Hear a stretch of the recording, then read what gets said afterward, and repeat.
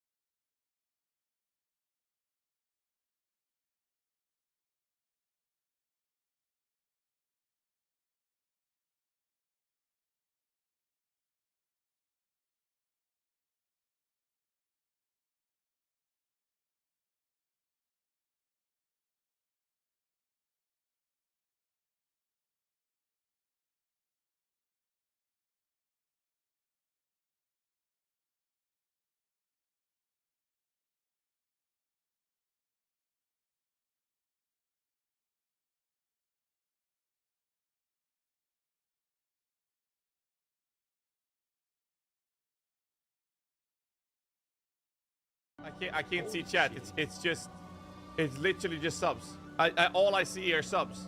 What the fuck, man? The channel record was a level 30 hype train. Bro, this is absolutely insane. You ready for this? I'm so proud of you.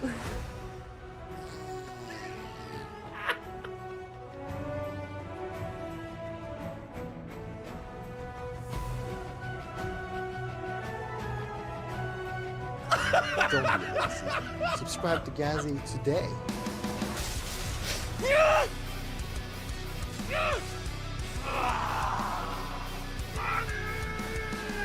Did you seriously eat more chips? Yeah, I can do that.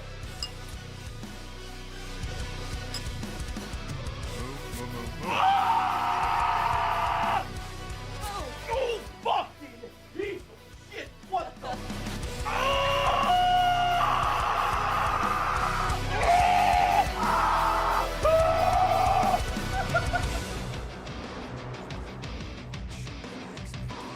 Well, we just broke 15,000 subscribers. Fucking Christmas time! You're using it without the thing!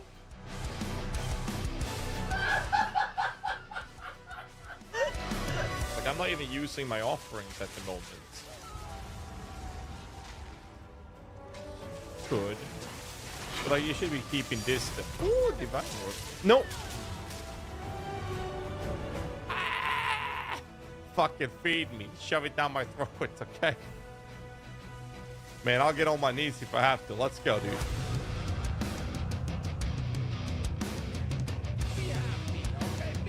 How's the gamer dead? Really is it bad? Boom!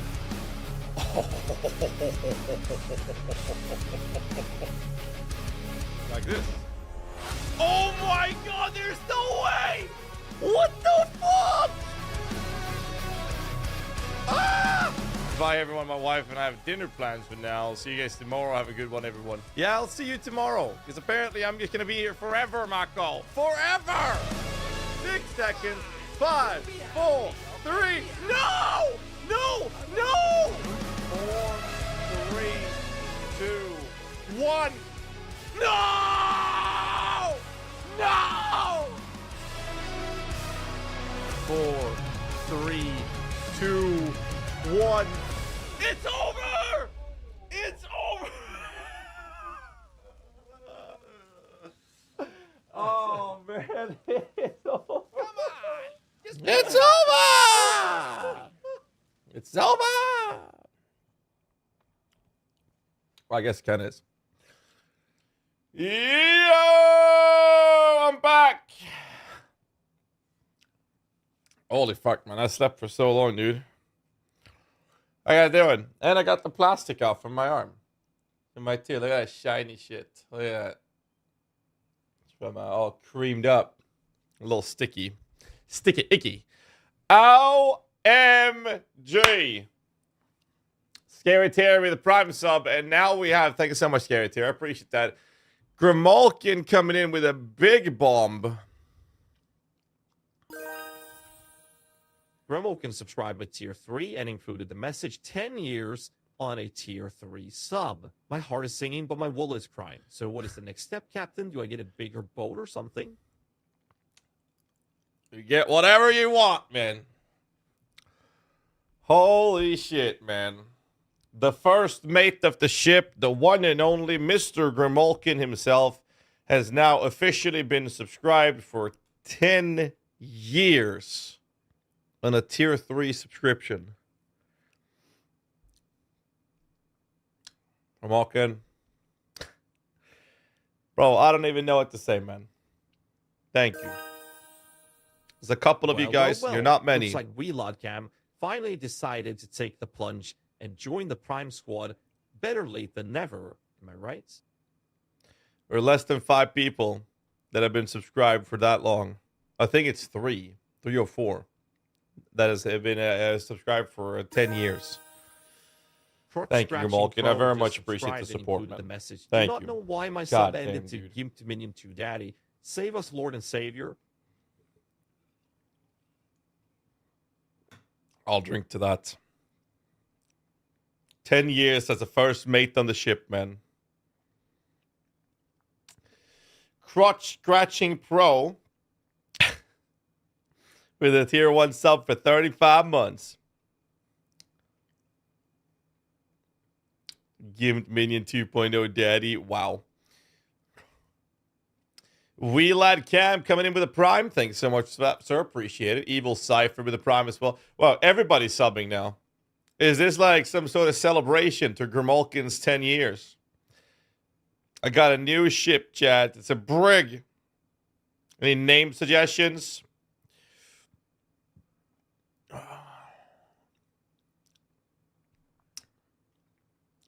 I think, look at this. Everybody's subbing now. Holy shit, Grimalkin. Look at what you done, man. Briggsy? Bro, what is this? Look at this train, man. Wow. Okay, guys. Evil Cypher, I see you went all in with that Prime sub. You're either really committed or secretly plotting world domination with all those perks. Should call your boy the dark side. Gamalkin, it should be the Prime Train. Should be the name of it. Slim B, what's up, dude? D-Trick with gifts as well. Thank you. And you Prime subscriber? Well, that's fancy. Welcome to the big leagues and Anashira.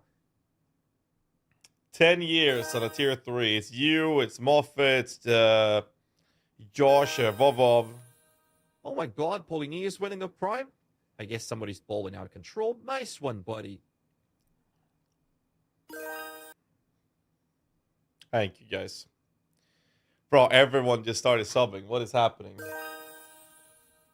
Well, Jesus Christ. well, looks like... It just keeps going. Look at this train. It's almost covering the entire screen. Better watch out, buddy. Looks like you've got some competition for top viewer now.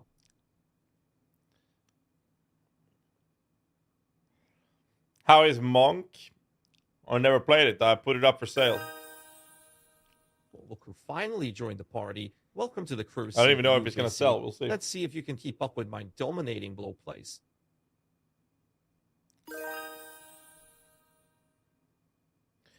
We shall see.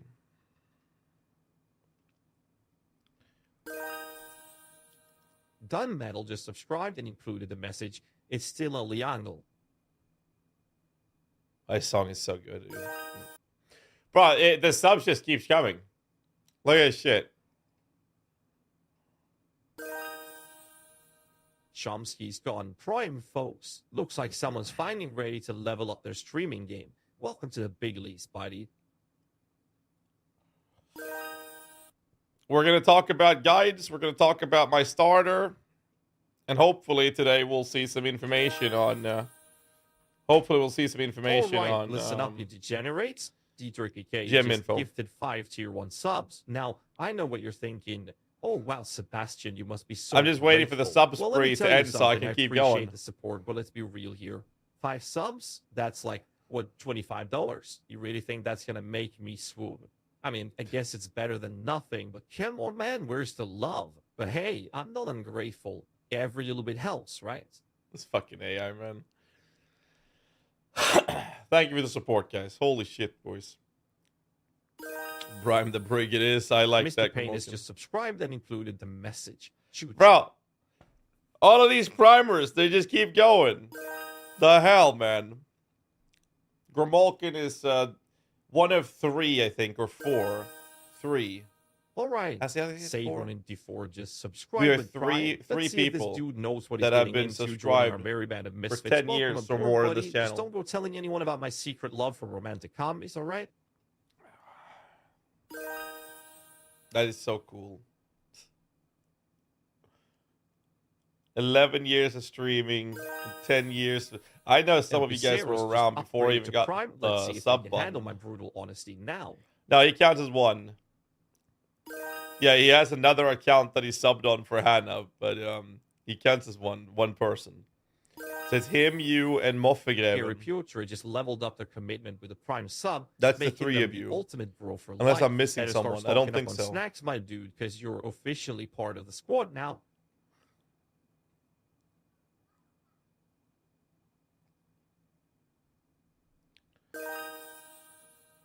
Zente24 just dropped some cold hard cash on Prime. Looks like they're all in on this stream now. Better give them Dead some inside. extra love, No, eh? I'm just staring at the screen in awe right now because people are just going crazy with subs right now. It's insane. Look at this train. Prime subs. Looks Look like at they're this ready fucking to train, dominate dude. the Path of Exile meta just like I do. Yeah, I mean, for one release. No, we usually they post details on skills and whatnot the day before launch. So I don't know what their plans are this time with UE2 though. And included the message D. Bro, look at this fucking hype train, man. Holy shit, man. I'm sorry, YouTube chat. The Twitch guys are just spamming subs right now. Just gifted a tier 1 sub. Looks like someone's trying to get on my good side. What is the highest level hype train we've ever had on this channel? Should be able to see that. If I click on it. Well. Looks channel like record is level 37 with 89%. Really one of those fancy I mean, look at emotes, this, huh? dude.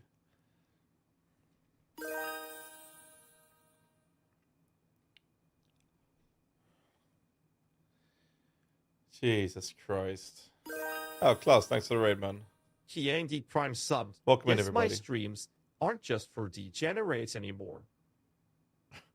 Look at this shit, dude.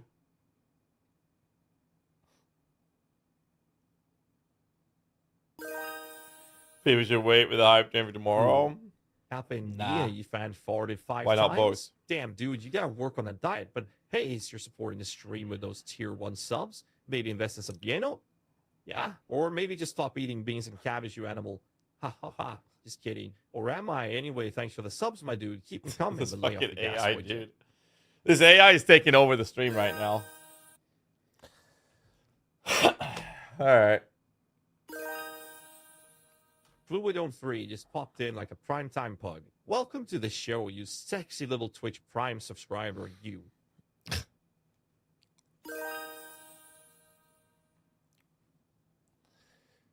Alright, are you guys done subbing? Holy shit. Well. Looks like Empty Wrong Gone finally pulled their head out of their ass and subscribed with Prime. Welcome Last to sub was on dark the side, AI could buddy. hardly keep up. Yeah.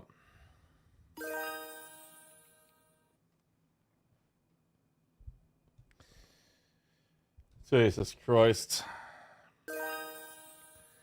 So No, they will the just drop some like cold hard cash on Prime. Let's see if their skill source Prime is their subscription tier.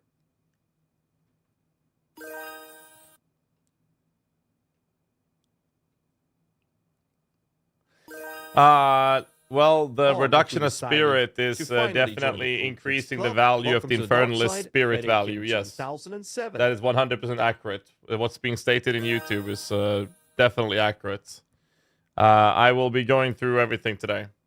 I'm just waiting for Twitch chat to calm the fuck down, but they're just I don't know, they're on a Well, mission look, to make the decided longest pull out hype the train big that I've gun. ever seen. Trinket Mage just dropped Everyone's some dropping serious Prime cash on subs. It's Prime. absolutely Must be fucking nice to insane have right that now. kind of disposable income, eh? Absolutely wild, man. My door opened. My daughter? First aid hero. It just is my subscribed daughter. And included the message. Puss. Hi, Lily.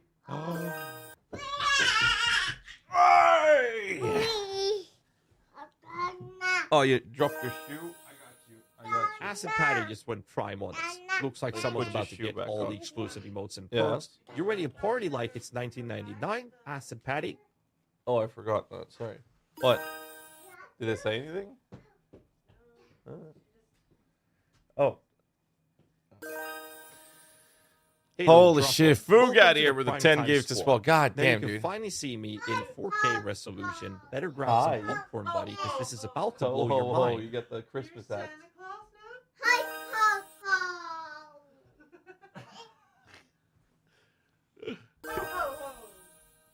Welcome to the Cool Kids Club. Fusion Feather. Prime subs are the real MVPs around here. Can you say minions? Tomte. Wow. Can you say minions? No? It's salsa, yeah. Oh, It is, snap. yeah. Look who decided to pull Where'd me up you some even dough find for this? 5 tier 1 subs. Big flex Santa. deal that you're making the rest of these cheapskates look bad. Maybe now you can you buy say, my love for a basic Minions? shout-out. How about it, deal? You down for a little shout-out from the one and only Sebastian? Huh? Huh? You want to say hi? Hi. Hi. Doing anything to escape that. Ooh, Ader Harris gone prime. Better watch out, chat. Looks like we got ourselves a Give them high that, sorry. roller in the house now. Holy shit, boys. Bro, like, they're just subbing right now. I don't even know what to do. I was supposed to do things. But Oh, look, it's prime, Papa. Thanks for the sub, my dude. Let's hope you stick around for the long haul this time, yeah? ho, ho, ho, yeah. Santa Claus doesn't say that in I don't know. I didn't teach her. I didn't teach her that.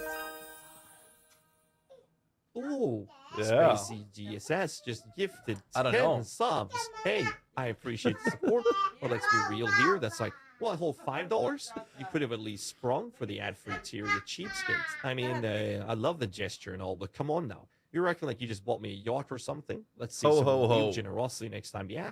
Maybe then I'll be impressed. But hey, I'm not ungrateful. Everybody helps, right? Wow, It's the thought gamer that gen counts. really said That's all I'm that. saying.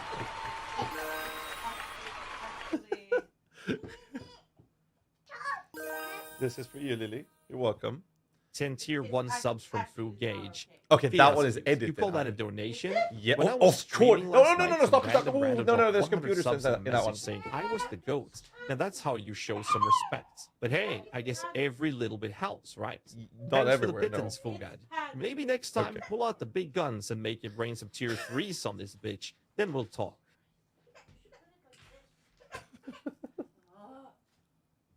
Is this edited? Really? Yes, of course it's fucking... Honey. She Oh, asked wow. me if Glad this you is lucky started edited Prime their or subscription. Photoshop. Must be Of nice course to have it that is. kind of disposable income, huh? Well, I don't know. Honey, I sleep in the same bed as you. Of course it's... You rarely do because you're in here wearing headset. Wow. Wow. Well, looks like Dustman Wow. just dropped some serious cash on that Prime subscription. Must be nice to have that kind of disposable income, eh? Fuck's sake. Okay. Yeah. You going to bed, Lily? I gotta help the boys figure out what to do with minion builds. On must fall subscribe with Prime included the message. Not 10 years, but getting there I say, hey, one at a bye-bye. time. But again, contribution to our minion overlord. Catch the Bye. ball and let Gonna us know wait what to- is wait our to the Gyarados. chat. Bye-bye.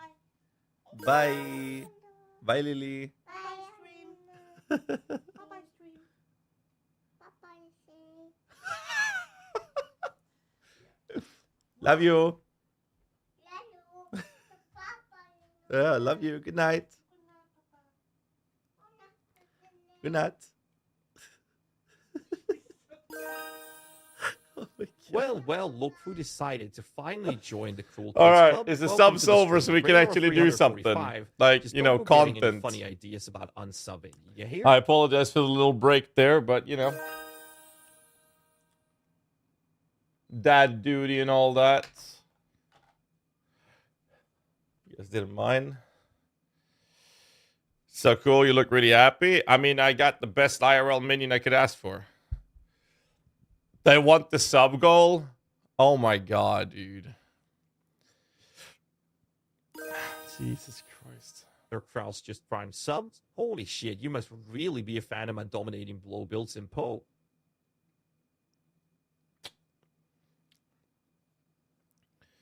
We're going to talk about a lot of things today. That's the plan. We're going to talk about Spirit. We're going to talk about Lich versus Infernalist. We're going to talk about a bunch of other shit. We're going to talk about build guides and a couple of other things.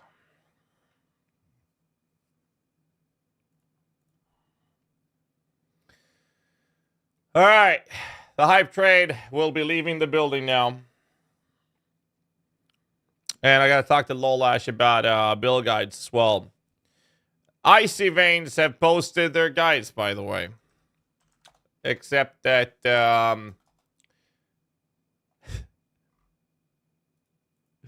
The problem is we Oh, look, Jockeys actually decided to join the Cool Kids Club with Prime. Welcome to the big leagues, buddy.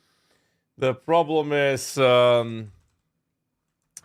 everything don't matter anymore. Merely subscribe with Prime and included the message. Nothing matters anymore. Nothing matters because everything's gonna change. So there's that.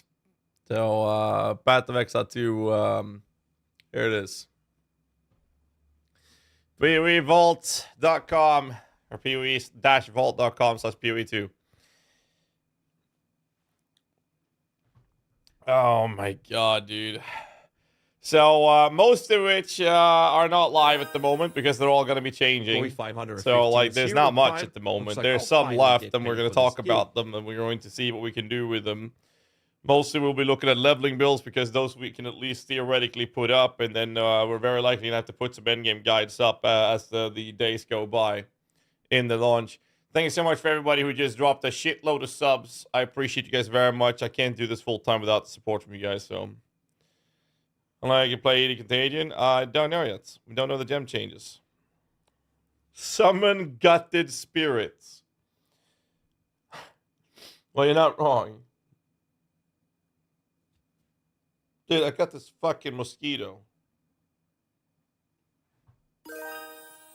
Come here. Where do you go? Looks like Mr. Fox decided to. I have one mosquito in my room. Subscribe. Welcome aboard, Fox. God, I hate mosquitoes.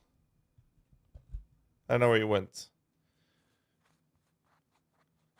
But I possess a particular skill with my hands to clap your ass. If you reveal yourself, I will fucking murder you. Where are you? There you are.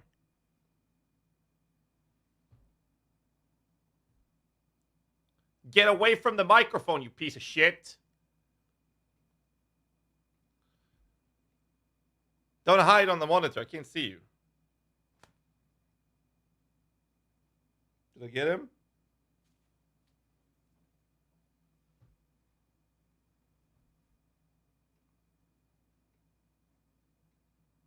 I don't know. I don't think I got him. I can't find the corpse. No, I got it. No, I missed him. Come on. Alright, anyways, whatever. I missed him. He'll show himself. Anyway, so we have guides.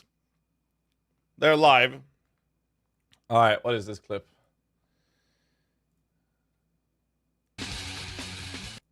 I mean, they say I can't listen to this.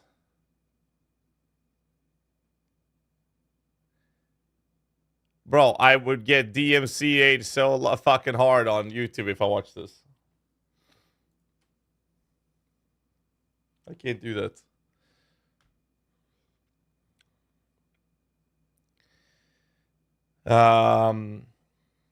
Had with the YouTube stream last night. It cut off right as you were talking about ingenuity. Huh? Did the YouTube stream cut out yesterday? Did you try refreshing it? That shouldn't have been a problem. Is this without the music? You can see the fucking... Dude, I got this song. You can see the fucking mosquito. Dude, I got this fucking mosquito. You can fucking see it, the motherfucker.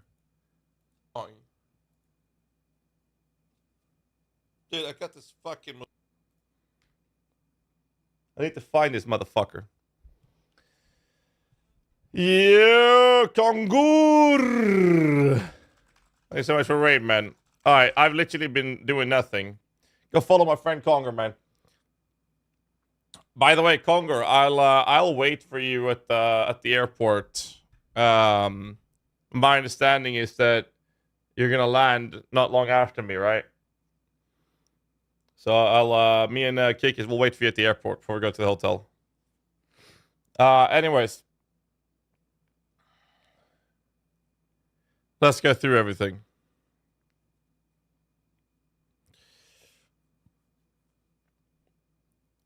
All right.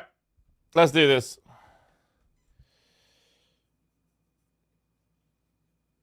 All right, catch you later. Bill guides are posted, but we had to strip away most of it since everything is changing. So all the preparation was like, okay, well, everything's dead, so we're going to be prioritizing the leveling builds to have them prepped for you guys. But the site's up. I'm going to talk to Lolash about it later. Also, I can now say that I will be flying to China. I will be flying to China. And it is to visit Torchlight Infinite's headquarters in China. In Shanghai, actually. So I'll be doing that as a sponsored stream or sponsored segment.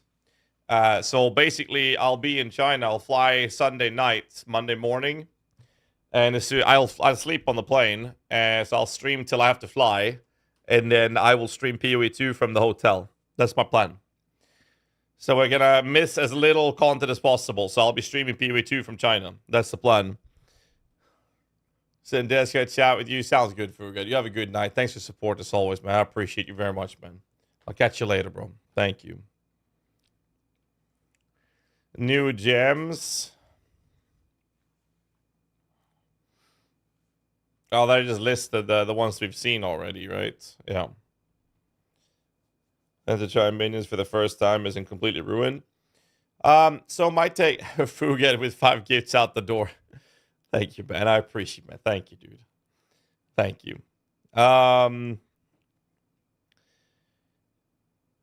So, we got to talk about Infernalist versus Lich. We got to talk about expected spirit states. We got to talk about expected defenses. We got to talk a little bit about the Gemini Legionnaire approach. We got to talk about Titan Summoner.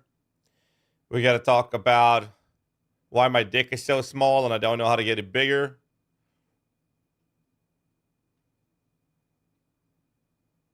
Yeah, that's kind of like the topics we got to cover today. There's a lot to cover, yeah. A lot to cover. No, man. I don't have good genes, dude. It's like... Yo, God, baby. 5 tier 1 subs, you're really showing That's all them I'm love saying, today. man. But It's like let's super be tiny, real. dude. If you really wanted to impress me, you'd have gifted at least 10. Super I mean, tiny, come but... on. What are you trying to do here? Break my heart in small doses. Life is life, don't bro. get me wrong. I appreciate the gesture. It's like getting a box of chocolates and finding out there's only 5 pieces inside. You're excited at first, but then you're like, wait, where's the rest of it? Wow, dude. The AI calling out Fugad. What the fuck, man? Like he hasn't done enough already? Thanks so much, Fugad. Appreciate it, man. Don't listen to the AI, man. Don't get baited. Appreciate it. No music on this clip.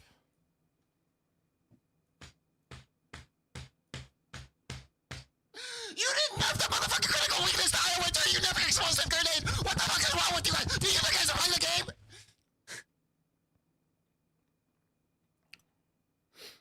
Is there a caption or something so I can hear what he says? Does that exist on Twitch?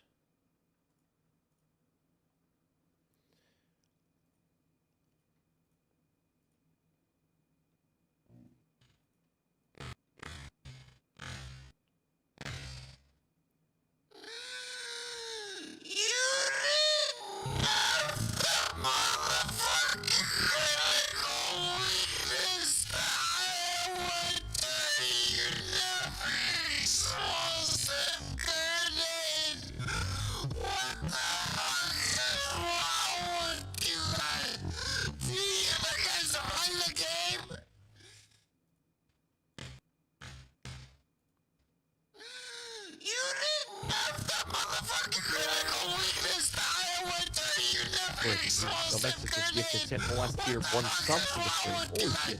Talk about going all out. It's like, what, $50 bucks? You could have bought a Switch game for that price, but instead you chose to bless me with your generous gifts. I'm fucking flattered. I don't know, man. Thanks a ton, Sylvexus. Now the rest of you cheapskates better step up your game. 10 subs is the new standard around here. If you can't match that, might as well just Sylvexus with 10 gifts. Thank you, dude. All right, so are we gonna have this conversation or not? I feel like everybody's calmed down on the sub spamming. This one is gold. What is this? No, I can't. I can't listen to that. I can't have that. I get DMCA'd, man, on YouTube. I can't. I can't have that music there.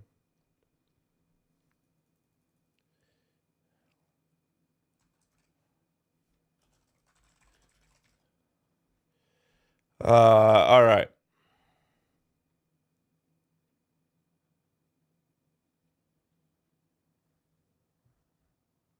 Hold on.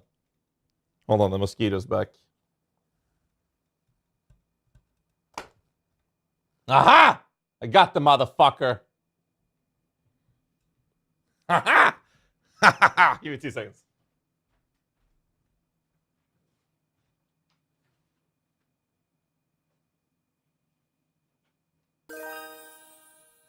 Oh, snap. Raw and Xero just went all in with that Prime subs. Huh? Looks like somebody's ready to party like it's 1999.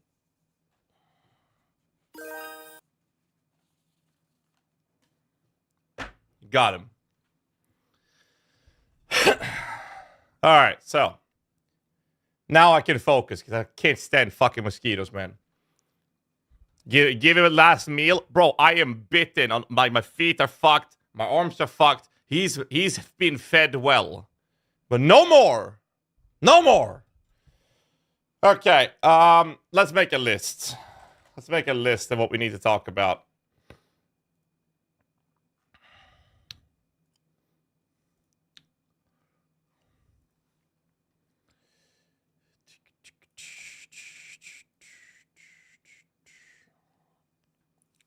Okay.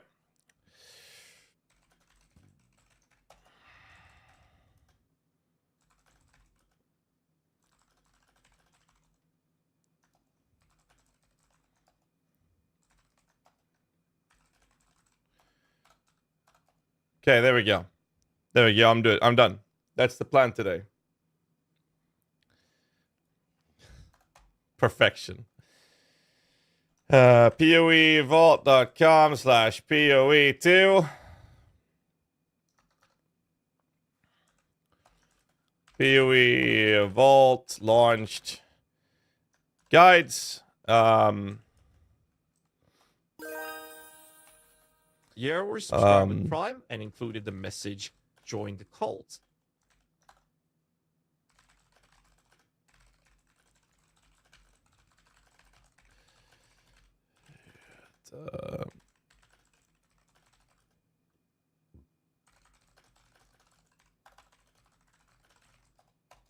We have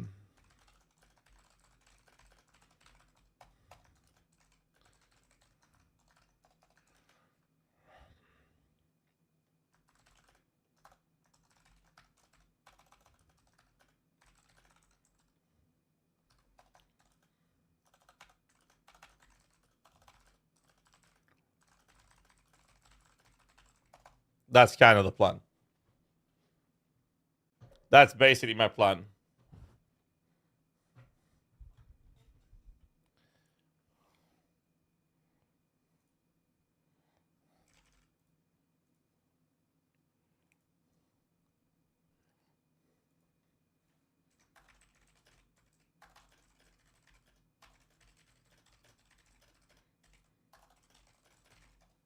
Anything I missed?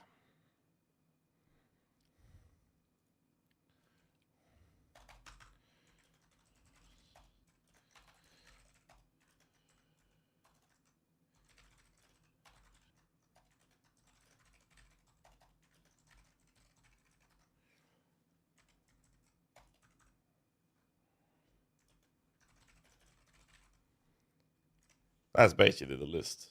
Gemlin.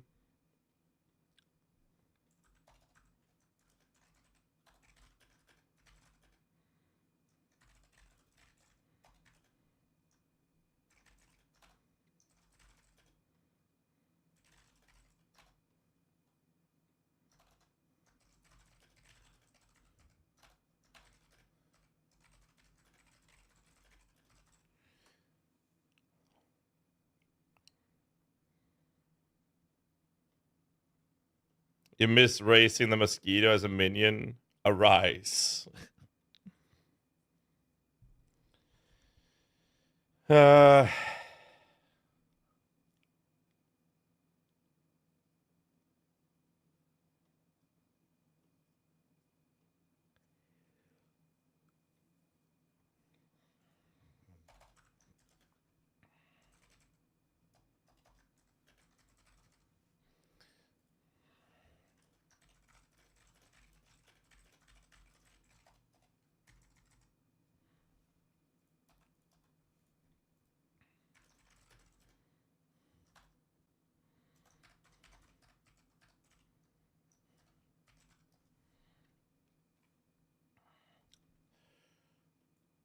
Are we happy with this list? Sis want to start with Smith Spectres. I mean, Smith is going to have like giga defenses.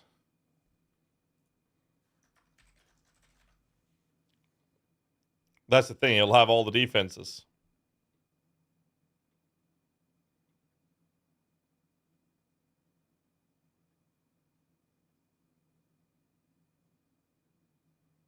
List looks good.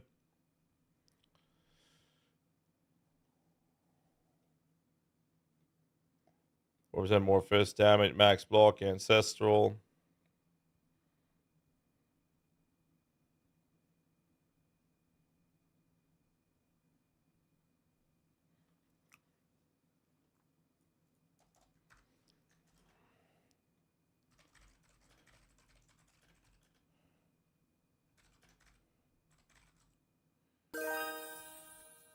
Spiller 2811, you really expect me to remember every time you subscribe? At this rate, I might need to start calling you Groundhog Day. We'll do this. Billy, thank you so much for the sub as well, man. Appreciate it, man. Thank you.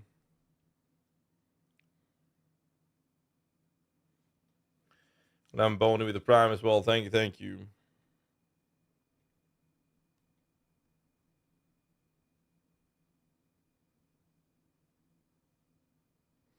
All right.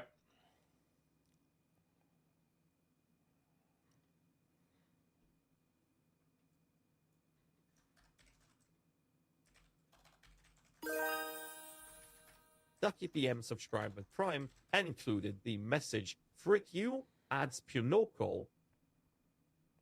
Can do this.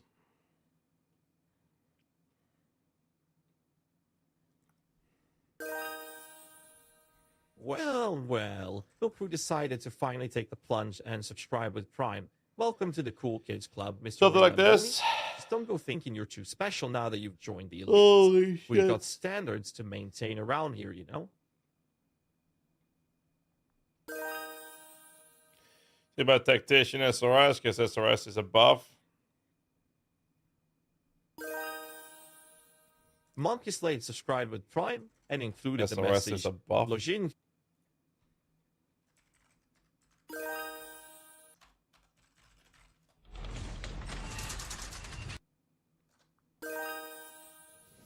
Exani win Prime. Must be nice to get all those Twitch emotes and perks. Maybe now you can finally get that coveted Kappa badge, eh? Sandy, Ducky, Monkey Slade, Papa Seahawk. Thank you, boys. The $5 donor on YouTube as well. Thank you, man. Pet classes are my favorite, and these nerfs have me worried. Well, you're in the right channel to still your concern. We're going to go through it all. Grab a drink and let's get Step this by stream step. started. I firmly believe the minions are going to be least impacted by all of this.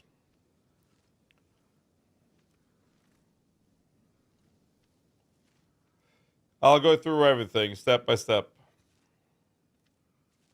Quincy QT with the Prime, thank you.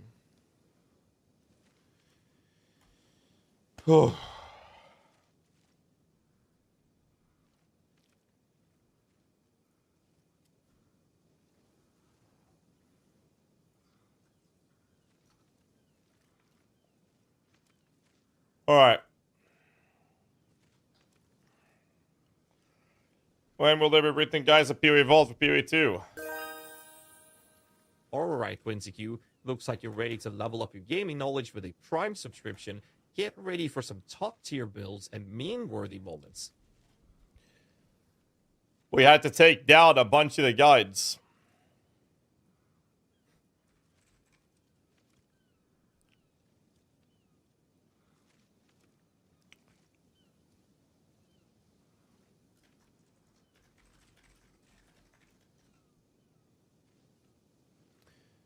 We had to take away a bunch of the guides simply because everything is changing. Word count, I don't know.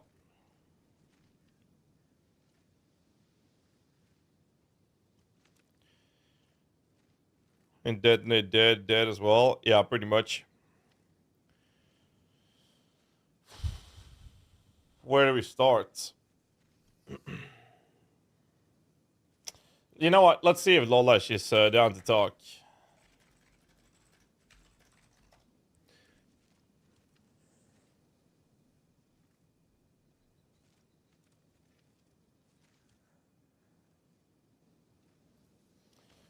I'm gonna see if my right-hand man with written guides for PvE2 is available, and if he is, we'll bring him in on a call.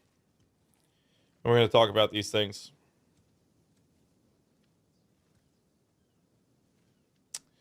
Storm Raider got buffed. Yeah.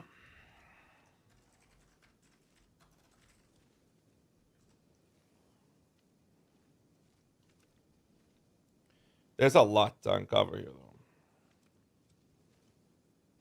A lot.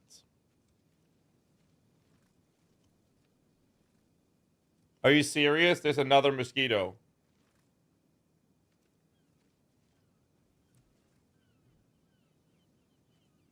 It's a big motherfucker as well. Oh, I got him.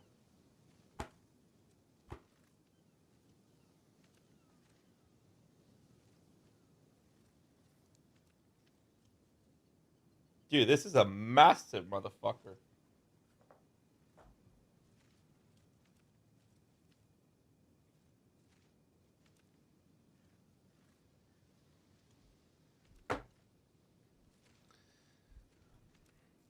Anyways. Fuck mosquitoes, man. Alright. Lolash is probably sleeping. He's not responding. So. Jungle biome. Where do we start? Well, I mean, okay, let's just start with this part then. Path of Exile 2. We have written guides up on the PoE Vault's website. It's poe-vault.com/PoE2. Written guides are posted. The problem is all the work we put in on prepping up all the endgame builds, basically we took them down. So what I'll try to do is I will try to focus on getting leveling guides sorted.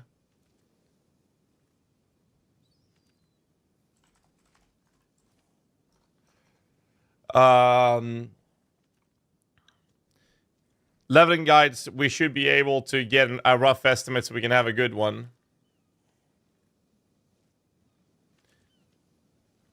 Ice Veins ready? You're looking at it. Ice Veins owns PoE Vault. So these are the written guides. They are ready, but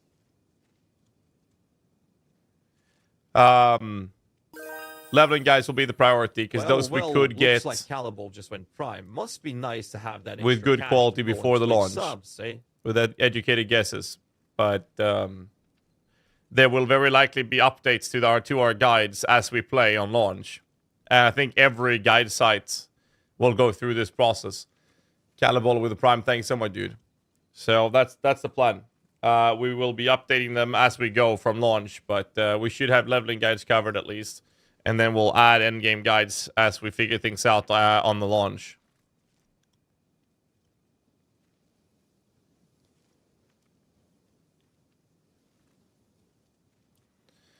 Oh, you're the expert when it comes to minions, but I don't need PUB2 to make the builds.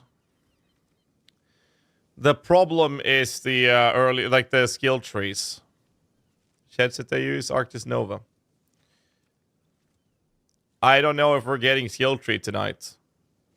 So, I don't know. The guides can't be finalized without the skill tree. So, I don't know, man.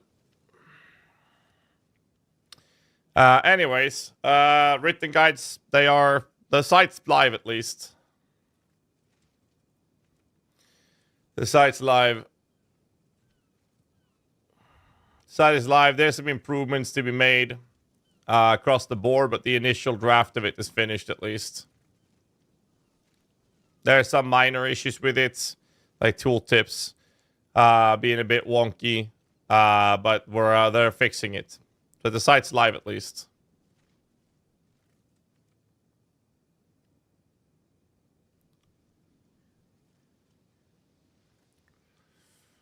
How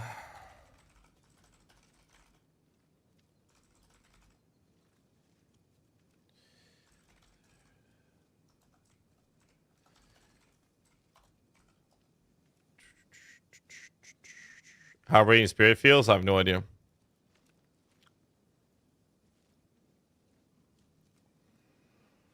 So the guys are here. A pretty nice progression of what to do with the specs and everything.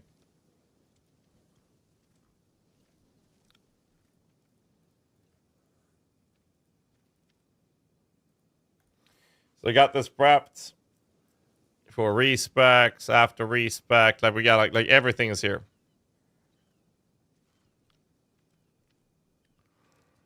Anyways, so the guys are done, but they all need complete reworks. So they're done, but they need reworks, and I mean like complete reworks. So there's that. I don't think there's much else to say on the Icy Veins part. I'll talk to Lolash when he's around later, and that's it.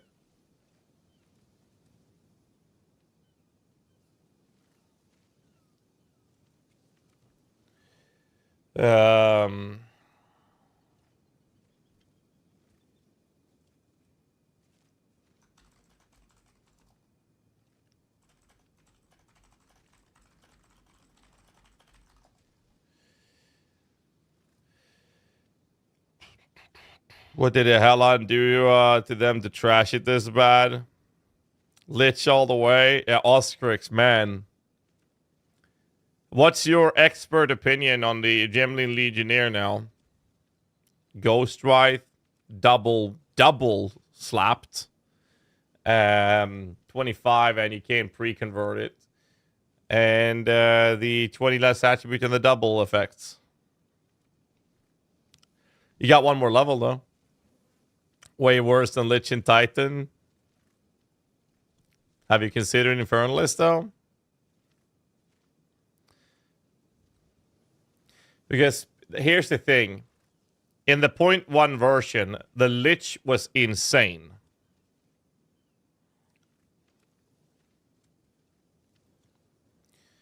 That is because that baseline of 30% extra damage was just insanely effective. Super, super strong.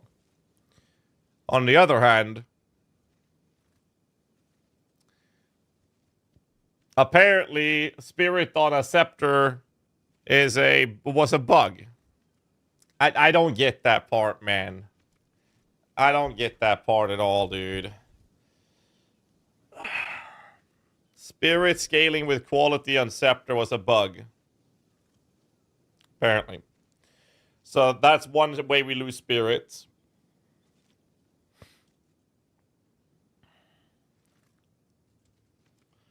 Ingenuity is another nerf to it for a high-end game. We lost spirit from Oaksworn.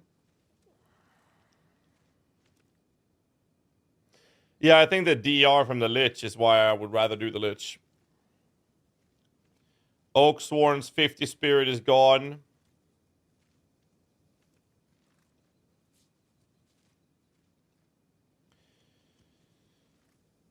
Is that all the spirit nerfs? Let's see. Oaksworn minus 50 spirits. Scepter spirit no longer scales with quality. Apparently a bug.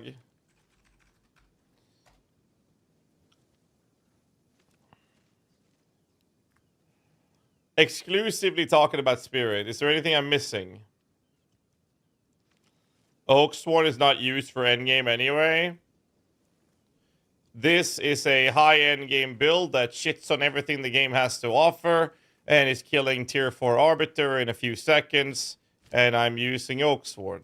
Now, I could switch this out for a Trench Timber if I wanted to, which I believe I have in my weapon swap, actually in my stash.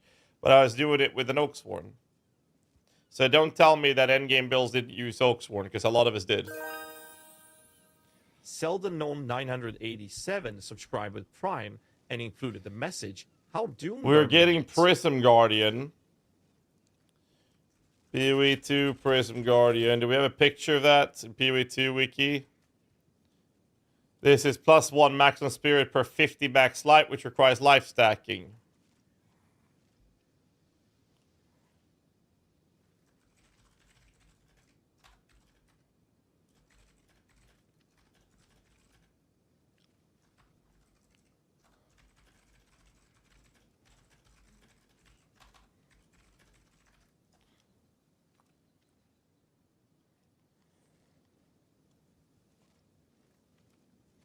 You get 50 spirit for 2.5k life. I have 1800 life on this character. That would be 1800 divided by 50. That would be what, 36? 36. I'm not even on 1800, but let's say I have 1800. Good enough. You think that would be good enough? Well, I will get quite a lot of dexterity, but I also get all resistances. But I only have a 25% base block chance. This is 36 base block chance, which is how I'm on 52 block chance. And we know the block chance is ridiculously good.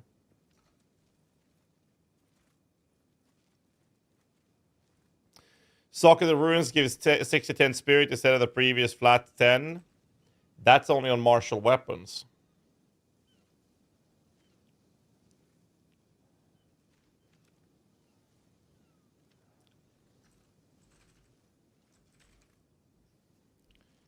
This is for the Morius Invictus.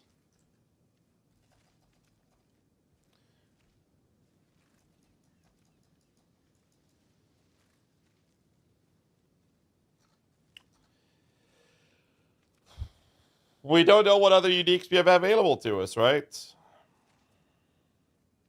Trench Timber, you can sock it to a Scalp or a 30 Spirit. Yes, but you lose all your block then. You can't put sockets on Scepters, no. Trench is Martial, yes, but now you're losing 50% mitigation.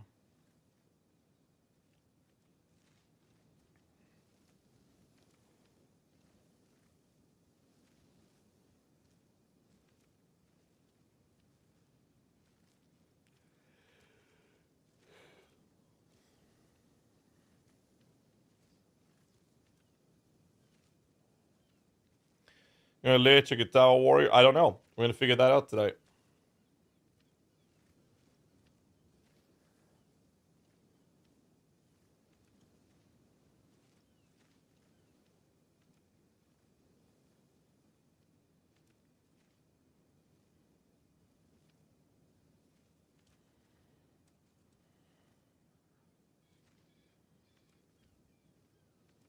There were no other spirit-related uniques, right?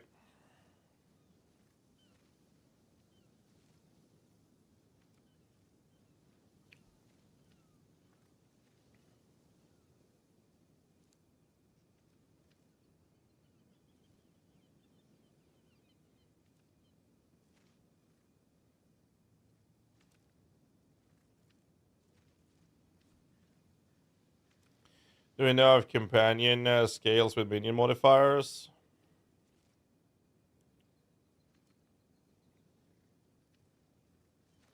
That's the idea, at least, yes.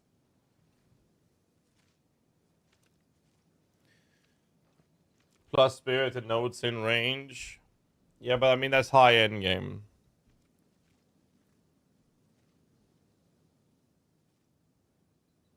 Body armor and helmet. What's that spirit helmet? Or you're thinking about Alpha Sal?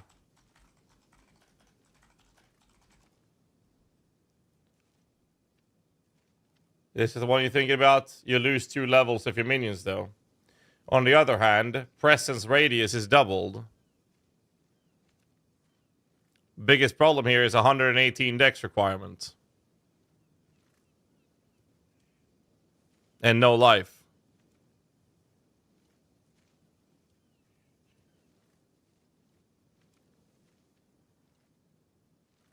You lose 2 levels of your minions, And no life.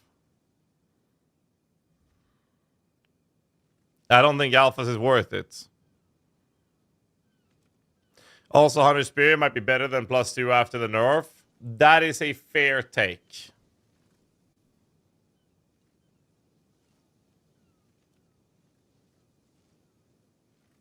And if you play a Lich, you're going to want to run a Serious Disdain. I can actually check this on patch notes instead. You want to use this on a Lich, at least.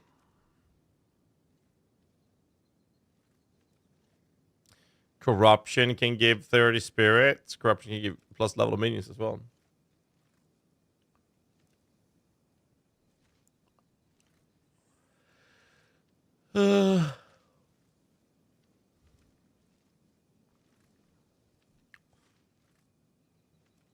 So here's my take.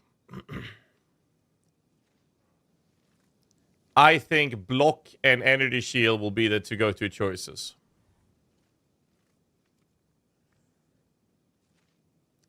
And I think that Lich versus Infernalist comes down to two different factors. Lich will have the better defense. Infernalist potentially will have better damage. Potentially. Because the previous calculation was that if you went from 10 to 12 minions, that was 20% more damage. Or you could have 10 minions and 30% more damage through the Lich.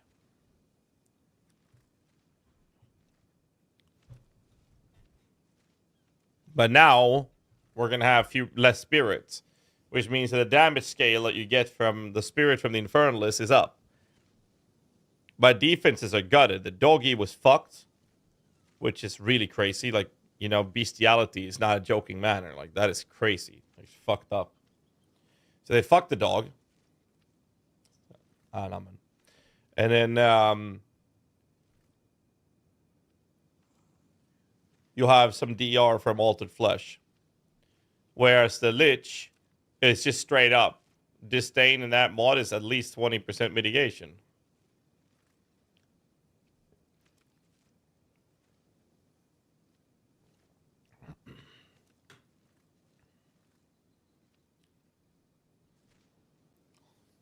And I think that as a result, the Lich will feel better to play.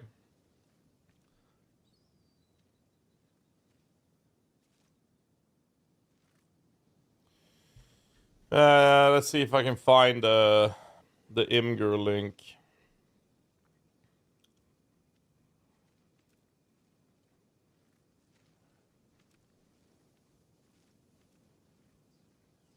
Where is it? Found it.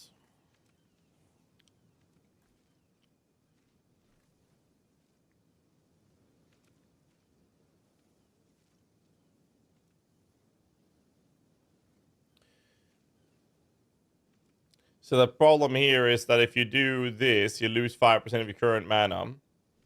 And if you do Soulless Form,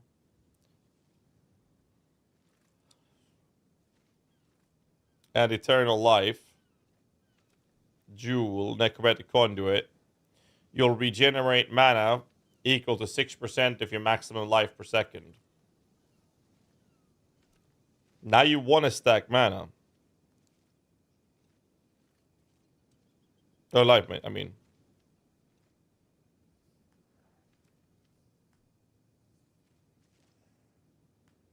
You don't need to stack mana.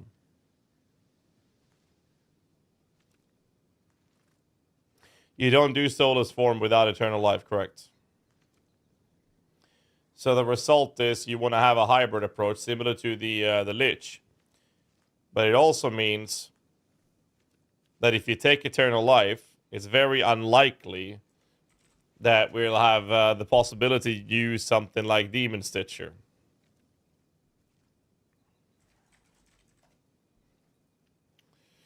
Because you sacrifice life to gain that much energy shield when you cast a spell. That won't work if your life can't change, because then you don't sacrifice anything and you don't get that much energy shield. I doubt it would work. But maybe it will. I doubt it, though.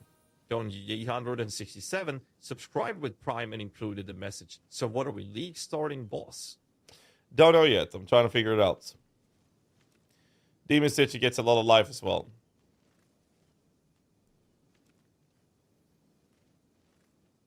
They were using Stitch. Yeah, we don't know how it's going to work on the launch though.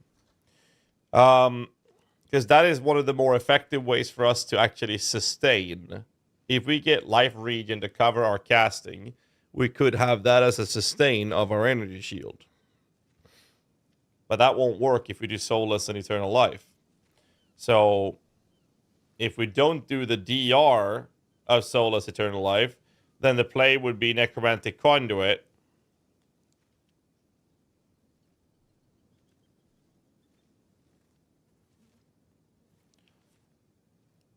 Phylactery. And maybe look at some sort of Mind over Matter approach.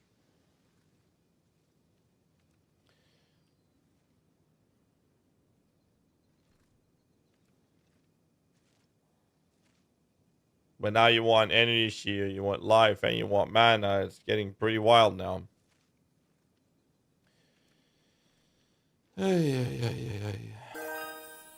Which means that the only other option we have left is Rupture the Soul. Now maybe I can finally afford to get my cat that Siri that diamond-encrusted litter box she's been begging for. Thank you, Tickles McG. Thank you.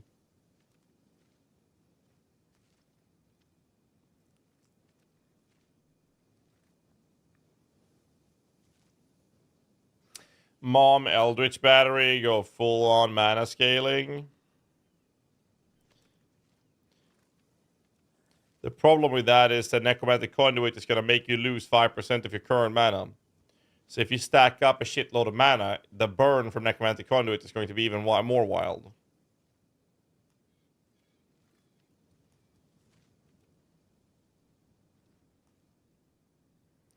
You also have to keep in mind that Crystalline Phylactery is going to increase 50% more mana cost of your skills if you have no energy shield, which you won't have with Eldritch Battery.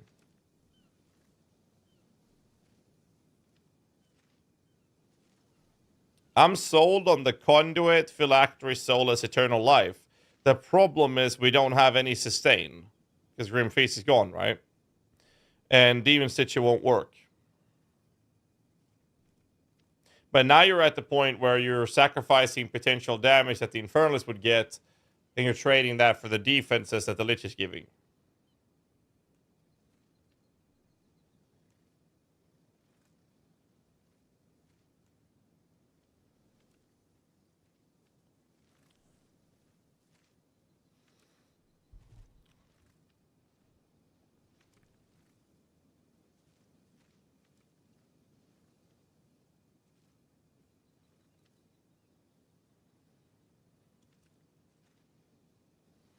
Smith Guitar would not be better choice to stack live 90 all res with Prism Guardian and get a plus minion gem helmet.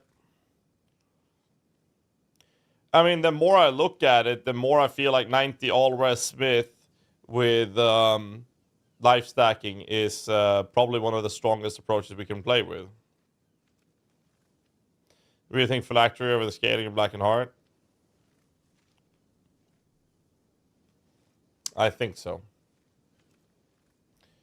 I mean, I got 900 mana. That would be 9 increments of 1.2, right? So like 9 times 1.2 is 10.8. Rounded down most likely, so 10% more.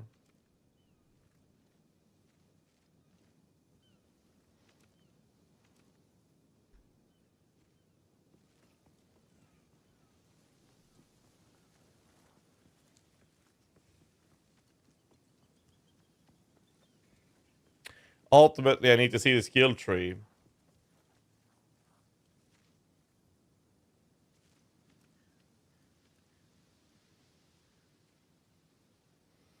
Like, if I didn't have quality scaling my spirit on my scepter here, I wouldn't lose that much spirit on this character. Right? I wouldn't actually lose that much spirit on this weapon. And if I unequip my shield, that's 59 spirit, but 50 spirit that I lose. Now I have 450 spirits. And that is with Giga Ingenuity. I unequip on Ingenuity, I think it's pretty fair to say that we'll land around 400 spirits, give or take. Now, I have pretty damn good gear. Well, not damn good gear. I have pretty decent gear. I could have had a higher roll of spirit here as well. So I think around 400 spirit is not... That is not an impossible number to reach with pretty decent endgame gear. Yes. So if I refund this node... 419... Wrong fucking node. This node, I mean. I lose about 60 spirit, or 71 spirit, right? More. Right, because I unequipped the other piece, have less life. This one gave me life on these. So I would have about 70 spirit from this. Give or take. Maybe even a little bit more because of this. So let's just say that this node here, Beta's Will, is valued to give or take 75 spirits in the endgame.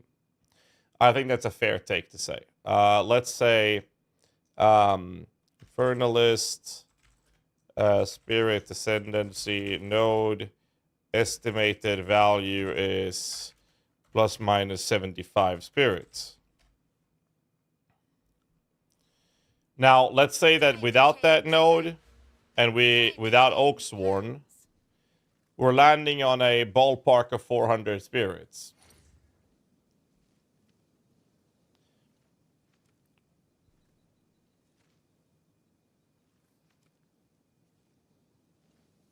I don't think I would ever let go of Blink. You see, here's the thing. If I outrun my minions, look at this, they just raise up right next to me. That is extremely important for the comfortability of clearing. So I don't have much of a choice but to run Blink, which is 60 fucking spirit. But yeah, I might have to stop using Blink. I genuinely might have to drop Blink as a result of it.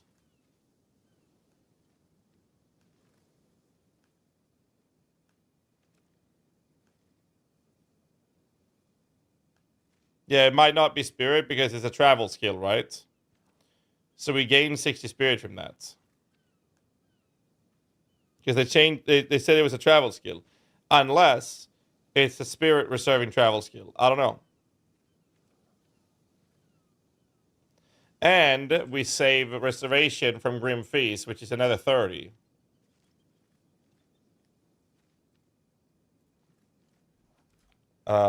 Blink, 60 spirits, travel skill. Does it mean we don't reserve it anymore? Grim Feast deleted, saving 30 spirit here. Oaksworn lost equals minus 50 spirits.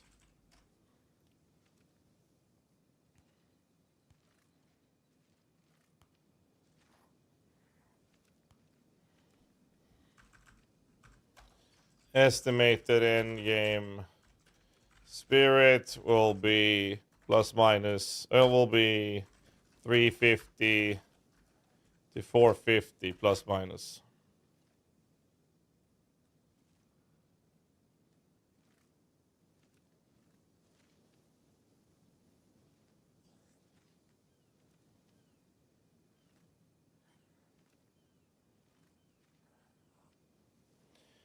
The new 33 unique shield gives 1 spirit per 5 max HP. That's not true.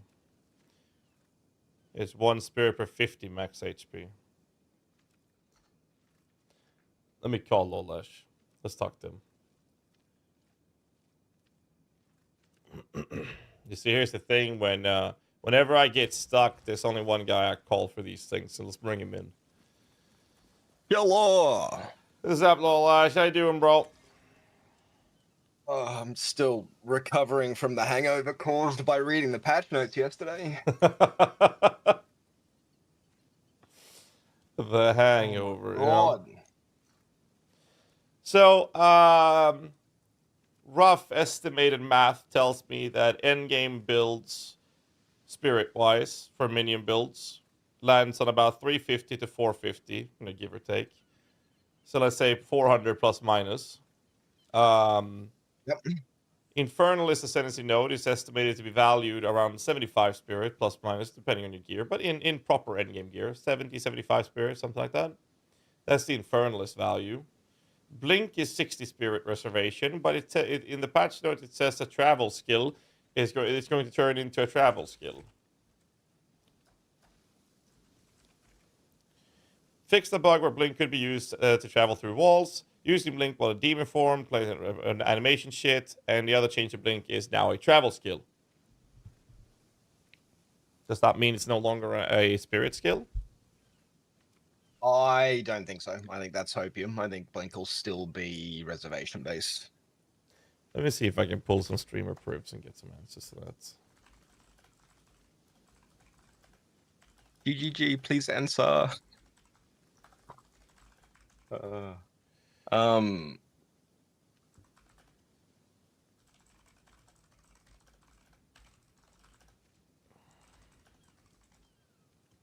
getting poked by the other boss man regarding our. I sent the guy. You know who it is. The guy. The guy. A message about it. So I'll see if I get an answer. So with that information, that puts us at Grim Feast being deleted. That's saving us another 30 spirit. And then we lose 50 spirit from the build that does want to use Oaksworn. So essentially, if Blink turns into a travel skill, great, and it's no longer spirit reservation, we could also skip using Blink. I don't want to skip using Blink because it's the most effective way to move minions. So I don't want to do that. But let's for the sake of the argument pretend that we end up about 400 spirits. We can get 475 spirit if we play Infernalist, 400 spirit if we're playing Lich. I don't care if we're saving or not saving on Blink. We will use Blink, whether or not. We'll save 30 spirit from Grim Feast. That adds another minion. Oaksworn is lost. That loses almost 2 minions.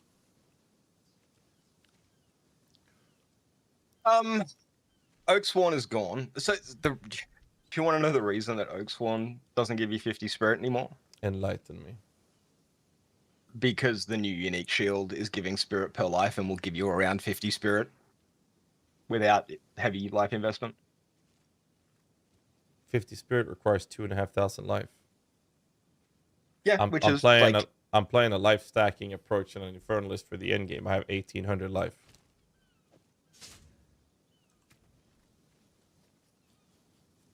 And that is at 89% ingenuity scaling, 2 Ventress Gambles. And I have life on, well, I don't have life on my gloves, actually, or my boots. You're not life stacking with 1,800 life. I mean, I kind of am. Well, you got to keep in mind that we're using Ventress Gambles. So one of them has a 21 life, the other one has 79 life. But I got an 89% ingenuity. I'm only lacking a life for all my gloves and boots. Like, I'll end up with like 2,000 HP if I wanted to get better gear than that. Yeah. So I think you'll find it.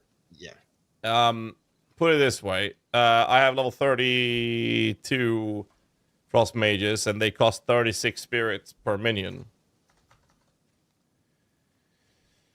Which basically means that Grim Feast is, pseudo giving us 1 more minion. Losing a tiny bit on the weapon.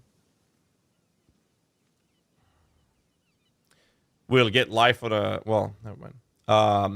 We might save the spirits on the Blink. That's another 2 minions. That's 3 minions already that we're getting. Which is actually compensating for the... Let's say you lose 1 minion on the quality, on the Scepter. Then we're still up 2 minions. Seriously, man. Another mosquito. I've murdered... Where do they even get in, man? I've already killed 2. Oaksworn. Not all builds used Oaksworn. So if we ignore Oaksworn from the calculation, the argument is that Blinking Grim is +3. Nerf on Scepters is now +2 instead. And that means that the Infernal, like, if it's only +2,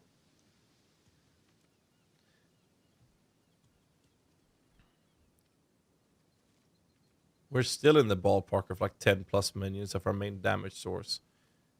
Which means that the value of Unholy Might from the Lich is still superior to the spirit gain from the Infernalist. 10 to 12 is 20%, Infernalist or Lich is 30%. So. Yeah. So I did some like napkin math on this. And I think that the breakpoint, it depends heavily on what minion you're playing, right? So if we're playing a high cost Spectre build and Infernalist allows us to go from 3 Spectres to 4 Spectres, I think that Infernalist is stronger, obviously, potentially, if you're not mana stacking, right? But for generic minion use, where you're having 10, 15, 20 minions, you know, depending on how many minions you can pop out, then the Lich just ends up being better because the opportunity cost of, you know, I think I calculated Infernalist Spirit to be about 100. And the opportunity cost of about 3 minions is just, 3 to 4 minions is just absolutely worth it for Unholy Might in almost every circumstance there, as far as a damage perspective is concerned. The other topic to cover is the lack of efficiency the doggy brings to the table, which puts us in another position, and that is that we can play Presence with Infernal Flame, and the Presence on Infernal Flame is 50%. This is true. This is true. And it is fire-based damage. And so one of the things I don't see a lot of people talking about with the added as extra damage is the damage calculation in PoE2. Added as extra damage is based on the base damage before scaling, right? It counts as a conversion modifier before percentage modifiers are applied. And so, for instance, in the case of added as extra chaos damage, if your minions are doing chaos damage and you are scaling with percentage chaos damage sources, then having added as extra chaos damage is more powerful than, say, having added as extra cold. For minions, that's less impactful because most of our percentage damage increase comes from generic minion damage. Well, we also have the support to turn added damage into a specific element, like for Frost Mages can do that with Unholy Might, but they can also do that with a fire. I just got word back. Blink is still going to reserve 60 spirits. Yeah, figured as much. Thought that might be a little bit of copium. There was one line in the patch notes, and I don't remember exactly where it was or what it said, but the line was something along the lines of improvements to the way minions are summoned and resurrected. Let me just go. Sorry, I was distracted for the first part of the call because I was talking to the other boss mans about the guide type stuff.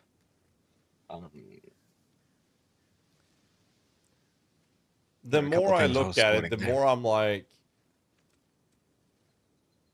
Smith of Kitava, 90 all res, Lifestack, Prism Guardian. There you go. Which guys I'm talking to? This is Mr. Lolash. He is my right-hand man that helps me out with written guide content on PoE2 over PoE Vault for Icy Veins. And he has been with us for quite a few years now with making builds and guides and theory crafting in PoE 1 as well. But he's now actively helping me. Only been about a year. It's only been a year? That was 2. It's only been about a year. It feels like 2 years because of, you know, how long Settlers has been and the delays on PoE2. But yes, hi chat. I'm Lash. You'll probably hear from me periodically over the lifetime of PoE2. Yeah, so there was a line in the patch notes, improve the performance of summoning and reviving minions. I don't know exactly what that means, but maybe Blink feels less mandatory. I mean, depending what you're linked me there is improved performance of summoning and reviving minions. To my understanding, that is just like how much pressure that takes on the computer. Like, that's the Oh, you performance think it's a bug. performance as in the actual performance? Yes. I suppose you could Um, interpret it that way.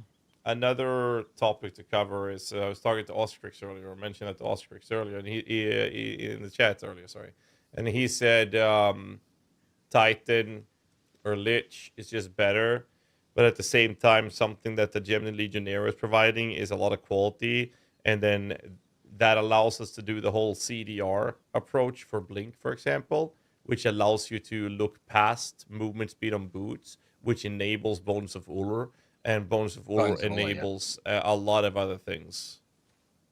Right, that's Yeah, I basically what think- the Ostrix have been doing with this build, right? Yeah, I think that like obviously, and you know, we haven't had a chance to sit down and talk about the patch notes up to this point, right? Because you've been very busy with stream and lining up the times and stuff was concerning. But I think it's fair that everybody was feeling a little bit of whiplash after reading the patch notes, right? There was a lot going on in there. But I think a good number of the nerfs and things may, like in a vacuum looking at them, may be because we're getting a lot of new uniques, new support gems, and changes to the passive tree that are going to provide additional sources of power. Like there's definitely the potential that there are going to be many more end game uniques that could provide powerful benefits to the character that with the existing power level of things would be too high.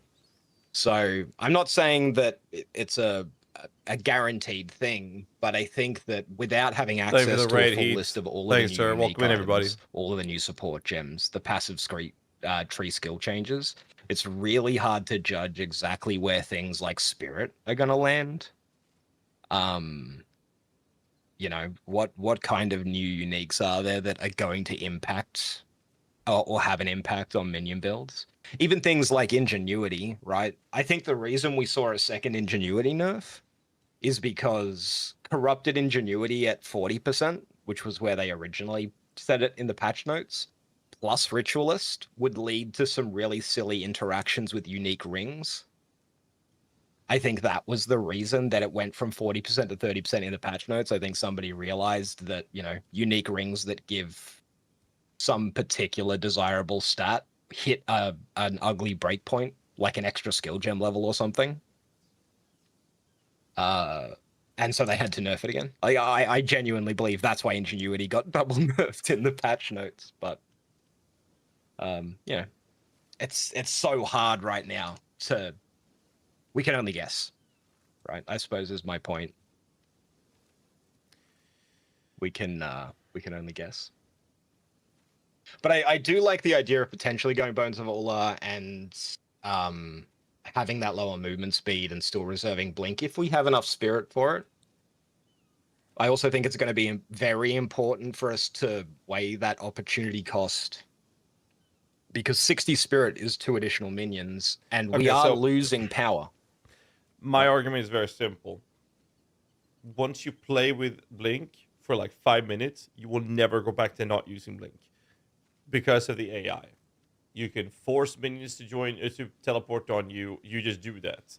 Now, the reason we don't use Bones of Ullr is the lack of movement speed. But the Gemlin Legionnaire allows us to have ease of access to CDR stuff, which allows us to be in a position where we can get the Blink down to 1 second cooldown, and it doesn't feel bad to use Bones of Ullr. But if I put Bones of Ullr onto my I wonder if I have any on my current character. Do you have any Ullr online? I don't have a pair. I went to have a look earlier. How do I not have a pair? Because they have no movement speed on them. They're terrible. You probably left 20 pairs on the ground. Yeah.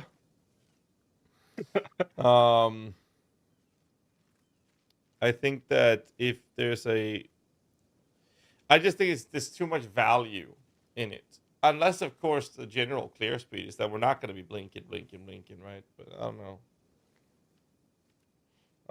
Because if we can put Bones of War on a witch, then the lich would be more favorable. Unless we do Presence, Fire, Infernalist. Because the main argument for the lich is more to do with defenses. Yeah, I think every build creator now, like existing builds, especially a lot of the popular builds, go for that glass cannon approach. And I think every build creator is going to have to adjust their worldview and incorporate more defense and more defense earlier into builds. Yeah, but then we're talking Smith of Kitava is basically the to-go-to choice. Like I'm gonna do just play around. Like I can get 17 fucking frost mages if I use Bones of War. Like what the fuck, man? And that is non-corrupted versions, by the way. Let me just pop a map. Let's do something easy. Yeah, okay. So here's a bunch of things on this map. There's corrupted, irradiated, boss, breach. Like, okay, it's an 81 area with a shitload of stuffs on it. Do you still have a link to that screenshot from Ziggy D's Huntress gameplay so I don't have to go grab it, of the animal companion? I don't have it up at the moment, no. Okay, I'll go fish that up one sec. I remember exactly where it was, I just... Like, this clear speed is like ass, dude. I mean, I guess one of the compensating factor we could use is actually smack in and start using shield charge.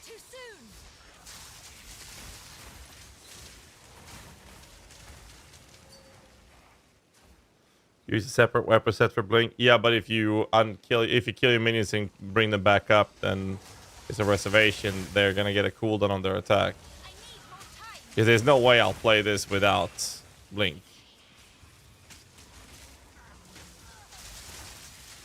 I think that blink and Bones of War is basically the play. Or at least that's how it feels. Bones of War is a lot of reservation reduction. It is, yes. Oh my god, so I got a level 20 skill gem, dude. What the hell? Quick sell it so that you can make divines that will only ever exist on the early access characters, not standard. Oh my god. I think sustain is a humongous issue. Oh shit, this map is actually hard. I forgot there were things on it. I actually died. Oh, I'm not rest capped, am I? Because I changed my boots.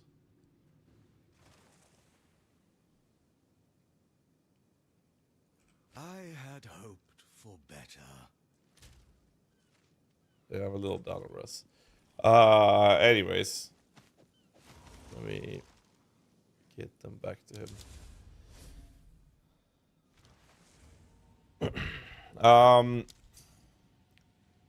Thanks for the loan, good sir. I like the idea of Bones of War as a compensator. But then again, why not? Like, why don't... If you use Bones of War and we play with that, maybe we use a shield charge and we might use Prism Guardian or something. We get the block, and his block is too valuable, and all of those details. Then the argument again comes down to why not just do Smith of Kitava and just get 90 all-res, put a Prism Guardian, and just life stack for the fuck of it. So I think I did some very preliminary POBing, and I didn't save anything, and I'm not willing to share anything to like the general public. But I can say that in good gear, it's still going to be possible to reach 15 plus K ES on a Titan and 12-ish K plus ES on a non-Titan character with the right kinds of passive trees and decent gear. And you have a recharge delay of about 1.5 to 2.5 seconds. So I think ES is still going to be, particularly on characters that need lots of intelligence, right? Like, so somebody who's using intelligence primary stat skills. I think intelligence is still going to be a very valuable tool, and ES is still going to be a viable defensive choice. Oh, my argument is very simple. I think ES will still, despite Grim Priest and the nerfs, I think that, well, we don't know the skill tree yet, because, I mean, if they have significant drastic changes there, but it doesn't seem like it, because they already talked about skill tree changes, and the ES nodes weren't gutted. So I definitely think that ES will still be better than life, for sure. But, like, basically, we have two factors to consider, right? We don't know the specters, sure. So we're looking at offensive versus defensive scalings and the different ascendancies. We have one option being the Legionnaire, which makes it easier for the Blink approach with Bones of Valor. I just play tested with Blink with Bones of Valor on the Lich. It's a little slower, but that's kind of what they wanted to go for anyways, sure. And we don't know the new support gems either. Because now, since it's a travel skill, maybe there's travel skill supports. I have no idea. So there's that argument. And then we have the differences between a Lich and Infernalist is that the Infernalist is going to be squishier, but it's going to have Spirit. But you can do the presence of 50% more damage, which is, well, you'd have to, balance the whole Infernal Flame, which is a pain in the fucking ass.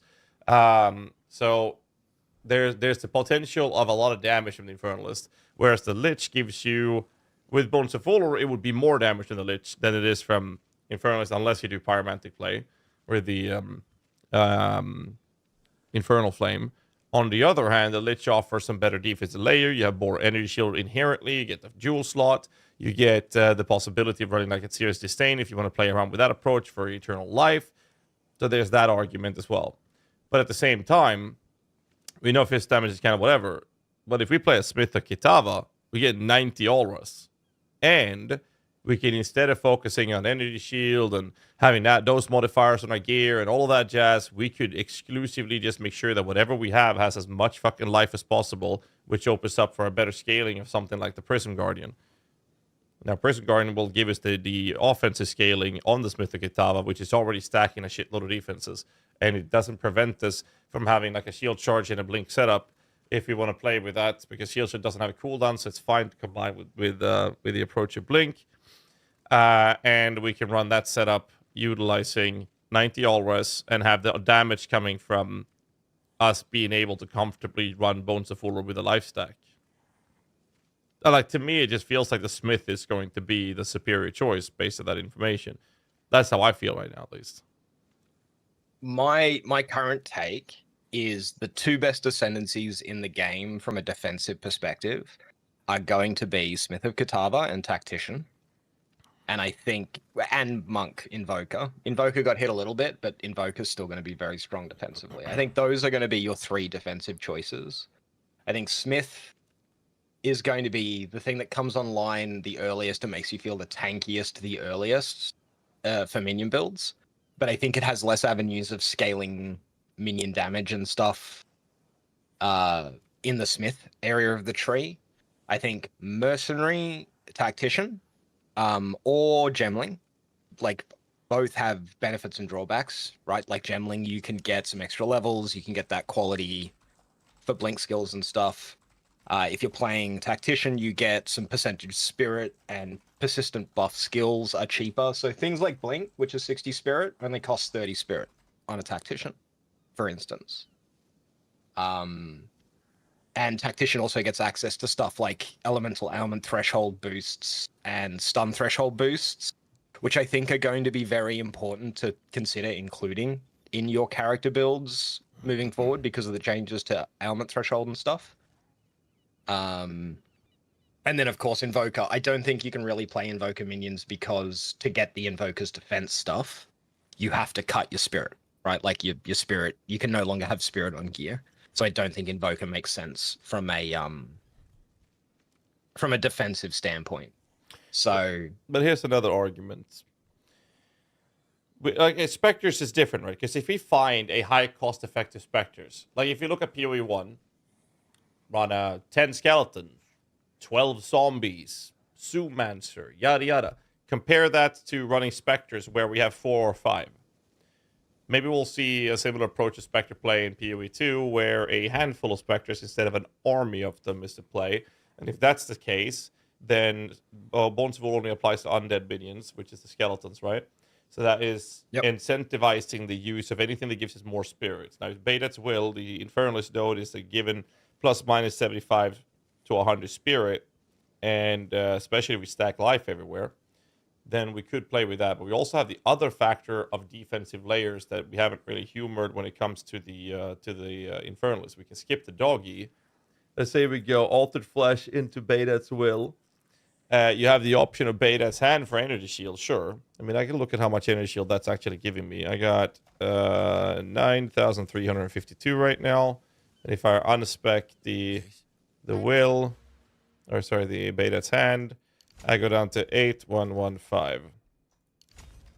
So I lose about 1,200 Energy Shield for that node alone. However, if we go for Pyromantic Pact, and then into Seething Body, we can now have our presence give 50% as extra fire. That's one of the arguments.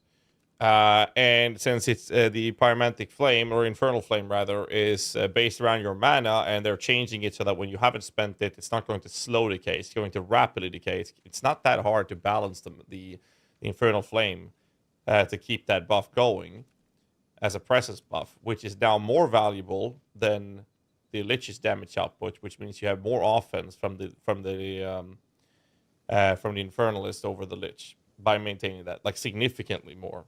It cannot compete. On the other hand, you have another thing to keep in mind. The nodes are not wasted on the Infernalist at this point, and we're expected to life stack for spirit. So a life stack gives us damage. Thank you, Flynn, for the Prime, so I appreciate it. Major cash on Prime. AC really wants to be a part of the cool kids club now, huh? It does open up the possibility of running Demon Stitcher. All you need is a bit of sustain off your actual life in terms of regeneration or something. Maybe that's something you can play with. You sacrifice life to gain that much energy shield when you cast a spell. That could be a play. You don't want anything to bypass your energy shield anyways. And now you have the sustain, and then Demon Stitcher gives you 100 flat life already.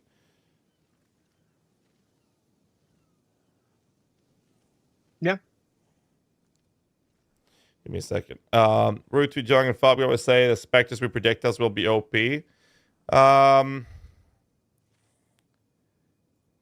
Let's have a look at it. If they don't say mortar Spectres projectiles, they're not right. Oh my god, that's so many projectiles. Oh my god, that is 81 projectiles. Shit, dude. Wait, that's insane. Wait, you just get that guy, bro. And you just put Flame Wall down with like level... You found your guy. Oh shit, are minions broken again for the 18th Oh time? my god. Are we playing minions? Oh, no. Oh my god, that's so many. Look at that shit. Look at that shit. Look how many he fires. And it fires forward too, so you just put the flame wall in front of him. Wait, can you like... Dude. Can you just like... Wait, let me get one by my spot. Wait, you can support their skills too, right? Yeah. I don't think GMP's gonna be like... No, it's not GMP. It's gonna be like... Is that 81 additional projectile? Yeah, but we talked about this. It's the surgical... what do you call surgical experimentalist. The problem is that the ability that they're talking about has a 10 fucking second cooldown. They're like, that is not good. Like, people need to listen to people who's experienced with these things. It might be good, I don't know. This might be good, I don't know. But this one looked like ass. But I'm not gonna play with a build that takes a 10-second fucking cooldown to shoot one good ability. You know, we have this in PoE 1 as well. These guys, fucking crazy. These guys are absolutely insane. Kitava Heralds, one of the coolest fucking minions in the world. 50% of all added flat fizz is extra fire damage with Leap Slam, which is multi-strikeable. Problem is, they'll do it once, And then with the 5-second cooldown, now they're in melee range. Now they'll never use it. Now they'll use this ability, and this ability sucks. And sometimes they don't even use this. They use the Whirling Blades to close the gap, and then they don't do damage. Or you scale their mortars. Great. 3-second cooldown sucks. They do stupid damage. You're scaling this. But as soon as they do any of these gap closes, they don't use this ability. They use this shit, and it's terrible. So if you use the experimentalist, and you have this crazy ability with stupid amount of projectile, fan-fucking-tastic on a 10-second cooldown. It's like once every 10 seconds, you'll have good efficiency from your minions. There's one type of minion that we will be interested in when it comes to Spectres, mainly. I hope there's going to be more to it. And this is a transition we've seen in PoE 1 as well. Mortar projectiles. If your minion has mortar projectiles, we will 100% be looking into it very, very hard. And the reason for that is extra projectiles means collateral splash, which means shotgunning, which means better clearing and better single target damage approach. That's my argument. Yeah, I think that I think that you're 100% right for generic Spectre use, and I think that people who are saying like, oh, they get 81 projectiles and then you fire them through the flame wall, which was heavily nerfed, and then you get all of your flat damage from that, they're not taking into account 10-second cooldown. The projectiles have insane spread, so you have no idea how many of those projectiles are actually going to actively hit any given target. It's not like Spark, where it bounces around the arena 4 times, right? Like, that's just not how it's going to work. But, with the slower clearing of the game, it's very possible that we end up with those minions being good despite the cooldown. So there's always that possibility. But from a blank perspective, looking at it with an educated guess, the answer is no. On the other hand, I would say that it's hopium. Yeah. On the other hand, Crip is sending me a message here on Discord as well, and he was talking about the Gemlin, which we discussed earlier as well. And I think Gemlin is probably one of the smoothest transitions because of the availability to CDR, which I talked about with the Blink. But he is referencing the whole strength stacking with Bones of Valor, Prism Guardian on that, because you get way more HP on that than you do on something like Smith or Kitava. The only downside, obviously, is that it's not going to be as good as it used to be. And that's one part of it. And the other part of it is that you don't get access to the same layer of defense in terms of mitigation as like a Smith or Kitava, but you do get a stupid amount of HP, which will scale very well into things like the Prism Guardian. Another factor to bring up when it comes to the Gemini Legionnaire is... just get to it. The Gemini Legionnaire has the attribute requirement of gems can be satisfied by your highest attribute. Now you have the possibility to maybe consider tamed beasts and stuff like that, because you can only you just need to stack strength, right? Yeah, I think Gemling is still going to be very solid for minions. Yeah. I think that Smith is going to be very solid for every character archetype. Like, at the end of the day, pick Smith. Smith solves defense, and then, use one-hander and shield, or use spellcasting, or use minions. Smith is just going to be generically very, very strong. Percent spirit cost and tame, though. Yeah, but the thing is, we don't know what it scales with. It's very likely it scales with levels. It's also very likely it scales with the modifiers that the monster have. So the only mod you really want is haste. So if you find a rare that has that modifier being the only thing that's notable, and you can drop the cost down a bit, it might be worth sacrificing a lot of it. And the Gemini Legionnaire can get so much stat that you can just get your defenses, and you have the speed from the CDR. Like, let's see here, cooldown. You have this here right there. 10% cooldown recovery rate, 5%, 5%. There's one more somewhere. Is it over here? Is this one? Cooldown recovery rate, CDR, allowing you to have down to 1 second cooldown on your blink. And now Bones of Valor doesn't feel bad to equip anymore. And Bones of Valor specifically doesn't affect skeletal minions; it affects undead minions, and there are plenty of undead tagged monsters. So it may well be that running Bones of Valor with a Spectre that specifically has the undead tag allows you to run more of that Spectre, which means that those Spectres could be higher value. But there's also 100 new uniques. So there might be uniques that specifically are tailored towards Spectres. We just don't know. Also true. Another aspect of it is Bones of Ulur gets a lot of CDR in general. Sorry, not CDR, a lot of reservations, right?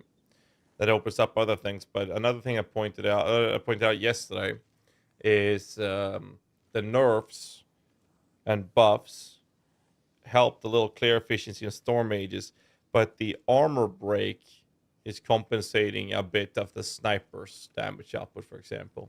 So they're not that nerfed, which is kind of funny because the snipers was one of the more commonly used approaches for Gemini Legionnaire builds with Bones of Ulur.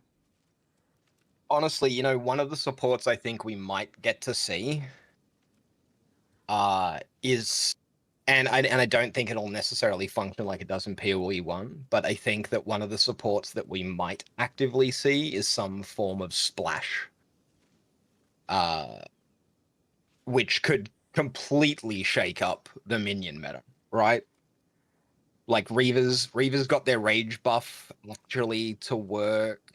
The main reason they sucked was because clear was a problem. If there's any source of splash or cleave that you can give to minions that strike, that could be hugely impactful, right? Yeah. So I don't know. I'm sitting here and I'm supposed to be the guy that's helping you make sure that, you know, we've got some nice updated guides. And even as somebody with thousands and thousands of hours in PoE 1 and the ability to absolutely and confidently theory craft a PoE 1 build before a league starts, this PoE 2 patch is wild, man. I said don't this know how yesterday. anybody is.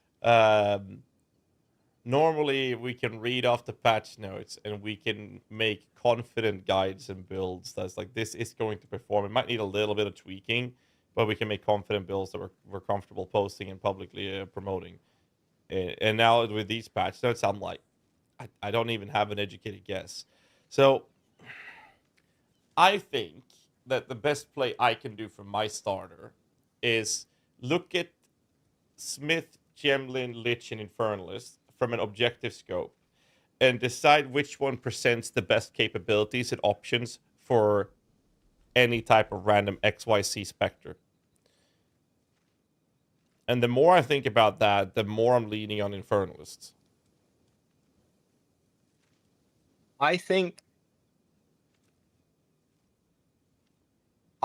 going Infernalist gives you the broadest scope and the easiest scaling options for testing a wide variety of specters quickly. You're going to get access to more spirit quicker. You can choose to sacrifice life for more spirit. You have damage scaling that isn't reliant on stacking like mana, for instance. And so I think the Infernalist, purely from I want to test a bunch of specters, I want to make specters work, I want to test horde specters versus big powerful specters, I think the Infernalist is the character to do that testing. I think the Lich is better. Damage, though. I think Infernalist will have the damage output. The problem I have with Infernalist is the defenses. And if I want to have a scope that provides me with both the aspects, we have Smith or Kitava getting me all the defenses I want, offering the Prism Guardian approach. But if I do a Gemlin, all I do is stat stack. That opens up Tame Beast incorporations and the quality of life approach of running CDR on the tree. So those two becomes the better choices for defenses in general, even compared to the Lich. But now we're talking life stacking, not energy shield. Yeah, here's a question for you for your existing character. How much mana do you actually have? Because you're not stacking mana at all on your existing character, right? You just have a decent amount of time. 900. Which is equivalent to 10%. Yeah, just over 10%, right? 9 times 1.2. 10.8. Rounded down. So that... Yeah, so that's 40.8% added as extra chaos. If you take On a that lich. node, but now you're sacrificing 1, 2, 3 with a jewel. You have one more ascendancy node and take a soulless form without eternal life. It's kind of bait. So now what? You do an extra curse. So you cast 2 curses and they have a 1.5 second delay before they hit. It's like,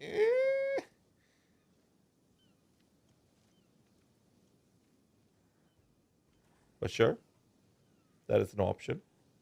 But what's the defensive layers then? Now you're taking no extra spirits, extra damage, however, but no defenses. Now you're basically doing another approach of what you do with the Infernalist. You're just a glass cannon. The Gemlin and the Smith are providing options for spirits without that gimping the build, but provides all the defenses. But you don't get the offensive scaling. Whereas the Lich and the Infernalist lacks on the defensive stuff if you focus too much on the offense. And if you do the whole shebang with Eternal Life, you have the defenses, but now you lose out on the offense on the Lich. The Lich has like this middle ground to it. Who is he talking to? I'm talking to Lolash. Go give him a follow on Twitch, by the way. Let me give you a shout out. He streams to Twitch every now and then. He's my right-hand man when it comes to written guide content on PoE 2. PoE Vault has launched their website, by the way. So if you guys haven't checked it out, you can go to PoE Vault. PoE-vault.com/PoE2. You'll have we've had to take down a bunch of builds because they're no longer going to work, or everything is changing. So it's all just guesses at this point. But we will be adding all of our guides as we get them updated when the launch happens. So then we'll be on the site. Lich with Mom approach. Lich with Mom is scary because the Necromantic Conduit burns 5% of current mana. So the more mana you get, the more burn you're getting. And you take the Phylactery and you do Eldritch Battery. Now you're not only doubling the mana cost of your skills, you're also increasing the mana cost of your skills through the actual Phylactery. So then you'd have to skip the idea of running the Phylactery, which is also kind of meh. So Mom is scary as fuck on the Lich. I definitely, I can see there's 3 or 4 ways to build the Lich. You don't have to. All of them have benefits and drawback.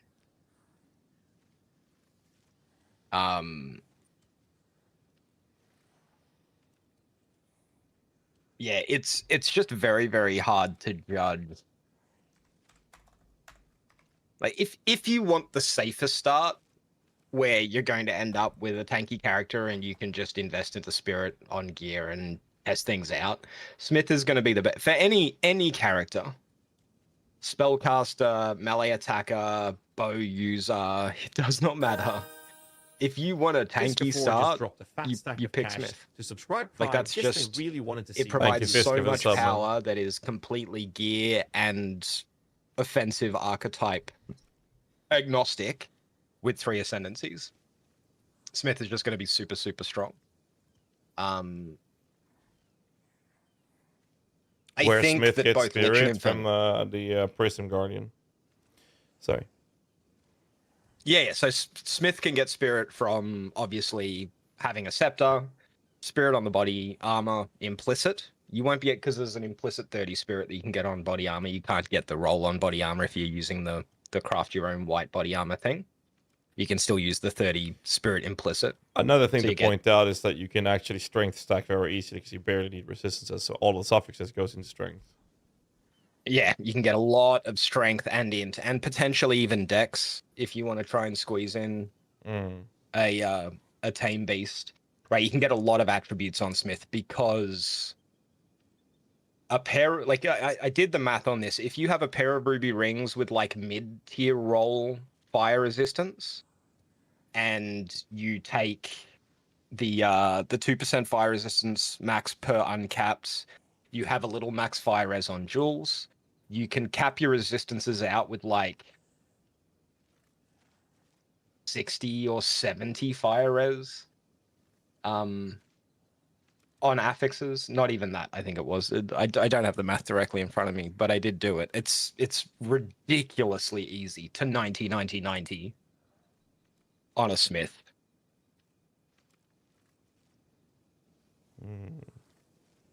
But yeah, so I think if, like, genuinely, if you're looking to league start and you just want a smooth character that feels durable the whole way through the game, you're going to be able to do that on Smith. And we lose 40 to 50 spirits from the explicit chest as well, though. So, like, I think that Smith is like one of those defensive stuff. I think that the more important things to look at is Gemlin and Lich and Infernalist. So, I mean, here's the thing. We don't know the uniques. We don't know the support gems. We don't even know the fucking skill tree. Like, we don't know shit. We actually don't know anything. Yeah, we know nothing. God. We don't know the minion stats. They've just been adjusted by level. Like, we don't know anything. It's all guesswork. Like, I've said that I need a really good excuse not to start the Lich. So I don't mind if it turns out that, we're going to run 5 Spectres, and the only way to get the 5th Spectre up from 4 is the Infernalist. I'll just level an Infernalist. I don't care. Like, if that's the result. So I think I'm going to start with a Lich myself. Because I need a really good excuse not to play Lich. That's kind of how I feel about it. I think Lich and Infernalist, like, if you took 100 Divines on day 5 and you took a level 80 a level 80 Infernalist and a level 80 Lich, and you spent 100 Divines on either of those characters, I think ultimately they're going to end up in very similar spots, tank and damage-wise. I really don't think there'll be a huge amount splitting them.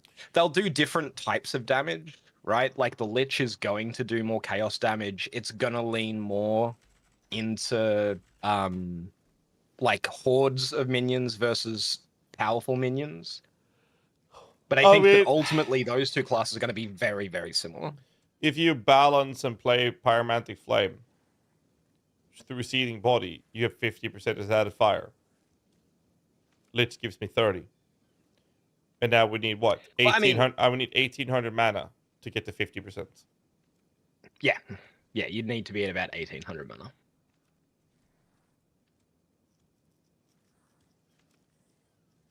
Which is not it's not a huge ask. Let's say we play Lich. We take Necromantic Conduit, obviously. We'll definitely take the Crystalline Phylactery. Okay, that's 2 nodes. We have 2 more nodes. What nodes do we take? What do we actually do, and how do we survive with it? Now, if we do take Blackened Heart, we don't have to double down and focus Mind of a Matter or anything. That's just more damage scaling. We could do that, but if we do that choice, then we have 1 more Ascendancy, and the only choices we have is Eldritch Empowerment is skipping, Price of Power is skipping. So the only 2 nodes we have left is Rupture Soul for Curse Explosions, or Soulless Form, which is 10% of our damage, bypasses our energy shield, but now we don't have any mana regen, and our regenerate mana is equal to 6% of our life per second. So if you have 2,000 life times 0.06 would be 120, right? Yeah, so the math on the regenerate mana thing, 120. It depends on how it scales as well. Like, you regenerate mana equal to 6% of maximum life. Does that mean that you cannot scale it with mana recovery rate effects, like mana regeneration rate and stuff? We don't know. Mm-hmm. Well, it says no inherent mana regeneration, so that's just a baseline mana regeneration. So I would assume it's scalable. And that makes sense, because if we do that, then that means our prefixes are life and mana, right? Or is it life and mana regen is our prefix. We don't care. We do want mana as well to scale the Blackened Heart if we do that, which would open up the possibility if we get... Well, I don't know how much life regeneration is possible, because I don't think Demon Stitcher is worth it, but you would go life and mana to stack it up. Because every mana is going to give you damage, but that is another modifier that's going away from energy shield. But like rings can have mana, right? So you can have rings with life and mana. Yeah, there's probably because those can't roll energy shield. There's probably some weird builds. Lich might be the only character that wants to use Ghost right now. to run Soulless Form, Eternal Life, Energy Shield, and mana stacking. Here's another, like someone brought up a really interesting take. If we do that, that would open up Enfolding Dawn. Because if our mana regeneration is equal to 6% of our life, and we're burning 5% of current mana, then things like let me find it. Enfolding Dawn. I have it here somewhere, I think. That's 15 all res and 100 plus spirit, but intelligence provide. Oh, never mind. Intelligence provides no inherent bonus to mana, and the baseline defense is a bad, but it is 100 spirits. That would be a possible contender if we don't go Black and Heart. But now we're locking ourselves at 30%. Well, I mean, we might get 31%, 30, or a couple, like 33% maybe. It doesn't cuck on Unholy Might. No, it cucks Unholy Might scaling if we were to do that. To get 100 spirits instead of 40, 50 from a rare one. But that's an option. Because we would never need to think about mana regeneration. That's for damn sure.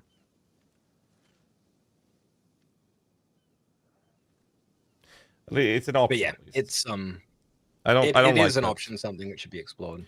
But what I'm saying is, like, if we do mana stack, or the mana Necromantic Conduit, Black and Hearts, Phylactery, and Soulless Form, now we have 10% of damage bypassing Energy Shield that is going to be taken.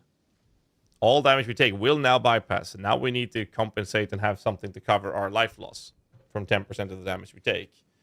Mana shouldn't ever be an issue at this point, but we are taking damage on our life. So now we are a hybrid. Now we need to have sources to recover our life as well as our Energy Shield. Unless, of course, we do life only. Honestly, I don't think there's ever a world you take Soulless Form and don't take Eternal Life. Yeah, right? I'm with I you think on that. Soulless Form... I'm not saying that Soulless Form is not the play on Lich for minions. It may well be that the best minion build, and I think at high gearing levels, I think the best minion build is probably Soulless Form, Eternal Life, Necromantic Conduit, Blackened Heart. Say that again? Right. I think the best minion build for Lich will eventually end up in Necromantic Conduit, Blackened Heart, Soulless Form, Eternal Life. I mean, that's the general approach, right? Yeah, I think that is going to be the happiest place for minions in the long run. I think early on there are too many problems to solve, and those 4 ascendancy points together, you're not going to be able to get enough power out them without having good mana and good life and good energy shield and recovery sources for all 3 of them. But in later game gear, like when you start to head into medium high budget stuff, I think that's where the minion build lives in Lich. Early on, I think Soulless Form, Eternal Life is probably bait. Honestly, I could see sacrifice, maybe not for Spectres specifically, but I could actually see sacrificing some spirit for a Blasphemy Curse. Problem with Blasphemy Curse is the radius. It always has been. Yeah. It is. But, I mean, all of the monsters in PoE 2 run at Mark 5 and get onto your face. Yeah, but I mean, the radius is what, 1 meter? But how big is it? They have +1 meter to base radius, and they use the base radius of the curse. So it's like 3.1 meter radius. I believe.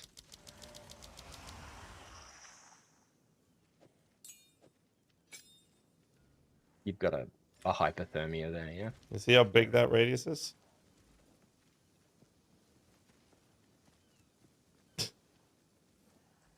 That's not the radius, though.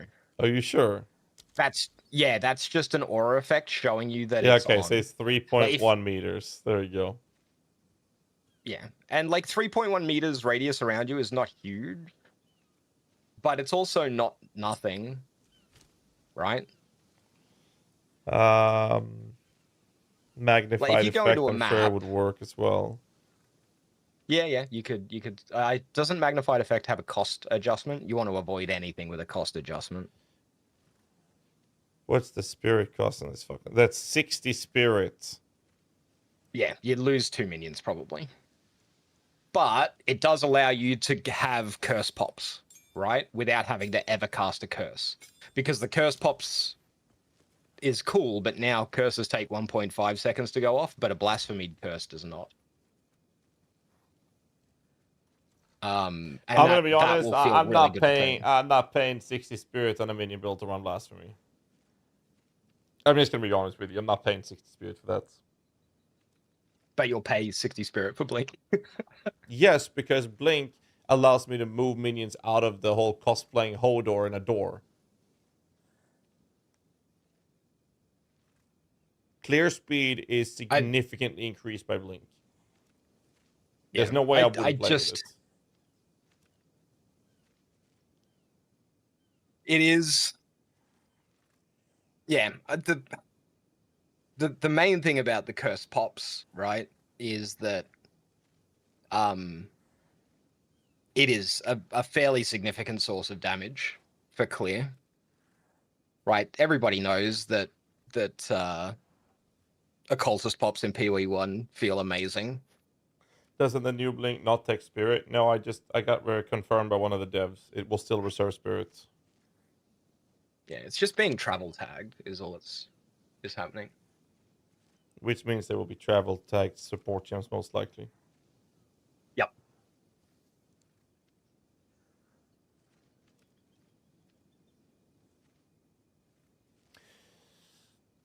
Well, I mean, even if you do Conduit, Blackened Heart, Soulless Eternal Life, you are now expected to... You don't need to life stack more than enough. You only need to life stack enough to cover the mana region. And now you're mana stacking. And you don't... since you're not using Might of a Matter, we are now getting... We don't care if we don't have full mana. We just need to have enough mana to cast spells, and the lower mana you get, the lower the burn will do. So you have suffixes for mana regeneration, sure. And then what? We run Energy Shield as a defense, but how are we sustaining our defensive stats? I'm talking to Lolash. He's the guy we've been theory crafting. Me and Actress have been theory crafting builds together with Lolash for about a year. Thank you, Jordan, did for you the get prime. lost on your way to TwitchCon? Recently I've hired him to help me out with the written guides on PoE 2 for ice events on PoE Vault, so he's helping me write them because normally I don't have time to write whilst I'm playing on a league launch, so I do need assistance with these things, and Lolash is that man, so he's my hired gun, yeah, my right hand man. But we've been doing theory crafting for a year, so I'm very happy to have been able to put him on a payroll essentially. But that's the guy I'm talking to. GHAZZY took the new keystone. You took the new keystone that lets you have 2 companions. 2 companions, yeah. One for PoE 1, one for PoE 2. So I mean, let's just for the sake of the argument, let's say Necromantic Conduit, Blackened Heart, Soulless Eternal. We get enough life to cover mana regeneration to sustain the mana we need to cast our spells, which means that we don't care about Might of a Matter. We don't care about... Well, we do care about mana stacking, because we don't give a shit if the mana goes too high or not, because it doesn't matter, because the burn will put us at a balance where we're fine with casting our spells. So I'm okay with that. And the mana regeneration will raise that bar, right, to where we need it. Now the question is, Eternal Life plus CI? No, you cannot do CI. Because Soulless Form means that we regenerate mana equal to 6% of our max life. To the Prime Squad, so if you do that, you'll have 0 mana. Sweet, you can't do Twitch that. Prime loot in action. Jackal Khan, thanks so much for Prime. So we can't do Soulless Form, Eternal Light with CI, because then we don't have any mana. So as a result of this, we have to do Energy Shield. Now we're Energy Shield. We're obviously running some sort of block approach, because block is too fucking overpowered in the game right now. How do we sustain the Energy Shield?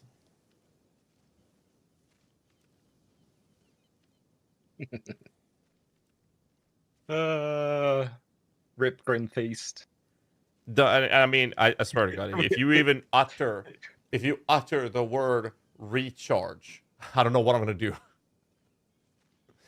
Because recharge is not it. I don't think recharge is the answer. I really don't. Chat saying Eternal Youth. Where is Eternal Youth? It's over here somewhere. Oh, it's miles over on the right-hand side. So this is out of the fucking way to make Life Flask apply to Energy Shield. And we can't use Demon Stitcher. They showed the gameplay footage on the video was showing the character wearing Disdain and Demon Stitcher, but we don't know if he had the node. But I mean, life wasn't moving, but the energy shield didn't go up either when he was casting spells. So that seems to be a no-go as well. Zealot's Oath is better because you don't care about life recovery. Yes, and Zealot's Oath is on the left-hand side.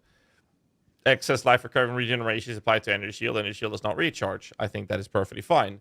What kind of sources do we have for life regeneration? Not much. None. While stationary. Life regen on tree is so bad. And it's also fucking terrible, yeah. So then we have what? Recoup mechanics. We could do glazed flesh for damage recoup as light mana energy shield. It's like, yeah.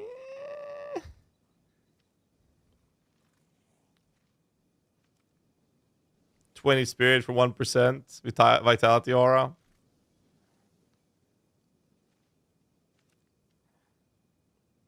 All of these problems that you're running into just makes me think tactician OP, tactician OP, tactician OP. You and your goddamn fucking Yep. tactician. I called it before. We both said it was gonna be a sleeper minion build, and I'm definitely on board with that. But I will play a Lich. I don't have enough of an excuse not to do it. So I want to figure out how would we do it with the information that we have. Obviously, Necromantic Conduit. That's 100%. So, okay, so humor me with this. What about we do Necromantic Conduit, 5% mana burn per second of current mana. We do Black and Heart. We do the Phylactery, more mana cost if you have no energy shield. And then the last one goes to, in this case, for the Rupture Soul. We don't have to do Minor Which could Matter. be... Yeah, Rupture Soul could be Blasphemy. It could be Cursed Ground. It could just be cursing minions. It could be some kind of meta gem cursing. I mean, fuck Rupture Soul. Like, it could even be 2 extra passives. I don't really give a shit about it, right? Like, the thing is, now we have the option of running Demon Stitcher. That's how we can sustain Energy Shield.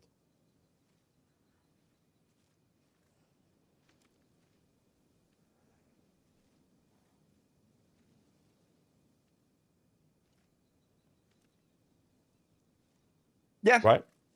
I think Demon Stitcher are going to be very, very popular.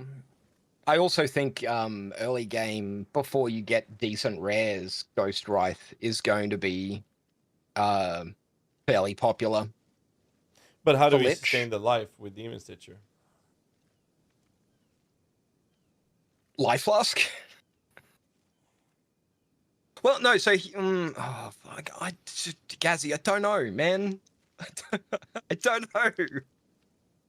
Why are you asking all these hard questions when I don't have all of the information? We don't know the gems. We don't know the support gem. We don't know the skill tree. We don't know the 100 uniques. Like, for all we know, right, like, we know they've removed a bunch of passives and added a bunch of wheels to the passive tree, but we also know that they're doing a balance pass on the passive tree. All of the current life regen nodes could be twice as strong. We just don't know. You can't... I've seen people building trees on the existing tree to, like, show what they're going to do for League Start, and, like, it's just... oh my god. Nobody's prepared, Lazy. Nobody is prepared right now. I am going to swallow my pride, and I'm asking Crypt to send me his ES recharge tree. I hate ES recharge, but that might be the answer.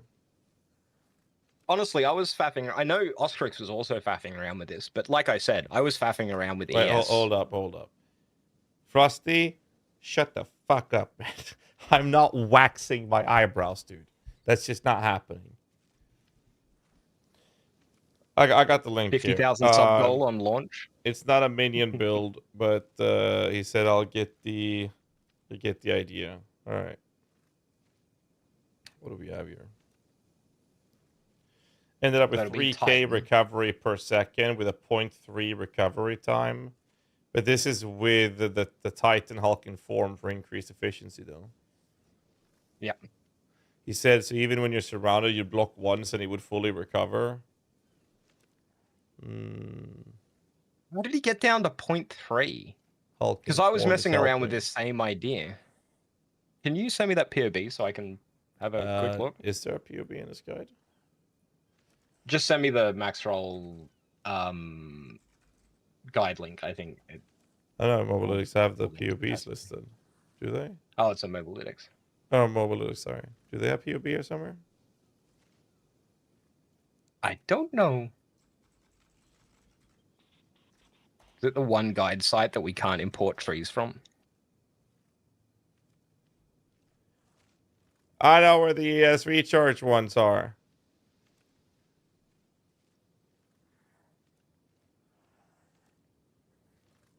I mean, yeah, Essence Infusion near the Witch Start. Rapid Recharge.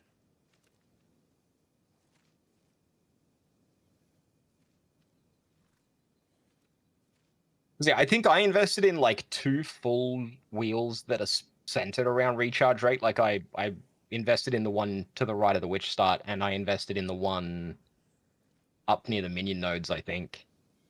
And I think I only got my recharge rate, like my recharge start time, my recharge delay to like 1.3 seconds or 1.5 seconds or something. All right, Adamant So Recovery. The Aegis nodes on the far left. You have increased reductions to armor, also apply to energy shield recharge rate of 4% of the value. There you go. And then you have, and then he has Hulking Form, which is ramping that up so hard.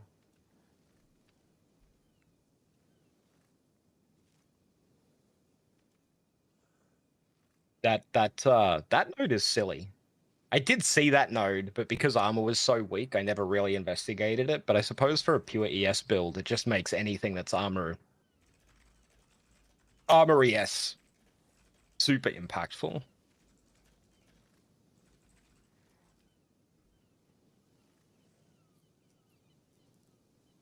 Increase of reductions to armor also applies to energy shield recharge rates. So that means you're basically, this is why... That doesn't fix the delay. Sure it does. Well, yeah, I mean, as soon as the recharge starts, it kicks it off. It recharges super fast. With the delay starting... Yeah. He's got the wheel just to the left of the Witch starting node that has some faster start. And I think the one just to the right of the Witch starter also has some faster start baked into it. I mean, the fastest start charge he has is Essence Infusion, Rapid, and then he's taking a lot of extra armor energy shield hybrid nodes. Greybind gloves on minions is OP on kill. Effects counts as yours. Cannibalism, percent life on kill, mana on kill, everything. You try these. We've used those in the past with mana. The problem is that it's on kill. So what do you do versus a Boston? Like, I see the recharge being really fast, but is those nodes on a warrior enough to make the recharge time only 0.3? Yeah, the recharge start time being 0.3 is... Who's the other person? Lolash. Hey, that's... Yes, I know he's scaling it with Hulking Form. But like, this one only ramps up how much he's recharging. Which node is it that prevents recharge from stopping? Does that even exist right now? No. What's it called? Wicked Ward in PoE1? Is it? And that doesn't exist in PoE2.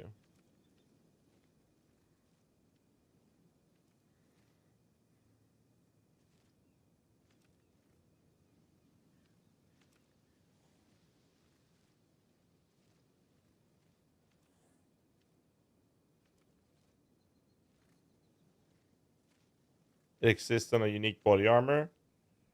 Which one?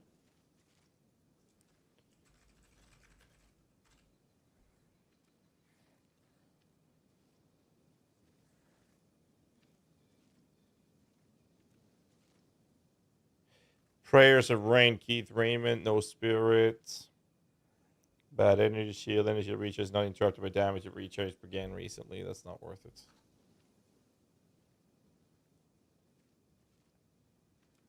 There's a body armor with an implicit for faster starter charge. that would be a good play as well.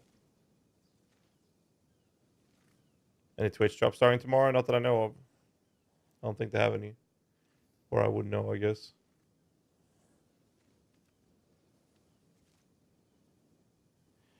I feel like I'm not sure if Adamant Recovery is that well. I mean, we're gonna go to that cluster anyways. We would pick it up, but I think that on a Lich approach, we would be more on the north side of the trees. Like if I go to POB and I say recharge, I don't think we go for covering ward.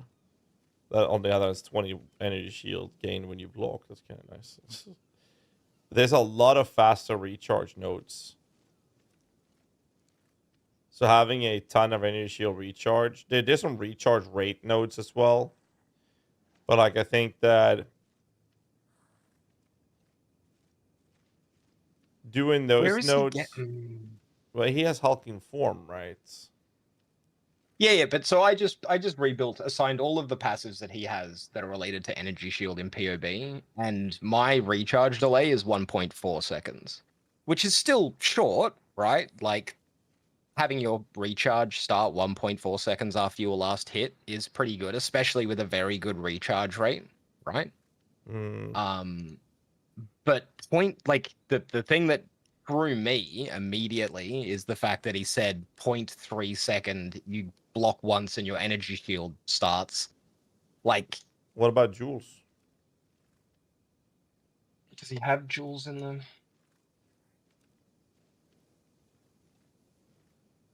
He doesn't have any Jules. This is like Lobby gear.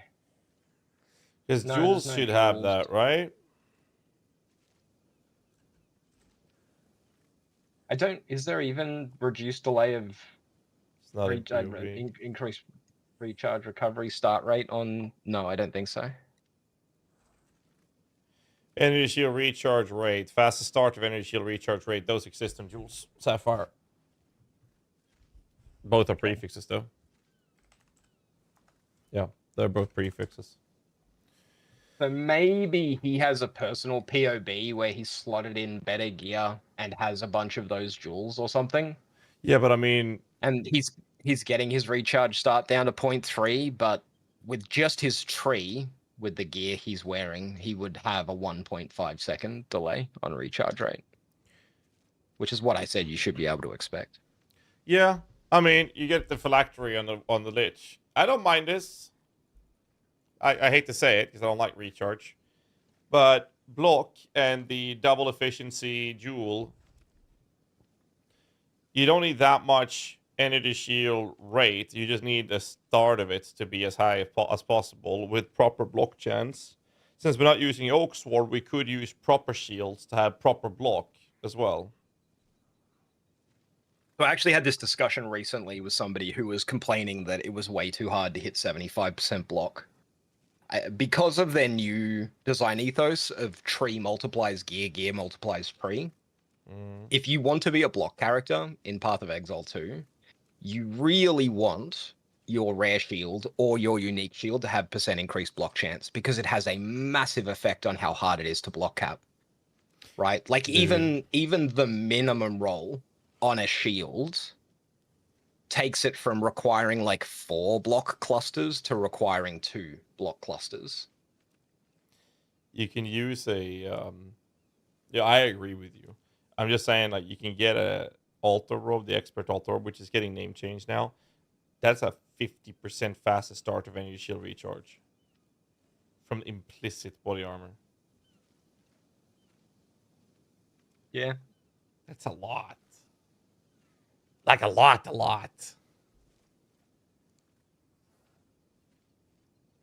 Yeah, in the POB for our Titan Summoner, our old ES Titan Summoner variant, like on I think it's the POB I pushed to the leveling guide. I actually have the Arcane Robe for 45% faster start of energy shield recharge. Because recharge does start a fair bit quicker, right? Like it's 4 seconds. So even with just that, it goes down to 2.76 seconds with no other investment.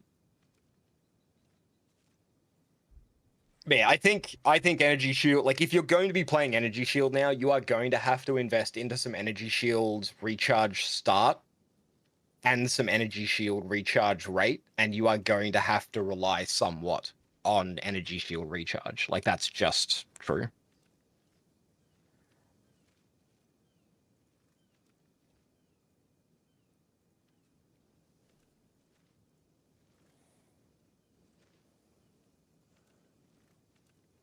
Main problem with the Lich is you don't get the super OP Titan every small passive equals 1.5 passives. which is really good.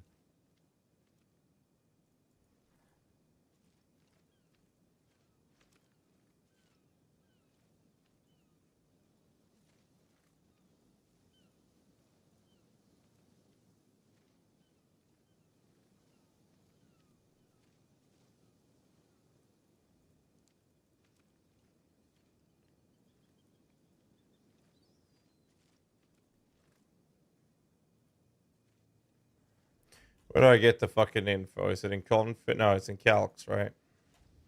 Yep. I threw together a level 91 tree, which is extremely generic. This needs some actual attention, though. Because you won't need this. You shouldn't need these later. That you want, though. You might be able to cut some points out. But as a generic thrown together tree.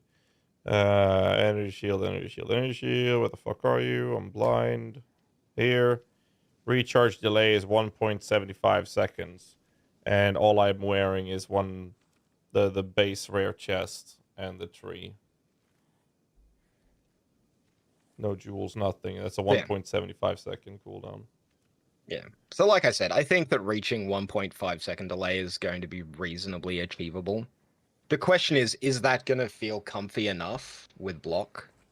Well, actually, I took Patient Barrier, which is 20% slower for 60. No, it's still worth it.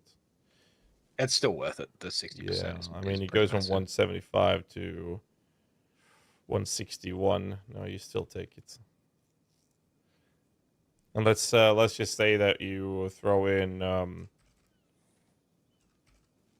some jewels with faster recharge, like let's say 17% rolls. Just say make sure you have that on every mod. That puts it down to 143 seconds. Like I think 1.5 second ish is fine. You don't even need the recharge on the stuff either way.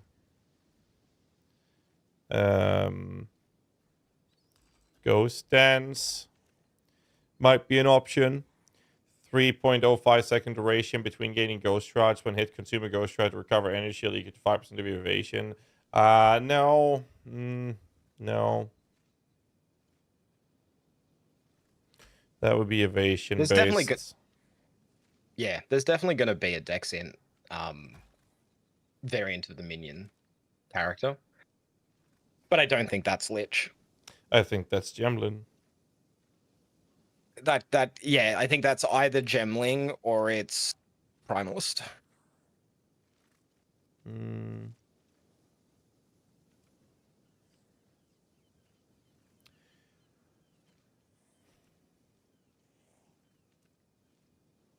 I mean, uniques are going to change things. We don't know how the skill tree is going to change. The other problem with this skill tree is that I have not taken a single node for presence.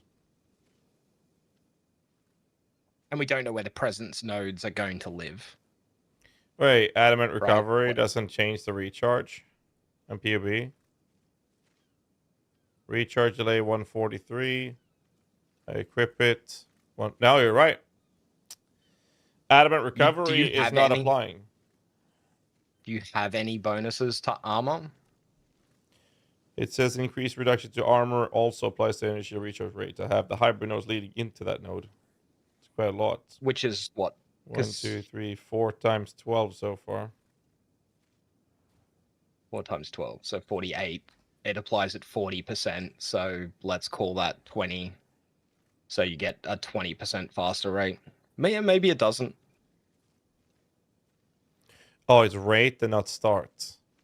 No, it's recharge rate, Yeah, not yeah, start. That's why. Yeah, it's recharge rate, yeah. Not the start of I recharge. don't really care about that right now. Yeah, recharge rate. To calculate recharge rate, you need to know how much base energy shield you actually have, because, right, like, it scales massively with how much ES you actually have. Wither away.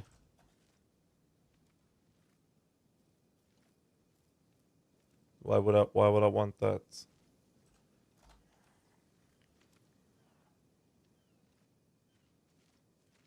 I mean, it's an idea, right?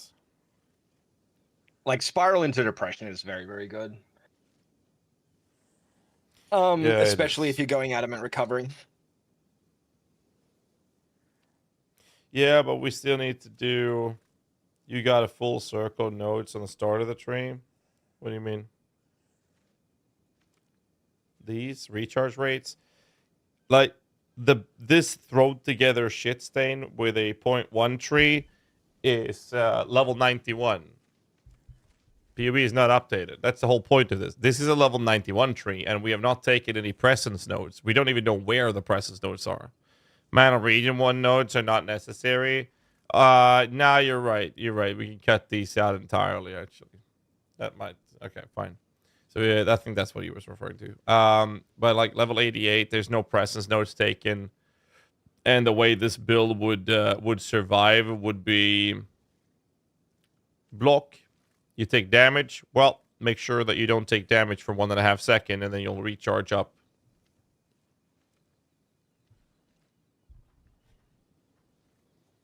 But I don't know. Sustain is so annoying. Convalesce, which one? Conva what? This node? Convalescence. Reduced energy shield recharge rate, but 40% faster. Those are not bad, actually. That puts us down to a 1.1 second recharge rate with this current thrown together tree. Yeah, I think I had that when I was messing around with Titan. Just trying to see like how high I could push energy shield values and recharge values, because I knew like the big problem that I think most builds are going to struggle to solve if they're not attack based is going to be recovery, because regeneration effects are so limited. And I think ES is still going to be king because of that. And I think that going pure ES with fast recharge start is going to be the best source of recovery that we can get. And then you just have to go block. No, you have to. Well, it's that or evasion, but I think block is better. I think evasion requires too much investment, and you lose too much ES. Well, you need 110 intelligence to discover your gems. That's why I think like an ES evasion approach would actually work very well on a gem lin, because the requirements for the gems don't matter that much. Yep. If you go Bloodmatic, you're not on low mana anymore, right? I don't know about that. I don't know about that. Yeah, I still don't know how that interaction is going to work. Because it is something that I explored the idea of, was not scaling the extra chaos damage from whatever that node is called that I forget the name of, the 30% as extra that gives you Unholy Might. Yeah. Because it only gives Unholy Might if you're not low on mana. So if you take Blood Magic and you no longer have any mana, you have exactly 0 mana. Do you count as being on low mana? Or do you count as having no mana? Or do you, like, exactly how does that interaction work? I don't know. I mean, basically the two options is evasion energy shield or block energy shield, right? Those are the two venues you want to go for. And that's kind of like the play, right? At the moment, that's what I'm going to be trying to aim to do on builds, yeah. Is you're going to want either block ES or evasion ES if you're on the top side of the tree.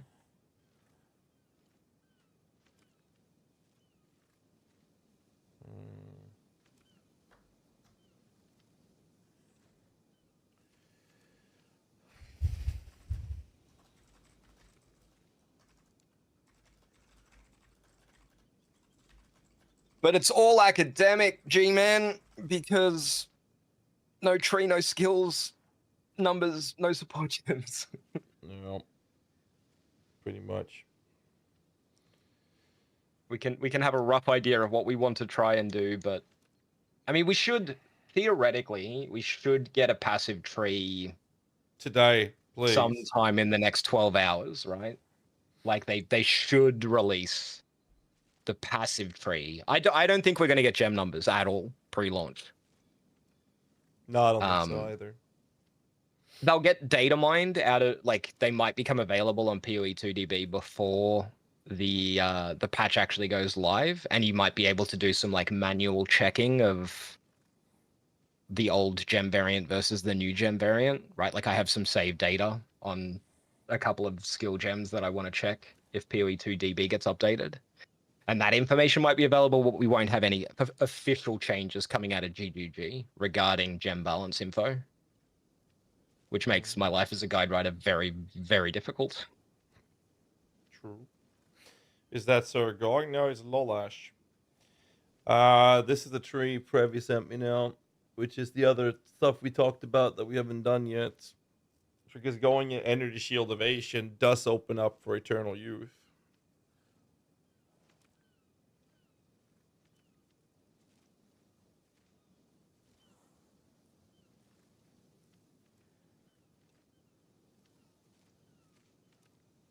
And that opens up Ghost Dance as well, because now you can sustain with that, and that would make sense to run, and that was 30 spirits.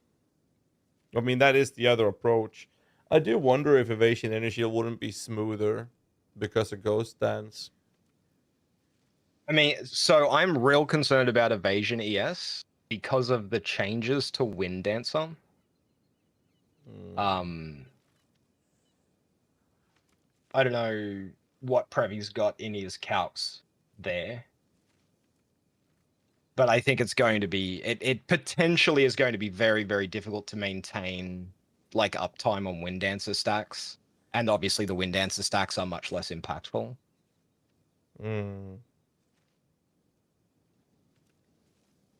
I'm not saying it's a bad approach. Like I said, at the moment for me, you have to, if you're top side of the tree, you have to be block ES or you have to be evasion ES. I think both have benefits and drawbacks. But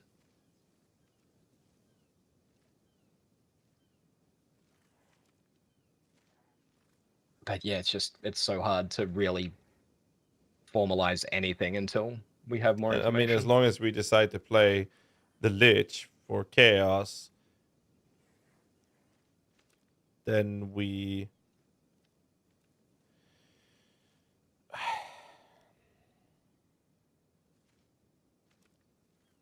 I don't know. I'm going to be honest, I actually prefer the evasion approach. I just think that for that to be a feasible and realistic option, you need to get past the leveling stage. You need to get to a point where the build is online. You have some pieces in play for it to work. Because if the evasion is not enough, then you're fucked. If the spirit is not enough to have your damage and running the auras that you need to make that work, you're fucked, right? But I think that it will be smoother late game because of the entropy system behind evasion. And then you have the Ghost Shrouds covering. It does come at the cost of damage that the block version wouldn't have, but I think that you would have a more real... I think that the defensive layer would actually be better on an evasion ES, but I also feel like it would take more on the gear. Evasion opens up the offhand. Yeah. That is a very good point, Brevi. Yeah, that is a very, very solid point. Is moving to Scepter focus and getting a huge chunk of flat ES from that. It also allows to keep. I mean, it also allows you to have a shield as well, and that would just add another layer of defense. Like the slot isn't locked anymore, and that itself is really good, really big. I'm concerned a little bit. Just like looking at the tree at a glance, it's using inner ring and outer ring jewel sockets, and they're removing like 14 or whatever.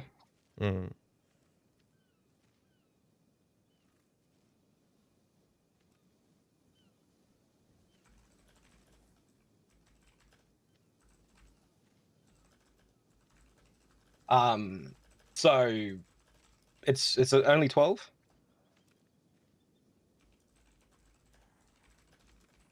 So yeah, I have a suspicion that they're either removing the inner ring or the outer ring of dual sockets.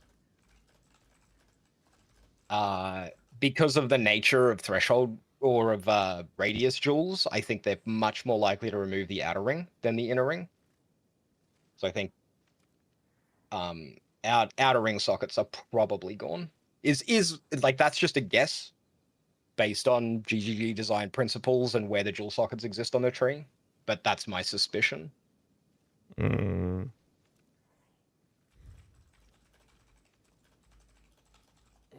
Which also really hurts our Gemling Legionnaire leveling minion build. Everything's cooked. Radius Jewels becomes Giga worse if inner ring is removed. Yeah, there's exactly 12 on the inner ring and 12 on the outer ring for dual sockets, unless I miscounted.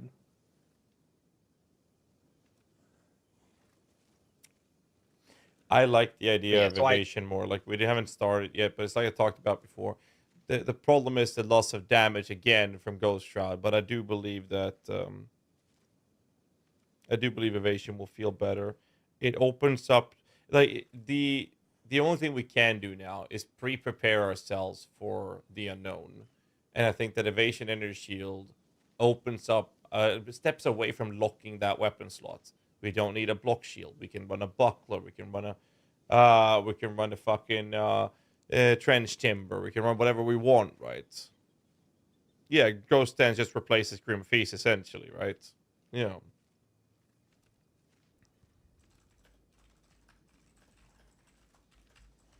Ugh.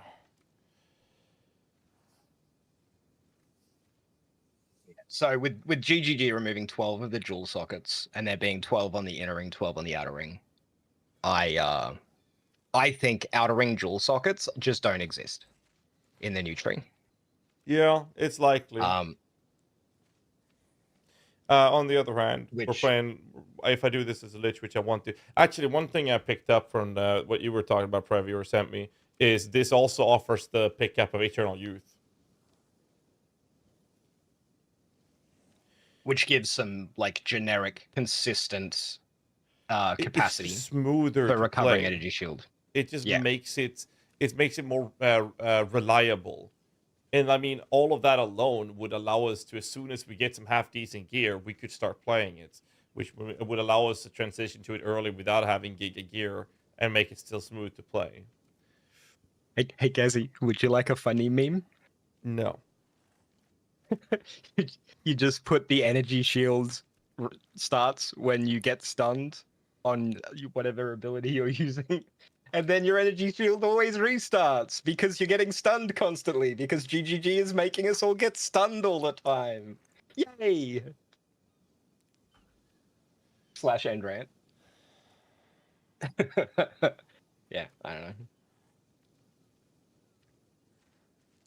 Actual strat.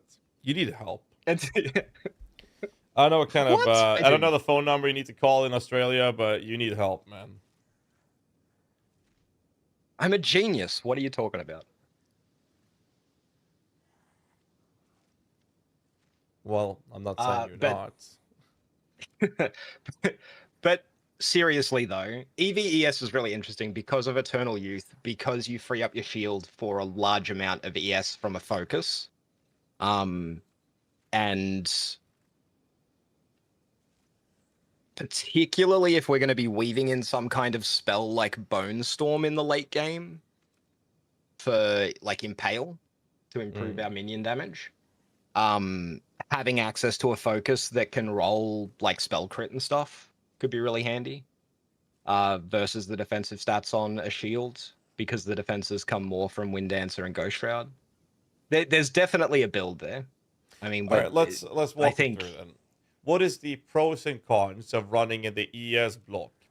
I would say that with the recharge, if you get hit too many times, you might have an unlucky streak. You might not have enough gear to have a reliable block, and you get hit too many times before recharge starts or in the middle of the recharge before you get full energy shield back, and you're just gonna die as a result of lacking gear. So it would probably work pretty well in high end game, but even then, it still runs a risk of dying. Now, if you do without recharge, your sustain is gone. You don't have a choice. Now, ES block kind of has to go down that route unless you find a way to sustain Demon Stitcher. This is obviously plus minus whatever the fuck what's happening to the gems, as well as plus minus whatever the fuck is happening to the new uniques. But it's at the first baseline. Sorry. And the tree. And the tree, because we want to do the Lich, which results in us wanting to have presence nodes, which we don't have. So then we can move into what about pure energy shield, no block, no evasion. Let's just stop that discussion right there and move on to energy shield evasion. Yeah, that doesn't exist. Yeah, and we look at energy shield evasion. The pros are Eternal Youth makes you comfortable. Ghost Shroud replaces Grim Feast. Wind Dancer needs to be added. We get a better, reliable, and comfortable sustain to the sustain. Efficiency to the sustain is the word I'm looking for. And since it's not that, it is heavily requiring gear dependent, but the better gear you have, the better it is. The lower gear you have, it still functions, because the block ES, the lower gear you have, it just stops working. The ES energy shield, evasion energy shield, can function on low end gear. It's just not as effective. That's like the differences, right? Part 2 of the Amazon skill. We're going to watch that in a bit. Sorry. Well, sorry, I was interrupting you. It's your stream. I need to be better. I blame the latency because I'm in Australia. No, go for it, dude. I actually have the opposite kind of take. I think block ES is going to be much easier to get online quick. I think that you can achieve 75 block entering early maps, and I think you can't get anywhere near 75 evasion with a decent ES pool without having much, much, much better gear. I think the block ES variant, because you can just take a few block nodes and get a shield with one modifier, increased chance to block, you can have your avoidance layer come online way sooner for block ES than you can for evasion ES. I think at the top end, evasion ES is going to feel way better because of the normalization of evade chance compared to block being total random. But I think for progression style, for leveling, right, where you get to maps and then you play through the maps and then you gear up your character, it is going to be way easier and cheaper to get 75 block than it is going to be to get 75 evasion. I mean, so the way I would approach it would be that I would basically say, in the early stage, you are not full energy shield defensively oriented. You're basically covering your ass. You're going to be hybrid. Yeah, you're hybrid, right? And at that point, the block would feel fine to play with. So that's kind of like I would need the hybrid approach to play, and then you'd transition from there to the evasion later. I think that is a fine play to do. Like, you start off with going with the block style just to get going till you have the gear to move over to the ES style. Like, I think that's perfectly fine. Yeah, I think that's the take. Is that, like, I think both are going to be viable in the end game, and they're going to have slightly different feels. And there's probably uniques that skew one way or the other. Yeah. But I think for like leveling and progression related, you start in block ES, right? And you pick up a few of the really high value block nodes on the left side of the tree. Right? Like things like Wide Barrier and some of the block nodes, near Titan Start, like the defensive reflexes and stuff. And then you just focus on getting a shield with that one defensive stat of increased chance to block, because the combination of those couple of block nodes plus the shield gets you your 75% avoidance. And you play that style until you can reach a point where you can get good evasion/evasion ES gear, and you can transition across.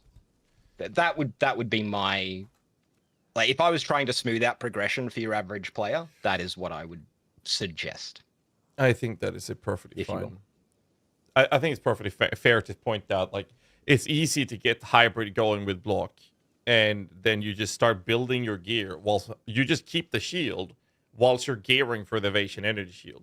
Now, the problem with evasion energy shield is that you're going to need dexterity. That's the only problem, essentially. But I think that that's the solution, and I think that will work really well with the Lich specifically, because you do get the damage mitigation from Soulless Form. You can keep Eternal Life all the way through. Like, all of those things can be maintained. So you play hybrid, and that means that the nodes would be Necromantic Conduit. It would be Black and Heart. No, sorry. No, it wouldn't. It would be Necromantic Conduit, Soulless Form, Eternal Life, and then the Phylactery. And the Phylactery is going to help with the loss of the 12 jewels. And because of the changes we've seen so far, obviously SRS is going to do a lot of damage. You can do Ember Fusilade stuff. All these things would benefit from Fizz's extra Chaos nodes, for example, on the tree as well as from the Lich. We also do need to reserve the fact that we do want nodes with presence increasing. And we also have the possibility of doing some armor break stuff and play with the snipers, because they were not that nerfed compared to everything else. Scattershot affects both Frost Mages as well as Arsonists, and I think that SRS Snipers might be a good play. We also think that there's a possibility for us to run things like Reavers, for example. I don't think that the stun changes to the Brutes is worth bothering. Thanks so much, Pin, for the sub, man. Appreciate that, dude. I think the other question I have, though, with this setup and Wind Dancer, do we still want to run Blink? Because, like, I don't want to play without Blink because of how fucking smooth it is. Yeah, you're reserving a lot of... honestly, GHAZZY, and I think this is going to be true of all low, subscribe, then and medium, and most high-budget builds. With the overall systems changes in PoE 2, I think Blink is an absolute luxury and should never be considered necessary outside of very specific use cases. But I have to step away for like a couple of minutes. I'm gonna watch a video, so I'm gonna need... How much time is it? Half an hour. All right. Well, I'll be back and just stay quiet while you're watching. All right. I'll catch you soon then. What I'll say is, like, I think that Blink is too good because of this resurrection feature to it. I think most people making minion builds or playing minion builds would agree. What's your take on it, Previ, out of curiosity? It's like, the more I play with Blink, the more I can't play without it. That's kind of where I'm at with it. The more I play with it, the more I can't play without it. I hate Blink.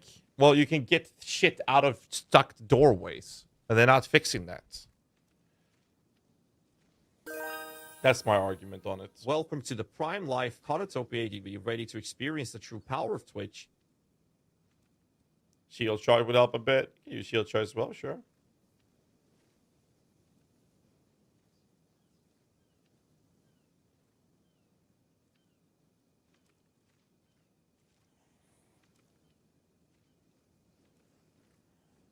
And fix means getting stuck in doorways. They have a band-aid fix, and it's kind of so-so. I'm waiting for ads to finish playing. Same age, Blink is comfy. Yeah, I think that most of us, I'm sure, I mean, obviously chat is saying it, but there's definitely people that would arguably say that it's not necessary. But I think that for most of the blaster part of the players would arguably say that it is too comfy to give up on. Blink costs mana now, not spirits. And who told you that? So I sent a message over to one of the devs.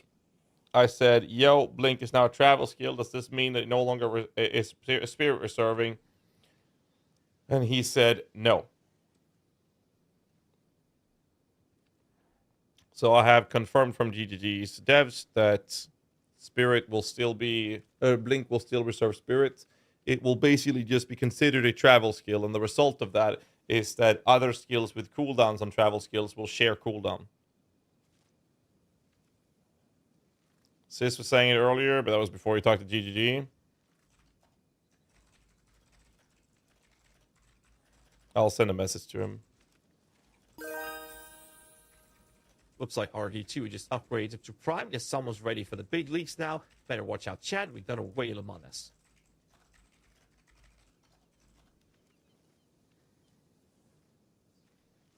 Thank you, Ark, for the sub, man. Appreciate that, dude.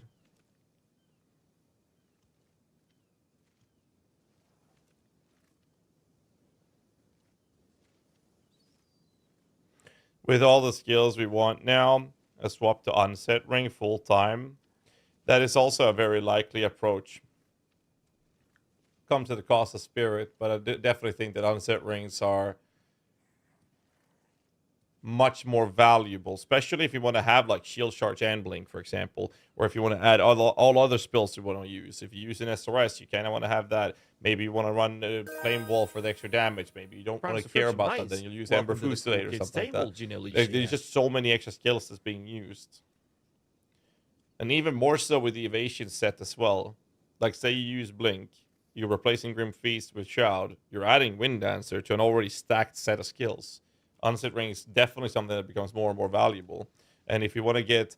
That's also something... I'm glad you mentioned Tame Beast, Previ, because that's something that we haven't really considered yet. It's a pure dex-based skill. And since we're going Evasion Energy Shield, we're already incentivized to go Dexterity. Now, the Dexterity is not just something we have to get to enable Tame Beast, because now it's like, we're already having a bunch of dex. We won't need that much more dex to enable it. I think that's a very, very important take to go for. With a lack of interest in Tame Beast's mandatory haste or as love. Yeah, I've said that several times. Like, if you find like the cheapest reservation, assuming that the Tame Beast scaling of spirit cost is based on the level of the gem and the monster modifier, you just want to have whatever rare that only has the haste to be as cheap as you fucking can. If it is that way, we don't know yet, right? But as long as we can get the haste, that solves a lot of headaches. A lot of it. And I would be happy to sacrifice a lot of my damage to get that. So I drive with tier 1. Thank you so much, dude.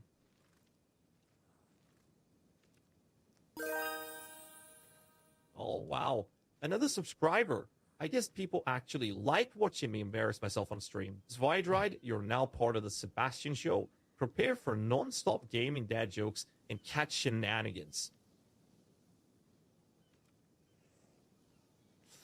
If we do ES Evasion, even Infernalist opens up, especially with Seething Body. But I still think that Lich would be smoother because of this shit. It's just it's too much defense. Like it's so comfy. All right, we're gonna watch this video. So let me link it. This is Ziggy's video. We'll link it to the YouTube chat as well. This is Ziggy's video. We've been waiting for this. This is the second part of the Huntress reveals. We're gonna watch this one.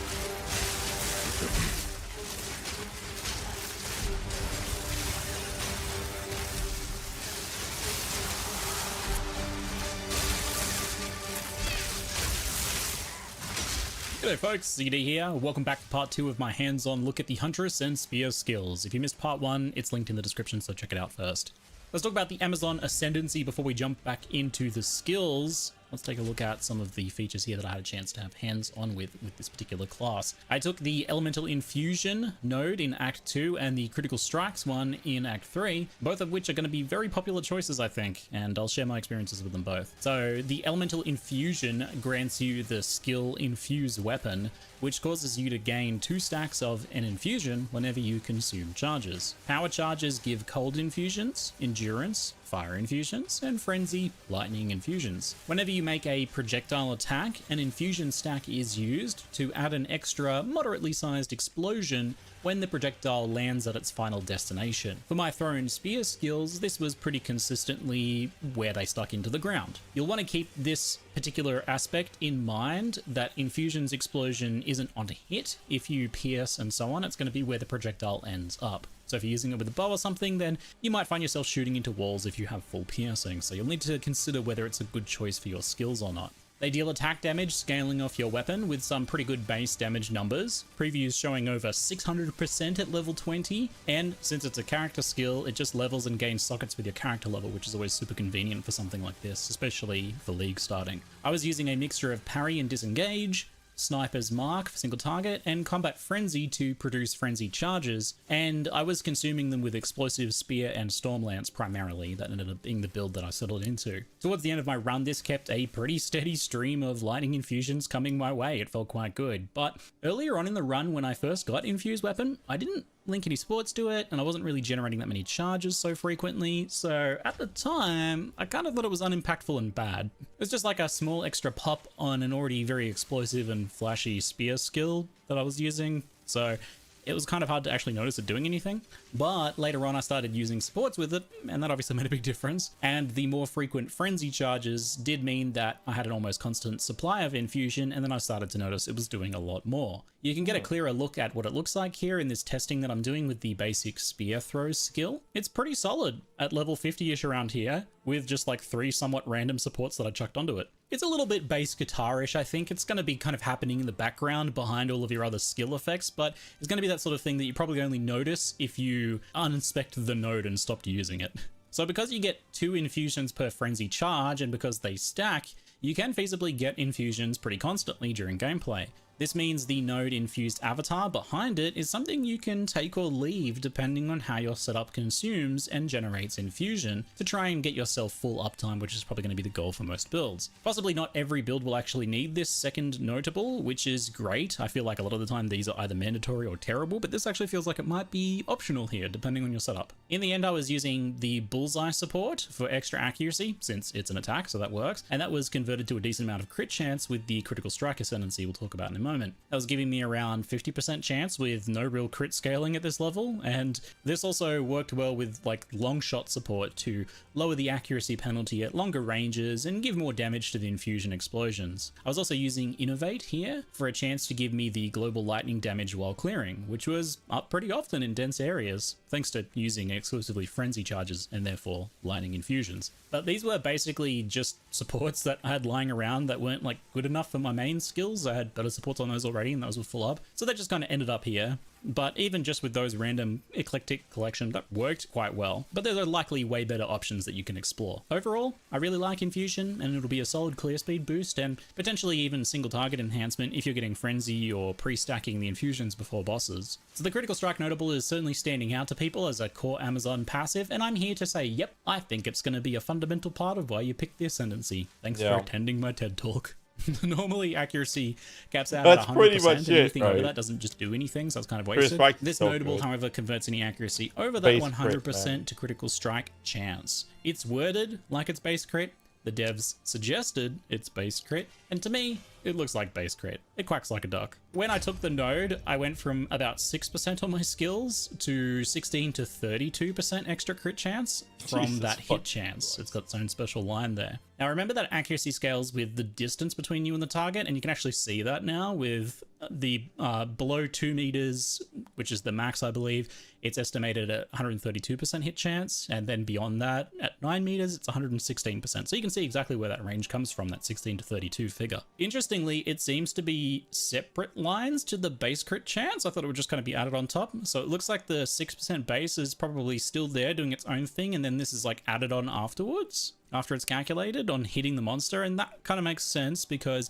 it needs to take into account the monster's evasion and distance from you. I kind of figured with how much crit you're getting here and the fact that it's a separate line that it would be unscalable, but looking at my crit chance later on the infusion screen, you can see the range of my crit chance is 42 to 56%, which is much higher than the 130 to 140% accuracy that I have, so there's obviously some kind of scaling going on there. That's what it's suggesting, at least. Don't take it as full confirmation, just hypothetical, but the evidence looks to be there. Tooltip hasn't always been confirmed to be accurate either, for sure how all of this crit stuff scales together. But either way, I think this is insanely good. Giving you accuracy. Okay, too many people are talking about the whole Blink Spirit. Confirmed with GGG that Blink counting as a travel skill does not change the fact that it will that it is reserving spirit. It will still reserve spirit in point 2, And however, it will be labeled as a traveling skill for the traveling skill. This is likely for the purpose of having multiple travel skills with cooldowns, putting all travel skills on a CD if one is used. There. Now people can stop complaining about it. See as an access well, for you scaling, can complain, but... crit is big for gearing and passives. All of a sudden, those wasted extra accuracy rings and things like that are actually doing something. There's a lot of places to get that as well, and there's a lot of good nodes that you might have not really looked at before because you didn't need any more accuracy, but now they're like really good crit nodes. And that lets you free up a lot of space to invest in crit damage, of course, as well. And since nodes like Falcon Dive exists, you can scale attack speed at the same time too. And there's potentially room for dex stacking since that gives accuracy, especially if something like Hand of Wisdom in action is still any good. And don't forget about Falcon Technique too, which scales dexterity, so they're kind of scaling the same thing at the same time there. And overall, this was actually impactful right from the get-go when I took it as a leveling node. Usually crit chance is something that's harder to get enough of while leveling for it to be impactful, but you get such a substantial amount here that I actually felt it while leveling, which is my like benchmark for a good, fun, notable. I want to feel it while leveling when I take it, and that is definitely the case here in the campaign. I won't comment on the rest of the Ascendancy because I didn't explicitly test them, but these are the ones I had hands on, and both Infusion and Accuracy crit are looking really solid to me.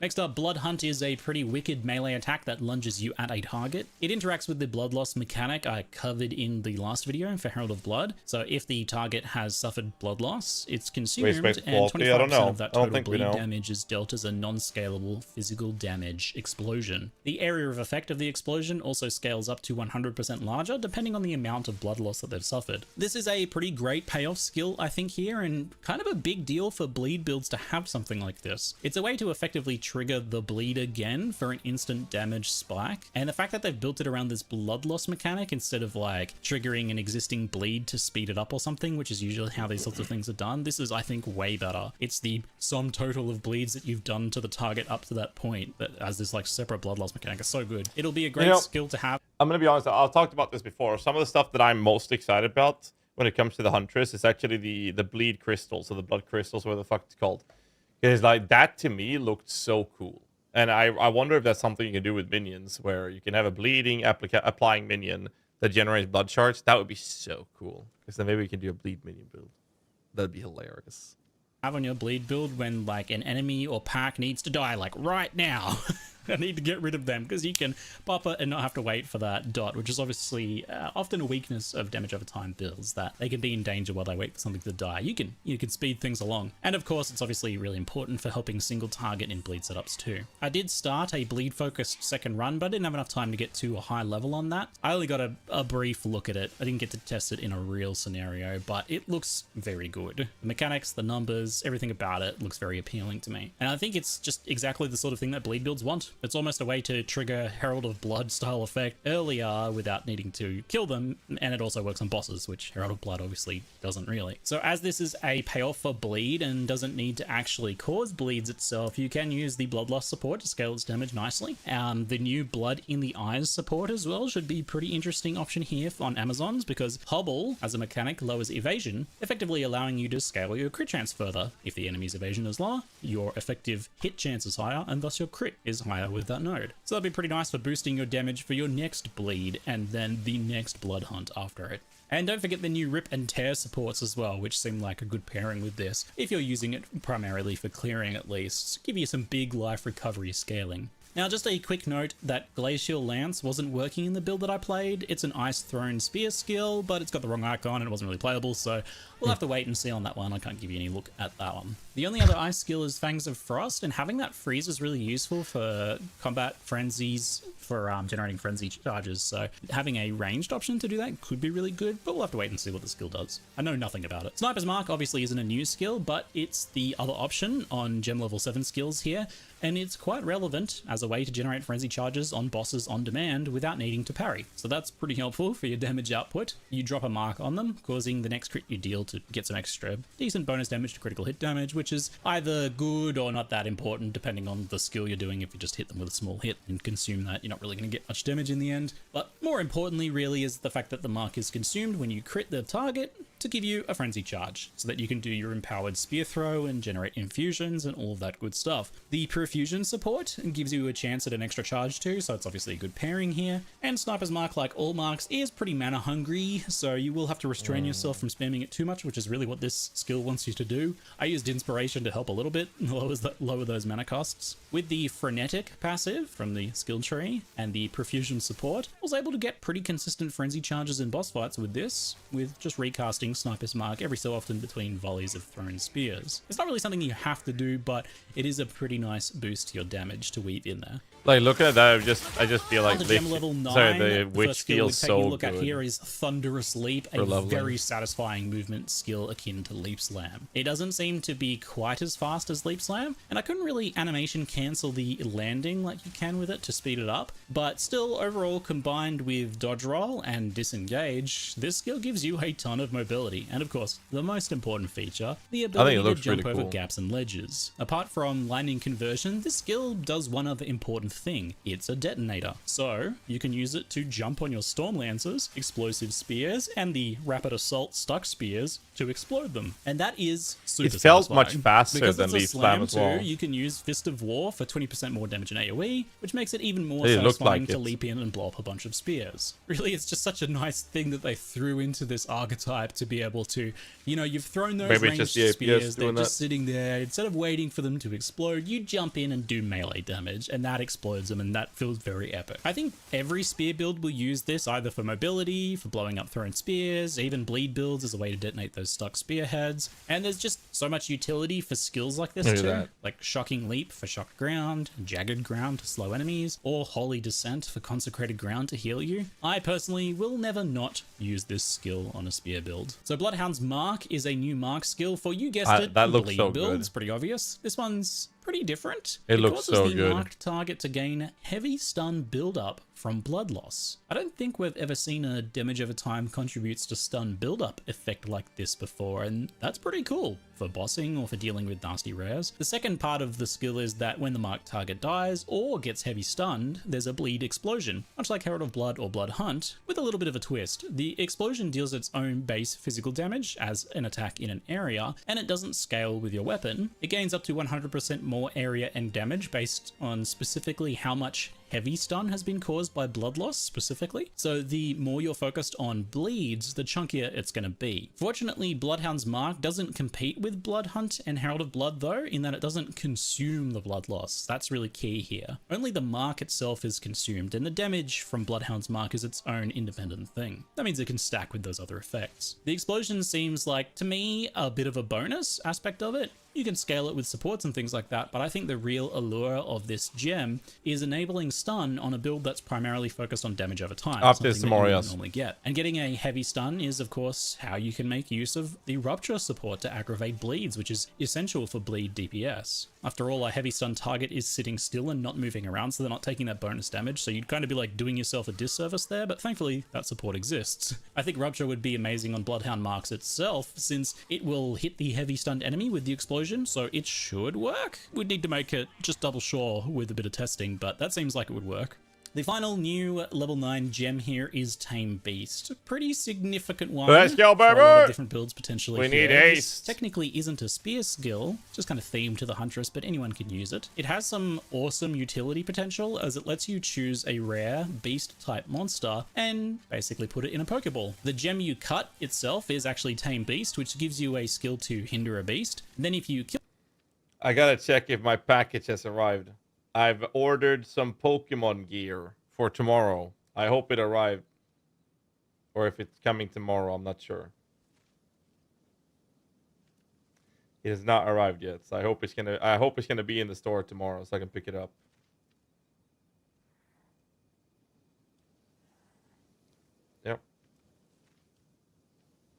It does not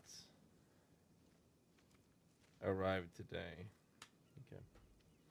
Hopefully it'll be there tomorrow. Beast, the gem is converted into a companion gem with that beast permanently locked inside it. These stored beasts can be stashed and swapped around whenever you want, but there is one unique restriction here. They cannot be traded to other players, and that's a massive relief because otherwise the economically correct decision would be to always have like a bunch of tame beast gems in your inventory to catch any valuable beasts you run across to sell, and that'd be fun for a minute, but it'd very quickly get old. Anyway, the now tamed beast is a spirit skill with a percentage spirit cost based on some kind of math about how significant that specific beast is. Presumably bigger, stronger beasts take more spirit and little grubs take less, but I don't really know how things like auras are factored in. What exactly scales that number? Something that people will figure out over time. Lola saying there's an important thing there. What did I miss?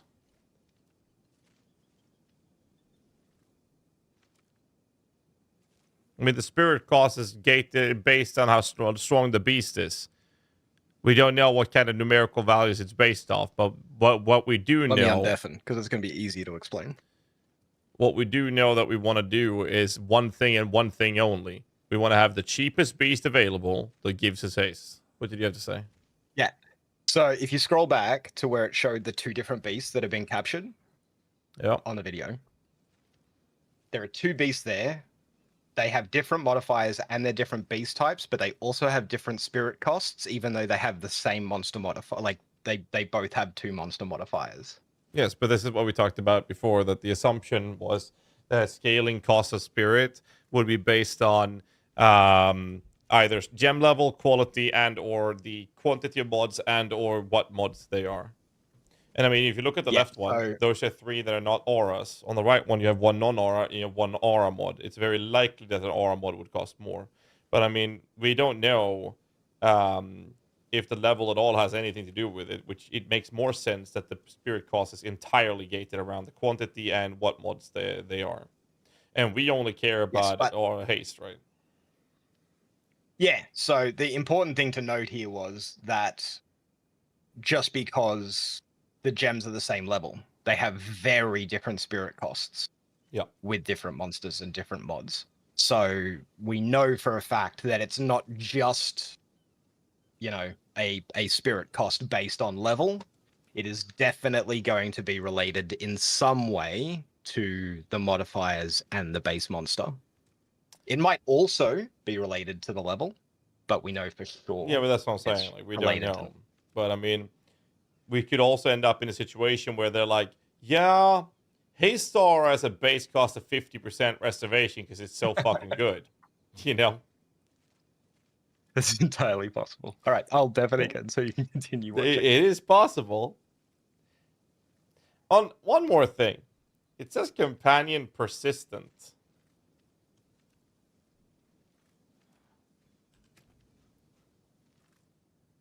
Now minions have persistent tag as well. Never mind. I was going to go for a really far-fetched take on the persistent buffs. But it's persistent buffs. I'm sure that wouldn't work for the tactician. Alright, well, let's go back to the video. But it'd very quickly get old. Anyway, the now tamed beast is a spirit skill with a percentage spirit cost based on some kind of math about how significant that specific beast is. Presumably bigger, stronger beasts take more spirit and little grubs take less, but I don't really know how things like auras affect. 50% spirit isn't that much if you don't have much spirits, but that's why it's percent based. So it's available for bow builds and spare builds, but it does present some issues for minion builds. But for minion builds, it's like Previous stating earlier, and what we've been talking about for several days now since they announced it. We only want the haste aura, okay? We don't care about anything else except for the haste aura. In what exactly scales At that least number? for now. Something people will figure out over time. Activating the And if beast it costs summons too it, much, and the great news. See, if the haste aura costs too much and we can find another aura that's good for us, then we might want to do that instead. Grace, crit, damage, energy shield, like any of those. If we can find cheap reservation cost of those, then we might want to do that instead. here is that if it dies, it revives automatically after a few seconds. I'm so glad we're over the like resummoning golems meta, and we just have these things just even auto summon now. yeah. One of my favorite changes about minions and companions and things in PoE2. Question is how much it will cost. Type and the modifiers on the gem itself, and any. I mean, let's say that the haste aura costs stupid amounts, but you have a crit aura that costs a lot less. Then the crit aura might be super attractive for like frost mages, for example. Skills and bonus rare modifier effects are all able to be used to your benefit from the beast. I was testing this pretty early on this build, so they were actively working to get the, I don't know, like hundreds or thousands of monster skills and effects to just work for the player. And Sean, not... you wilding crazy son of a gun who just upgraded to Prime, huh? Must be nice to have that much disposable income. I guess someone's been eating their Wheaties. Thank you, dude. Like, accidentally killed them or... Did the AI just say eating his weenies? No, I gotta check. What the fuck did the AI say? There's no text. There's no text I can check. I can't check. All right, what the fuck? We'll do other random stuff. So not everything I tested during this hands-on. The AI is wild. Like man. I got a monster that had energy shield aura and it wasn't working. Weenies, but energy shield auras will cereal? work. The first beast I got was this I cute heard roly-poly. And since the aura wasn't working yet, I gave it some pats and I sent it on its way after a little while. And I found a walking fish with shocked ground skill that did work. This was really cool for wind skills because it was an easy activator for that bonus added lightning damage, and it had a fair amount of uptime. And since you can support these companions, you can put things like increased area of effect or the ingenuity support to scale uptime of skills like this. And, you know, look at their coverage. It is important to point out that Spectres will not keep the mods. This is exclusive for tamed beasts. Spectres will not keep the mods of the monster you're spectering. And all that. I used this little fishy bro for quite a long time, and I was pretty happy with him tagging along to shock enemies, just doing his job. Much later on, I tested a beast that had a healing pulse, and I was really impressed with how much healing it did. It was like a really powerful flask effect, and it happened pretty often. That pulse also suppresses enemy healing too, so it'll deal with any like regens and annoying stuff like that. And of course, you can reduce the cooldown and things like that on it too. So as this is a companion, which is a new type of minion effectively, you're limited to just one companion, so one tamed beast. Jesus. And you will also have to choose between this or the rower, as that's also a companion, the rower mount, unless that is you pick up the new trusted kinship keystone that lets you have one of each. I didn't get to test the rower sadly, as it was a bit higher level in a spirit gem, so I couldn't just get my hands on one. It could be a little bit tricky for a while there. That keystone does come with a defensive downside, but that's probably because of things like the new loyalty companion support skill that shifts 10% of the damage you take to your companion, so that's really nice as well, along with just like the utility of companions, I suppose. So I don't know how worth it that keystone will be. 30%.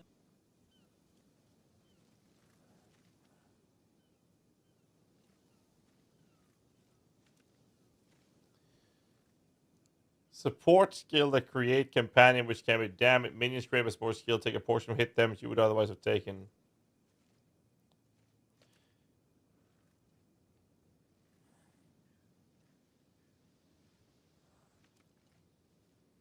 That's why they kill the doggy.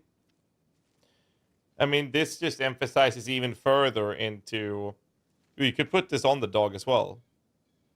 We get half a dog, yeah. We can put this on the dog. But this is also... But no, wait. The dog, does that count as a companion? No, it's just a minion support. So, oh, skills that creates companion. I don't know if they changed the dog to companion. Do they do that? I don't think so. Maybe they will. I don't know. Damage you take to your companion, so that's really nice as well. But I mean, we're gonna want to use the same beast either way, so I don't know how worth it that keystone will be. 30% loss of evasion is not great, but we'll see what sort of utility these two things bring, and if you just can't live without a rower and a tamed beast, then you may well want to pick that one up. Tamed beast overall is frankly nuts. I can't believe the work GGG has made for themselves with this and Spectres to just test Hero and Izamaru, subscribe with Prime. Hero, thanks so much for the Prime, man. Every single monster ability and rare modifier and all that. There's just like a limitless amount of options for beast companions and rare modifiers here. And I've only really been thinking about things like utility, like auras and ground effects and healing pulses. I'm not sure if there's also going to be some decent damage potential with these things too, or other status effects that can be done by certain specific creatures that do something that does something we don't ever even thought about up to this point. It's going to be a fun experience of looking at all of the beasts you encounter and just being like, I wonder if that's going to be something I should get. There's also plenty of support on the tree to scale them, and a damage cluster down in the Huntress area even lets you scale both your companion damage and yours with the same nodes, reminiscent of the minion damage notable from PoE 1. And to be honest, this looks good even without a companion for like those those builds that have damage types that are a little bit harder to scale, like bleed and poison. On the topic of spirit skills, Caltrops is a spirit skill that drops 3 Caltrops whenever you dodge roll. They deal a little bit of physical damage and maim on hit. I was a bit disappointed though to find out that they don't work with disengage. I know disengage isn't dodge roll, but it kind of works in much the same way, and I half hoped that it would. Disengaged Caltrops would have been really fun, and maybe want to use this a bit more. It's a pretty low impact skill, to be honest. Maim is just easy to get elsewhere. Even just like the maiming strike notable in the Huntress area is like right there on the main path, and it's kind of good for damage anyway. It does have some cute details, like the damage scales with thorn scaling, and since they're a projectile, I guess you could use Scattershot, which I didn't think to test at the time. And if you're scaling hazards for a Spearfield build, then there's some synergy there, but overall I only really see this getting some niche use for the just trade-off of using this instead of another spirit skill. I think there's other better options for most builds, right? I like the idea, but it seems kind of hard to justify, I think, in most builds, unless there's some like nice utility from certain supports or items that I'm missing. I'll probably look like an idiot when it's discovered that there's some super easy giga-busted combination here that everyone ends up using. Prove me wrong. On to level 11 gems. The first of the 2 level 11s we have our Elemental Sundering, which is a build-around elemental attack designed to detonate, freeze, ignite, and shock on enemies or corpses. Just a note, this gem was a bit unfinished here, playable, but it was missing effects and such, so we'll only take a brief look at it. The skill does no damage with the initial pulse, but the pulse detonates any statuses in the area, basically. The explosion damage ranges from very high on frozen enemies to lower on the shocked and ignited ones, since those are easier to apply ultimately. Ground effects 22 do hours work left. with this as well, so you can detonate them, or more specifically, like a shock ground, the shock that it applies to an enemy can be detonated. And that shock ground, if it's still there, will just reapply that after a short delay. The real potential for this one seems to be if you have some nice like proliferation style effects or lots of lingering ignites and such on corpses, so that you can get a lot of overlapping explosions to blast down rares and big packs. But it's Hanging in hard there. to judge how good this one's going to be. The use case is a bit unusual in that I woke up and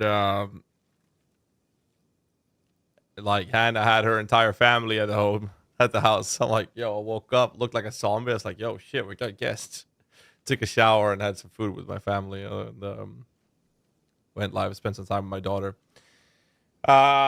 Dude, just trying to prep up for the launch, man. that it requires you to apply ailments I gotta to stay up enemies till to do tomorrow much morning. with it. And in most cases, if you're doing that, the enemies are going to be dead. And unless there's a bunch of enemies in that same place, and then you can detonate the corpses, you're not really going to need to use it a lot of the time, which was ultimately the case for me while leveling. But I'm in the same boat, write this Crinkle. skill off, as I think there will be some strong uses for it. It seems like one of those skills that someone's going to figure out how to break the game with. The other level 11 skill is Whirlwind Lance, which is a thrown spear that creates whirlwinds. Same as Whirling Slash. Whirlwinds are kind of their own separate secondary skill effect, and this creates them too. The Lance is a simple but somewhat hard-hitting spear throw. If it kills something, it creates a stage 3 whirlwind straight up, normally just stage 1, and it'll also consume a frenzy charge if able to create a stage 3 whirlwind, so you've got two ways of doing that there. A big difference between this and Whirling Slash, besides being a ranged attack, is that you can throw and boost whirlwinds up stages still, but you can also create up to 5 separate whirlwinds in different locations if you position them far I enough like away the from way like the whirlwind system works with the Huntress. It actually looks really cool, but I'm more excited about the bleed stuff myself. You stocked up for the first week. Okay, let me explain how things is gonna go down. I am going to go live 2 to 3 hours before the launch of the patch. I'm going to turn off the hype train on Twitch, And then 1 hour before the before the launch happens, I will enable the hype train. And what we do, this is something I do for every Last Epoch and Path of Exile launches. I will then be live for the minimum amount of hours equal to the level of the first hype train of the stream. So if we hit the level 30, I'll stream for 30 hours. If we hit level 50, I'll stream for 50 hours straight. That's the rule. However, Sunday night, I will stream all the way till Sunday night. Then I will turn off the stream. I will pack my bags, and then I'll take the car together with my editor, Kikis. We'll drive to the airport. Then I'll get on a plane to China, and I will sleep on the plane. Then I will land in China Monday morning sometime.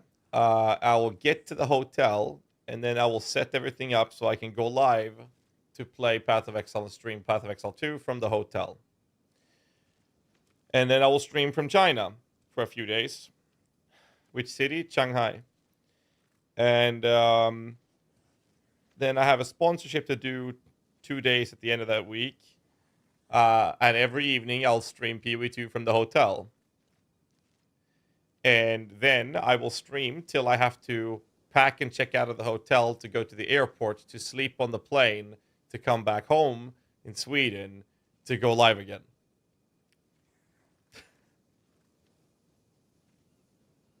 That's my schedule for the next week. Let's hope the hotel got Wi-Fi. So I've already talked to them. It's a sponsorship with Torchlight. So I've already talked to them and explained to them that the launch is there. And the only way I would go is if they could set me up to be able to let me stream. And they've also said that if there was any issues with me streaming from the hotel, they would make sure I would have access to their office to stream from their office. So I will be streaming for China no matter what. And then I'll fly home. So I'll basically plan my schedule so that I'm sleeping when I'm in the air. So my schedule's kind of fucked. I'll tell you that much. Torchlight will launch the same day as Last Epoch. I know. I heard the minions caught a pretty decent nerf. What are your thoughts on this? We still viable? I think the minions got hit hard, but they weren't hit the hardest. I'll tell you that much.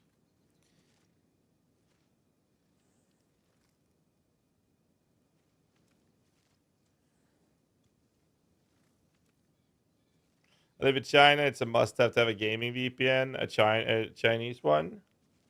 Yeah, they're gonna hook me up with all of that as well.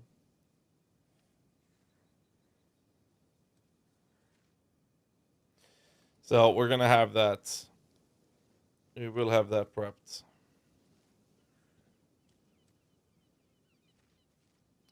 I think that the tree you sent me, you're going to want to have Resonance for the whole Wind Dancer set, and you're definitely going to want to pick up Eternal Youth, so you'd have to do these things as well. I'm not sold on these nodes personally, but I try not to look at other people's PUBs because I just end up being in a position where if I say yes to one person, I have to say yes to everyone. Yo, Macro, what's up, dude? How you doing, bro? DM you with a mechanic question, going over patch notes, but I don't know how things work.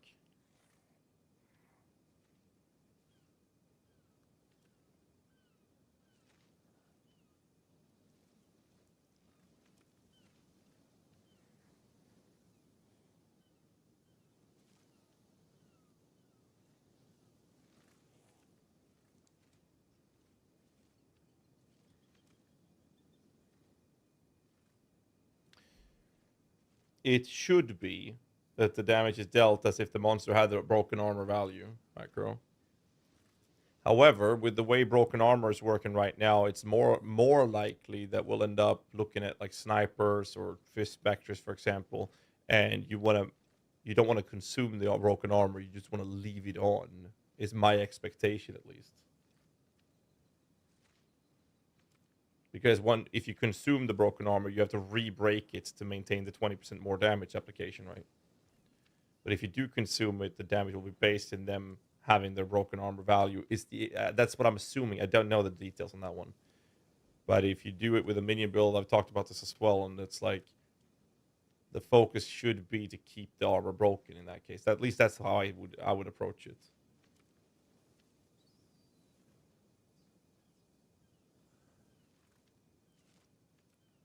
Yeah, it's all good, man. Just let me know if you have any questions, dude.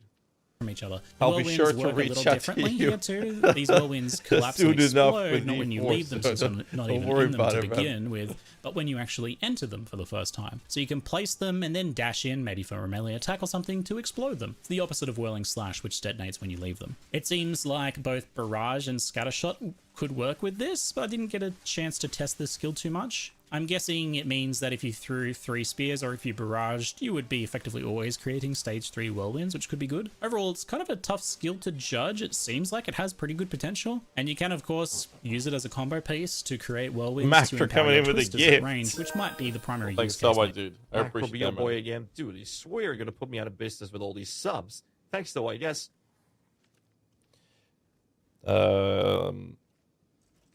Thanks so much, dude.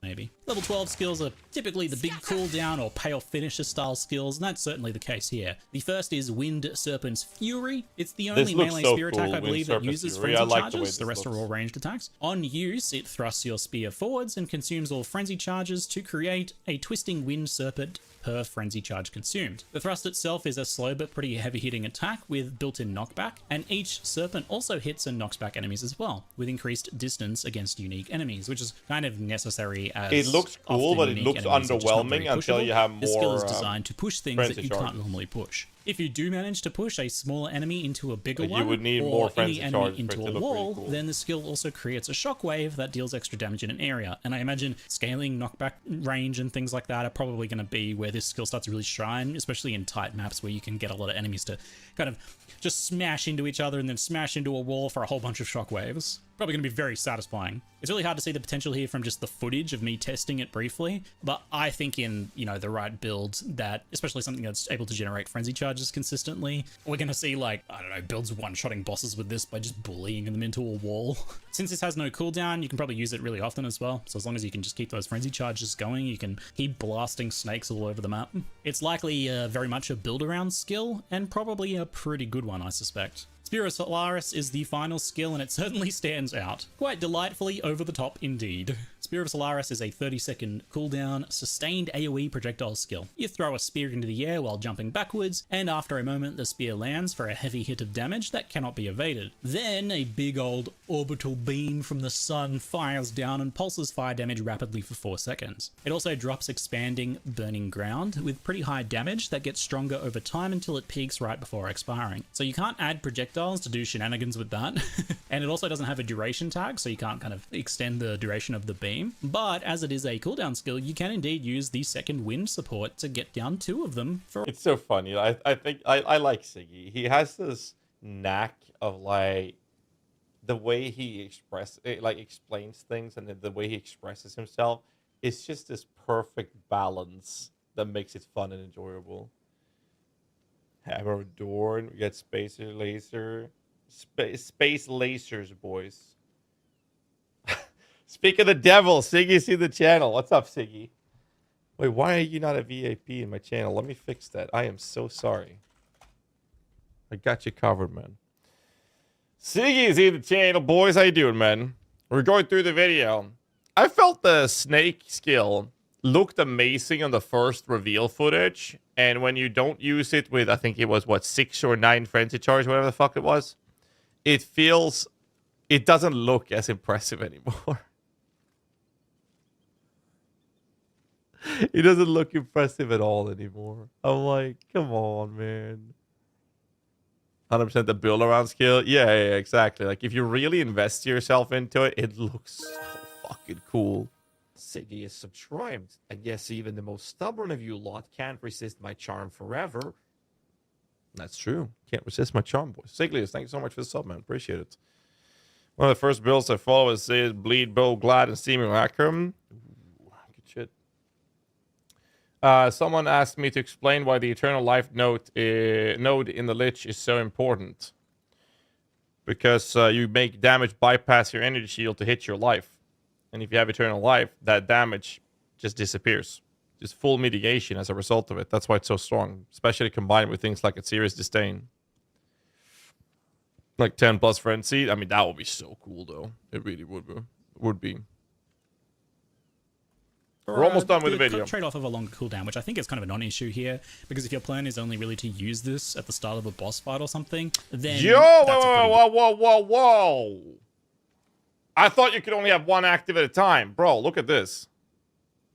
Bro, check this out. For the trade-off of a longer cooldown, which I think is kind of a non-issue here, because if your plan is only really to use this at the start of a boss fight or something, orbital lasers. Then that's a pretty good choice. While it doesn't have a duration time, the Burning Ground should still be supportable with Despoiler, I suspect. That'll need testing. And it's got some pretty big damage on the Burning Ground. Did I miss it? So he did say really second win.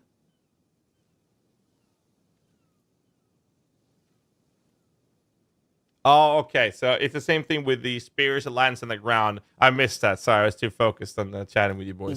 That is so cool. I suspect that'll need testing, and it's got some pretty big damage on that Burning Ground, so it could really be worth it to have that stick around for longer. Alex Turner with Prime, thank you. Cooldown skills like this, the question is always just whether you want to dedicate. Alex Turner Prime sub 5 times in a row. Either you're feeling generous or you're just really 20. bad math, buddy. Thank you, Alex. Appreciate it, dude. The skill slot and the supports that could go elsewhere to something that you can't use constantly. Wait. My wand ended on Divya.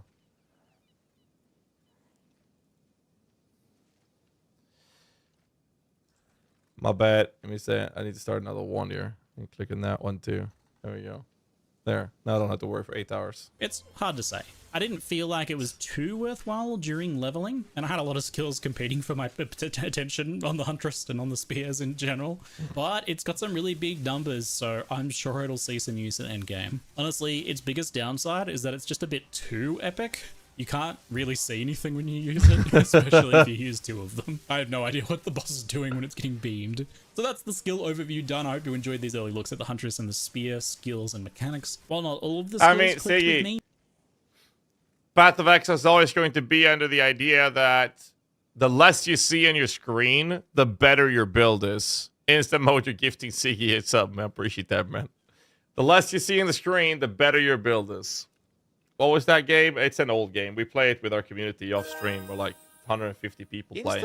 Anyone's welcome to join us. Just come to the Twitch chat and type !Tibia. Gift the tier 1 sub to Siggy Live. This is their first gift sub in the channel. Well, thank you, Instamojo. Appreciate that, man. But yeah, if anybody wants to join us in Tibia, just come to the Twitch chat, type !Tibia, just follow the instructions. You're more than welcome to join us. We're about 150 something, 160 people, I think, in total that's playing together there when I'm not streaming. So it's pretty fun, actually.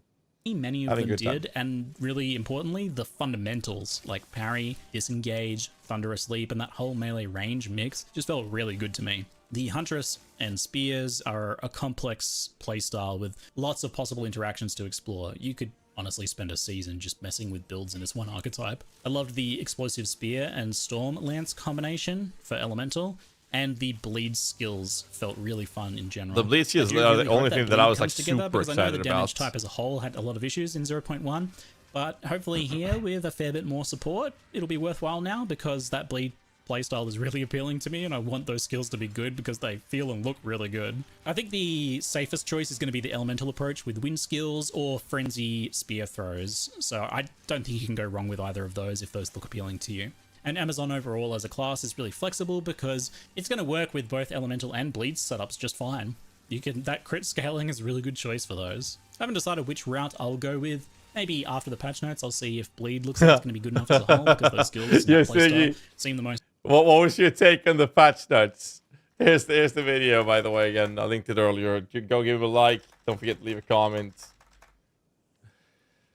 Bro, what was your take on the patch notes? You hadn't seen the patch notes when you recorded this. Oh, Real Dynasty with the 2 months. Thanks so much for support as well, man. Appreciate it, dude. Oh, man. Oh, Real Dynasty went prime on us. Look at you balling out of control. Thanks for the support. Balling out of control, baby. Balling out of control. Ay, ay, ay. The best incentive aspect is, in your opinion, what it's starting with. Error data not found. Oh, I don't blame you. Oh, shit. I mean, I'm starting with a Lich, obviously. I'm going to start the Lich.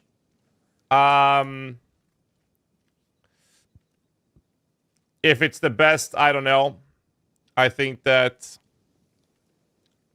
an energy shield evasion for endgame, but a block hybrid beforehand would be better.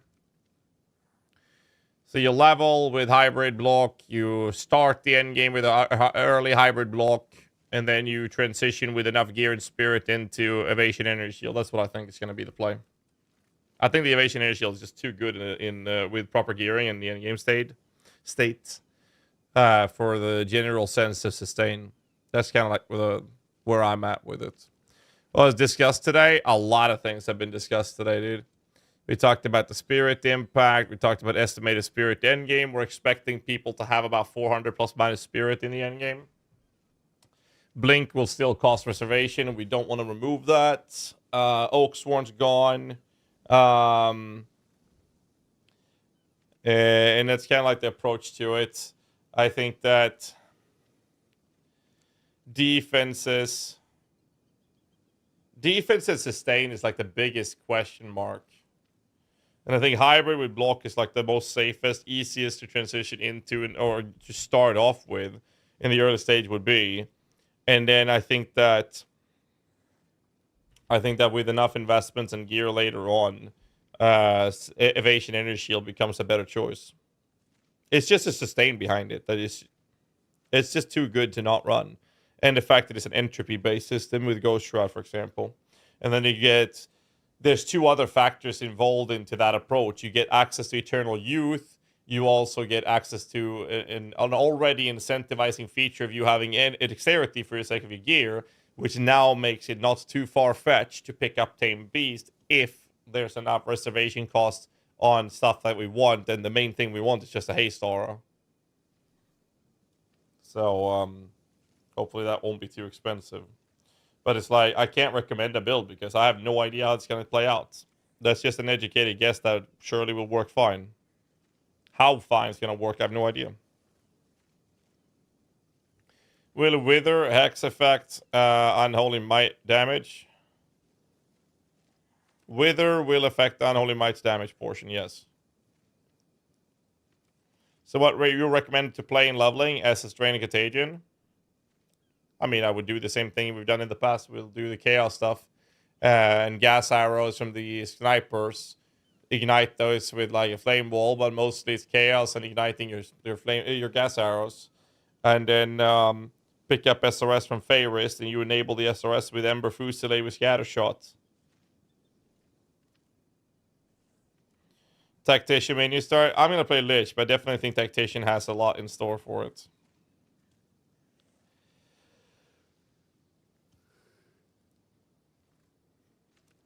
And then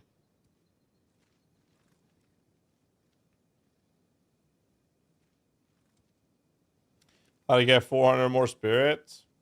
Ingenuity, Ventus Gamble, Spirit on Amulet, Spirit on Chest, Spirit on Weapon.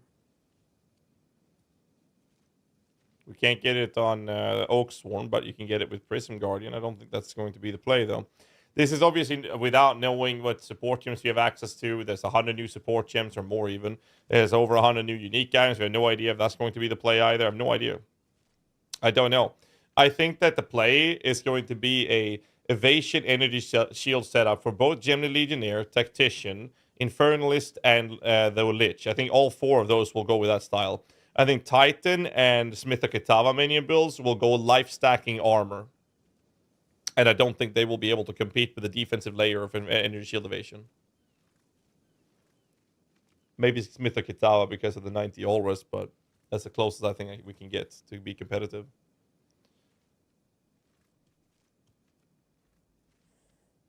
Try Fusillade with Fork for SRS.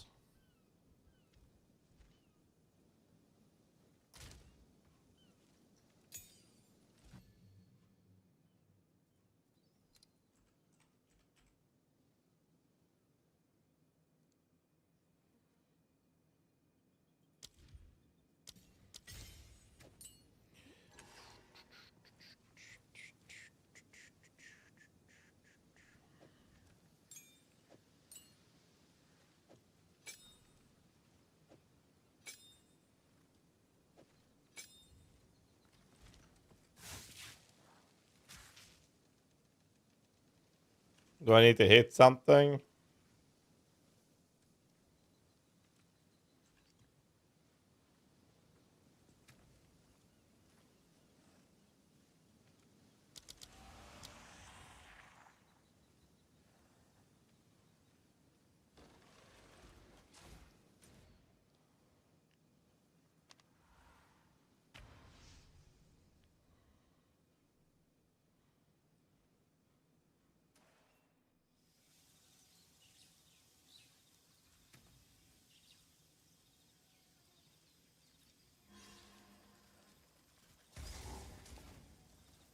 I need more time.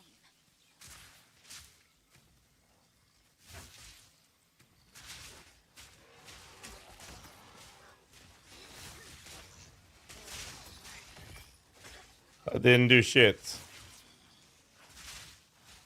Now it did. Did it have to hit something? The Fork has to hit something to summon another one.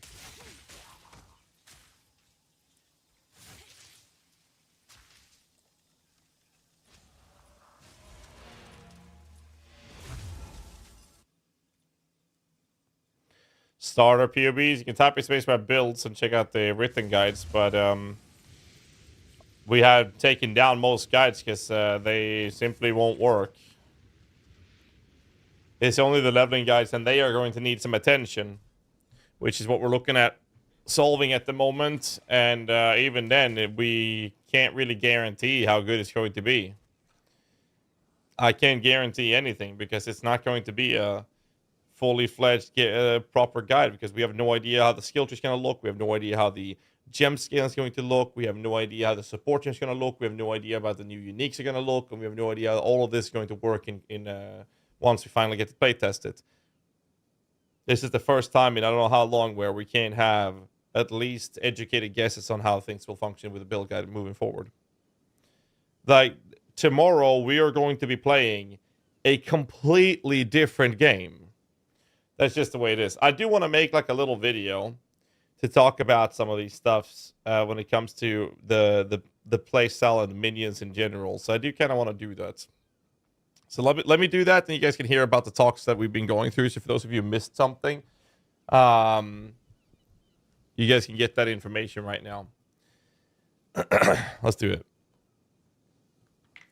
Hey guys, GHAZZY TV here with another Path of Exile 2 video, and in this one I'm going to talk about my starter build and kind of like how hard, well maybe not so much my starter build, I guess kind of, but it's more about how hard the nerfs actually hit minions. And you know, the patch notes was a huge nerf to basically everything. It was an absolute fucking disaster. However, I feel like minions were hit the least out of the high performing builds, at least from my perspective. So I want to talk about the changes to this and what's happening going forward. First and foremost, I do want to give a little shout out if I can get the pages up. Here we go. We have Path of Exile 2. Written guides are now going to be posted on Icyvein's PoE-vault.com/PoE2. A link for this will be in the description down below. However, we had to basically take away all of our guides because we have no idea if they're going to be working or not by tomorrow when this launches. Because on Friday, we're basically going to be playing a completely new game. However, leveling guides, we should be able to get something out. Hopefully, we'll have access to skill tree before the launch. At least that's what I'm hoping for, but we still don't know the 100+ support gems. We still don't know the 100+ new unique items, and there's so many things that we don't know. So instead of build guides, I think it was Ciceron who said build guesses. I think that's a pretty good description of what we're about to do. However, I feel like we have a pretty good state of an educated guess to what we can expect for things. So I'm going to talk about what I'm expecting to see from the Witch Ascendancies. We're talking about both Infernalist and the Lich, and I'll also reference what I think is going to be the better of the two. And we're going to talk about the Titan. We're going to talk about the Smith of Kitava. And on the south side of the tree, we have the Tactician, which I'm very confident is going to be pretty cool, as well as the Gemini Legionnaire. So I'm going to start with the Witches, because that's what most people are here for. Essentially, the way I think we're going to be playing is very similar to what we've done before. It's going to be like a hybrid approach. We start with the Witch leveling with things like chaos-oriented spells, where we focus on that in the early stage till we get access to SRS. And then I think that we will still enable chaos skills together with the gas arrows from the Skeletal Sniper. We'll probably put a last gas support on the Skeletal Snipers, keep them alive so we get that skill out, which will ignite with Flame Wall. And that's kind of like the general consensus of what we're going to use. Once we get SRS, however, Flame Wall is not a good choice. Now we're going to want to have Scattershot support on Ember Fusillade so that we can provide as many Predict as possible to summon, well, not 3, but 2 per orb, I guess, per cast. But we're going to be doing that and maybe even fast forward support on the Ember Fusillade. So that's going to be the kind of approach that we're leveling with. And then, as per usual, that's going to be the play style all the way up till we get to the point of Act 3 as Sakubolga Witch. Once we kill that, we can fully transition smoothly into minion build. There are ways of making this faster, but I believe that this approach is the one that provides the smoothest transition for people to follow a build guide in. So that's what we're going to be going for, and very likely something like that I'll be playing. I think that's very comfortable to play. Once you're done with the campaign, you start early endgame mapping. I think that for both Lich and Infernalist, the kind of playstyle approach is going to be gated around the idea of playing with the hybrid, life and energy shield together with block being the background defenses. So we would not have these nodes, we wouldn't have these nodes, not these nodes either, or these nodes. It would be something in the ballpark of this. Might not do those either, actually, my bad, or that one, or this one. We might even do it like this. So this is kind of approach to the skill tree in general that we'd be expecting to play. Early on with Chaos, we'd actually be taking these nodes, and we'd also be grabbing these nodes, which we take away when we transition into a full summoner build in general. However, this is the generic kind of approach to tree that I expect to be very similar or in the ballpark of what we're going to be expected to see come launch. Might not do those two energy shield, actually, my bad. So this is basically it, and after this, you'll get some energy shield nodes. So essentially, what we're doing is playing life base with energy shield covering us, and then we have layered that with block not modifiers. I don't think we need to have that one either, sorry.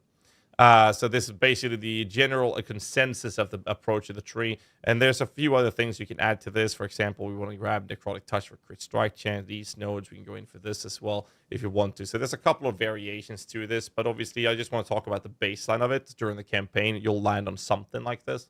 And the idea is for you to wear a shield for block chance, preferably with increased chance to block. But it's just about getting your proper defensive layer that's covering the hybrid approach of energy shield and life.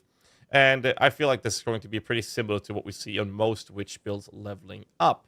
However, once you start gearing, I think that the transition for this will be to actually cut this part of the tree, as we're going to have a more of a focus into the dexterity part instead of strength nowadays. We'll need a little bit of strength for some support gems, but the idea is to cut the tree off around here. Maybe we'll skip this traveling and have that from other sources. I don't know how the optimal tree will be, because we don't know how the new tree will look, since the Lich specifically will want presence aura or presence radiance nodes. We don't know where those are going to be, and we're going to want those. So I'll just show you some generic approaches of what I'm expecting to see, and that is obviously going into the dexterity part. And with the dexterity in mind, we're talking about evasion bases. Now we want energy shield layered by evasion, which works with an entropy system. I'm not going to go too in depth with how that works.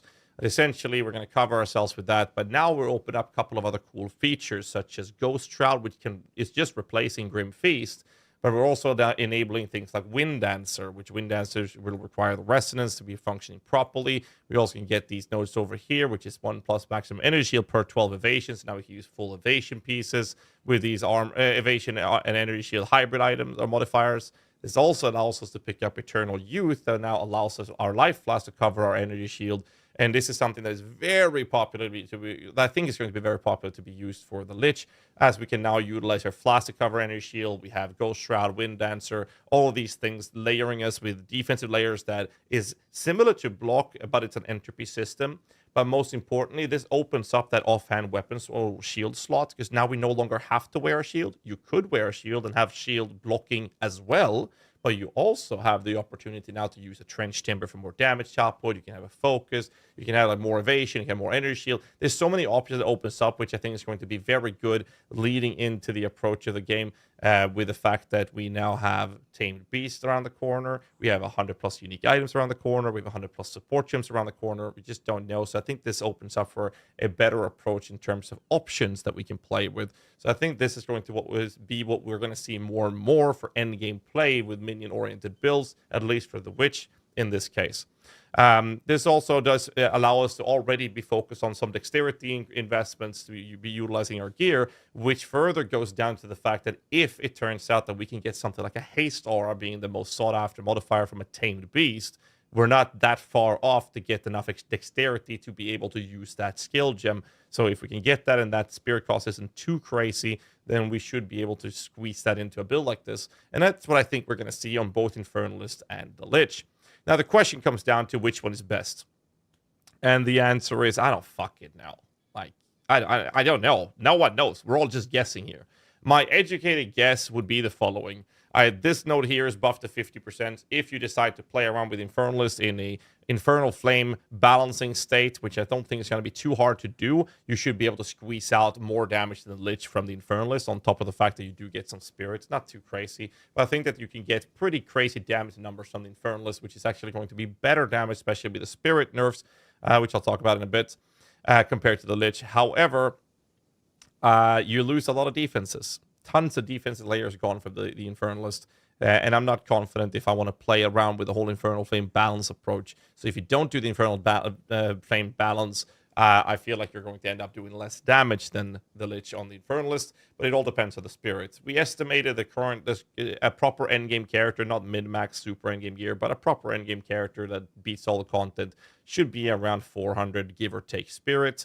That obviously means that this node right here, with those numbers, should be a ballpark of value between 60 and 75, maybe 80 spirit, depending on how much life you have in your gear. And that's the equivalent of about 3 minions. If it's lower, it's about 2, but let's say 3 minions. And because it's 3 minions, it's very close to the scaling efficiency you get from the Lich presence modifier. Do keep in mind that if you do decide to do Seething Body, which is a lot of damage, that's also within presence, which means that wherever the hell they place the presence aura nodes on the tree, you're going to want to grab those. On the other hand, if we do decide to go for the Lich, we have a few other things that's happening. First and foremost, we do get the Necromantic Conduit for the extra Unholy Bite with extra damage. Very, very good. And we have quite a few options, but what I think is going to be the play is to get a Necromantic Conduit and then grab Crystalline Phylactery as the last modifier. But Crystalline Phylactery gives us that extra jewel, and since they are removing 12 jewel sockets from the skill tree, and minion scales very, very, very well from jewel sockets, that it does increase the efficiency that the Lich brings to the table to be competitive damage-wise with the Infernalist. But what the Lich does that the Infernalist does not is provide you with really good defensive layers, such as Soulless Form Eternal Life combination, where 10% of your damage that you take is bypassing your energy shield, and Eternal Life just makes that damage go away, combined with things like a Serious Disdain, for example. And all of these things allows you to have a damage that is competitive, despite not getting those 60 to 80 spirits that you get from the Infernalist, and still be competitive with the Jewel Socket in comparison. So I think the Lich is still going to be the superior minion choice, in my opinion. However, do keep in mind that you do want to have no inherent mana regen here. You're going to want to have enough life to make sure you have enough mana regen to cover your spell cast, which is burning with the Necromantic Conduit. So there's going to be a little balance act there to see how you're going to play around with that. But that's what I think is going to happen. That's my take on the topic of Lich versus Infernalist. When it comes to the Warrior, I don't think there were any notable changes from the patch notes whatsoever on this side of the tree that is going to affect us. I think that both Titan minion build as well as with the Kitava minion build is going to be extremely similar. It's basically going to be strength stacking beyond the gem requirements, of course. Life stacking and block focus. They're going to be very, very straightforward, very easy to understand, and very straightforward in general to both play and operate. But I don't think that they can compete with Evasion Energy Shield, Witch play. I think the Smith of Kitava is probably the easiest. You don't get enough damage sources to compete with the Witch Ascendancies, neither of them. But I do believe that the defensive layer from the Smith or Kitava is the only one that can be competitive with the defensive layers. But most importantly, you're able to get those defensive layers without any investments because it's basically for free. And I see chat's asking about Lich PUB when. There will not be any PUBs in this video. I don't have access to anything unless GGG provides us with a skill tree. Then at least we can give you that. But since they're not going to give us the 100+ support gems, the 100+ uniques, I am completely unable to give you a full-blown guide or a full-blown PUB. But if they give us a skill tree, I'll throw something together so you have something to go by. However, when it comes to the topic of the Gemlin Legionnaire, there was some changes to that. The stat stacking has been quite severely nerfed. Tactician has some pretty cool things, such as this note right here. I'm in the way, actually, but it says the solid plan, persistent buffs have 50% less reservation. This allows us to have an easier time to fit in things like Blink, Wind Dancer, Ghost Shroud, and that allows us to have a little easier access, which then means that we have more minions as a result of having these things. And we're in a position of the skill tree that is very attractive down here, because what we can do is this. We can pick up nodes such as these nodes here, which is just cooldown recovery. There's some more here on the right-hand side as well. And this is how we play the Gemlin Legionnaire build. Shout out to Oscrix for that, by the way. So what we do here is allows us to run something like Bones of Ullr boots, which I believe I have already here. No, I do not. So let me show you. I can't spell. There we go. Bones of Ullr, which makes undead minions have reduced reservation. This again furthers the pushing of us being able to have as many minions as possible, but with a very heavy push down on cooldown recovery for Blink, which, by the way, is labeled as a traveling skill, but it has been confirmed by GGG that it will still reserve spirit. It's just being labeled as a traveling skill. It will still reserve spirit. So you can use Bones of Ullr without this making your mobility complete dog shit, and that's something that's very important. And both the Tactician and the Gemlin Legionnaire will have access to these things, doing the whole walk around. The couple things that's being infected, obviously the 12 jewel sockets are being removed from the skill tree, will surely impact the way we path this build. But both of those builds, I believe, should be going into the whole idea of intelligence, evasion. We're basically strength stacking on the Gemlin, by the way. But we're doing the evasion energy shield approach on both of those builds since they have access to those things for a cheaper investment than the other two class bases. But instead of going on the left-hand side to grab block and whatnot, I think that we would go on the right-hand side up to get the Eternal Youth and the whole side of this. I'm not sure because we still need to see how the skill tree changes. But that's kind of like where I'm at when it comes to the nerfs that's hitting minion builds in general. If I had to guess which builds would perform the best, I think that a Lich Evasion Energy Shield high end game is one of the top performing builds that I would expect to see. I think that Tactician is a sleeper build that we might see some crazy shenanigans from. I think that Gemlin Legionnaire is going to be absolutely horrible to level with, just like before. But I do believe that it holds a pretty nice spot for end game because of how much you can actually stack of those values. And I do want to have a little reservation on the Smith or Kitava simply because you can get so much strength and still have the intelligence that you need with the Smith or Kitava because all your suffixes can just be attributes since your resistances is almost entirely covered by itself. And I think that's a quite interesting approach, but it will come out on a competitive position for defenses. I think that the Smith of Kitava will be behind in terms of damage output.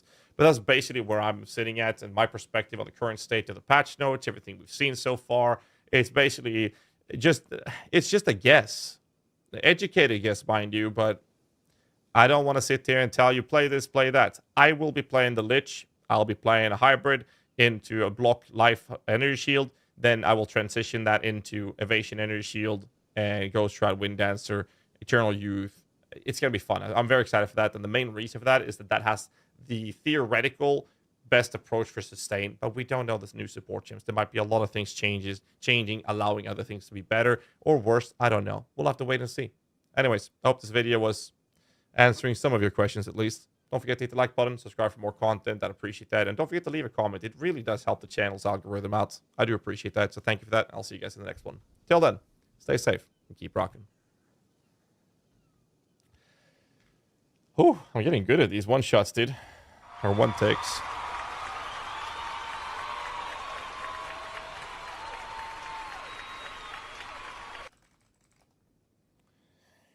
Woo! Which website are you using the build creation? Path of Building. And I post all of my written guides on PoE Vault, PoE2. Let me link it here. For those of you who haven't checked it out, we finally have all of our written guides being posted, but they've all been taken, well, most of them been taken down as they all need to be updated again. So I hope that answered some of your questions, boys.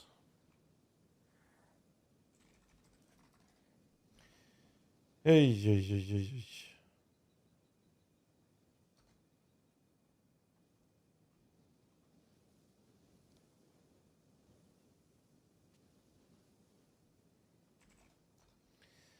Okay, where was I?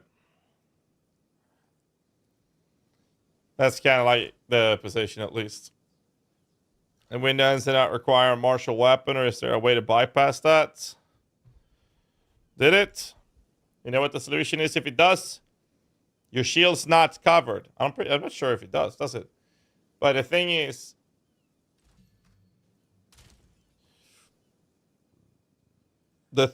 you are able to use trench timber.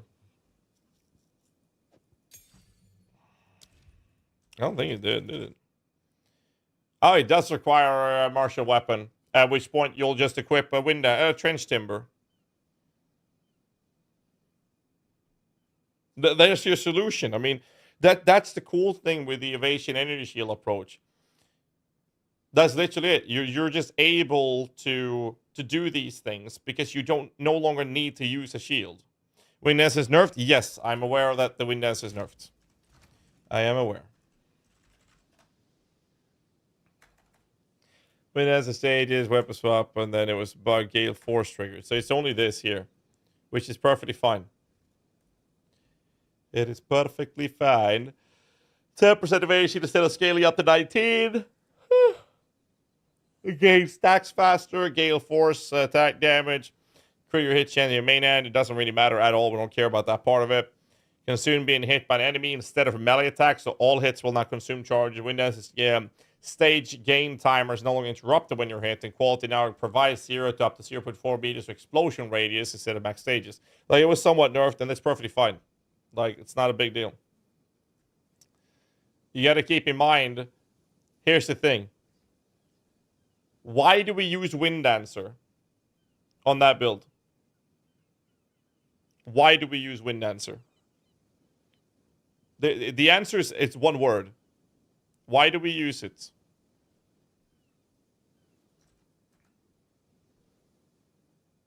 AoE knockback? That's not the answer. Evasion is the answer. This right here. It now grants 10% more evasion rating per stage at all gem levels. So what do? We don't care about the levels. We don't even care about the quality. We care about this and the stages. What we do care about is this, bringing that down. So we would like to bring it up in level, but if we have a level 19 gem or if we have a 16 gem, I don't give a fuck. Which makes it very, very easy. Very, very simple.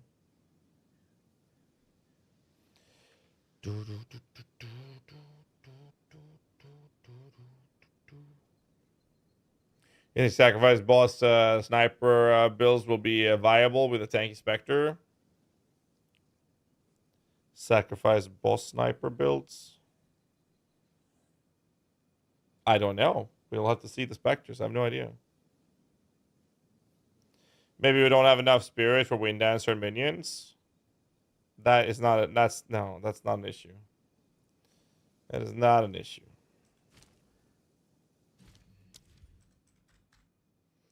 This is 30 spirits. It's fine.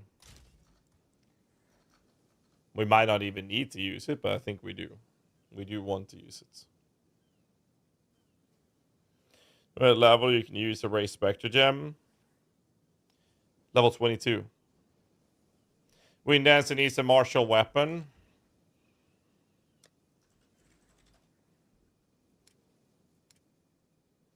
All of these are martial weapons, giving they nerfed it, but we're getting plus level of minions. We can use one of these because we no longer need a shield. As a result, we have that option. I'm not saying we should, I'm just saying that we could. We don't have to use Wind Dancer either. I'm just saying that we can. The options are there. We have those options, all of which is helping us with the defensive layers and sustain. That's all I'm saying. Again, it's all guesses. Till we have everything updated to do proper numbers in PUB, then it's all guesses. I don't even know how the tree's going to change. And you can put spirits or runes in it, yes. Can you have Trench and a Scepter equipped? Yes, you can. That's how we played boss builds in the past. You can do this.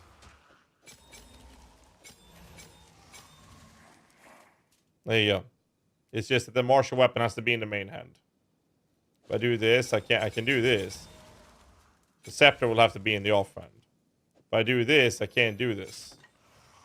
I'd have to put this in first. Oh. And then do this. It's a bit messy. But you can definitely do that. Which point do we take first in the Lich? Necromantic Conduit. Yeah, we have no idea. Like it's all just I have no idea. Companion gem. I wonder if it's not considered a minion. It is considered a minion, but it's also considered a companion.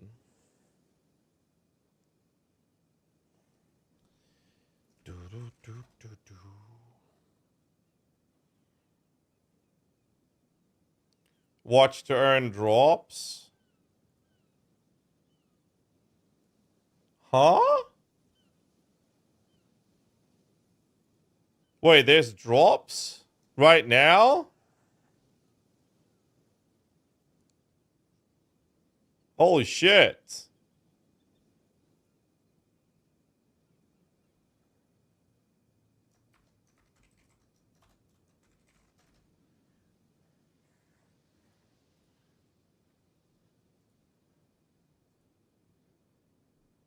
I had no idea.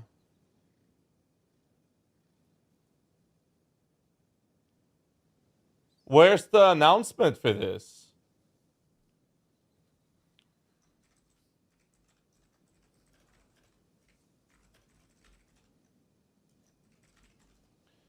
Alright, YouTube chat, you're not getting it on YouTube. I'm sorry. You guys gonna have to come to the Twitch chat. You guys gonna have to come to Twitch chat for that. Does anyone have a link to this?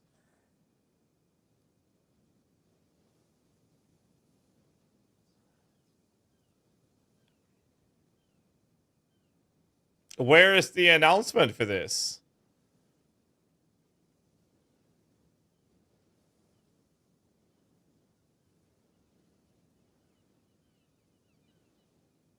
It just started, yeah. Yeah, but I had no idea there was a drop to begin with. Genuinely had no idea there was a drop to begin with.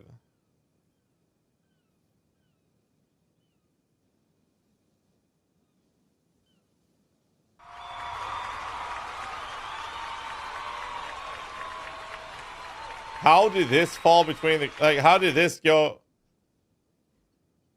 Huh? Oh, here it is. Twitch drops.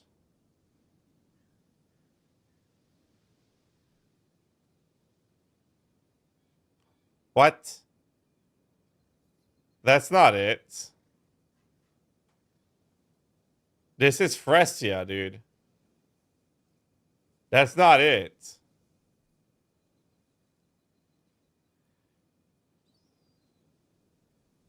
Bro, what?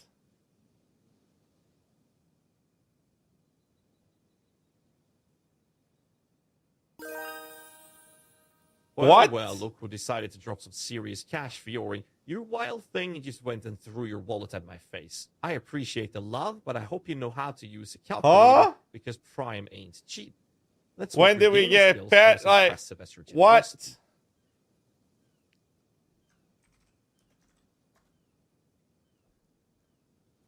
What? Thank you, Fiori, with the Prime, man. Appreciate you. Thank you.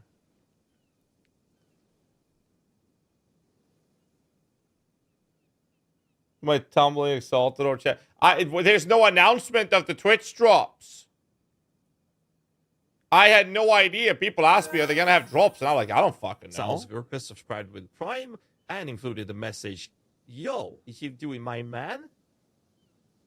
Can we mount it? No, I don't think so.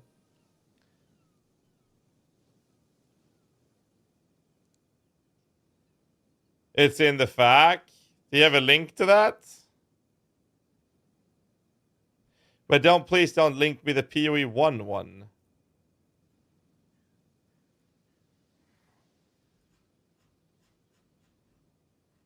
Where?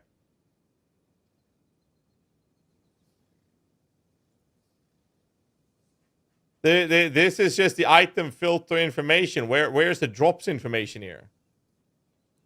People are just randomly linking me shit now. What the fuck? Dawn of the Hunt fact.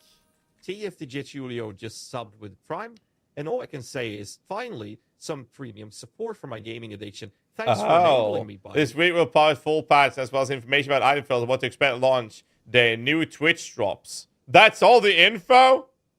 Just, hey, we're gonna have Twitch drops. Oh my god. Oh, another Prime subscriber. VadeXX Baby. No Twitch there. Just trying to get in my good braces. Well, it worked. You're officially my favorite now. They haven't announced it. There's no announcement of it.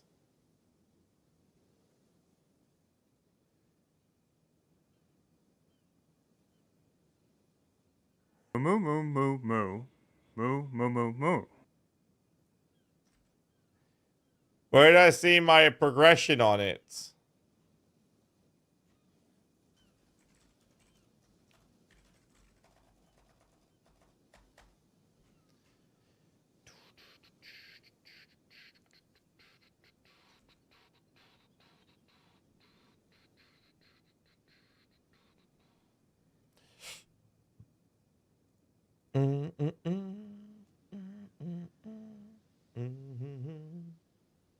I'm confused.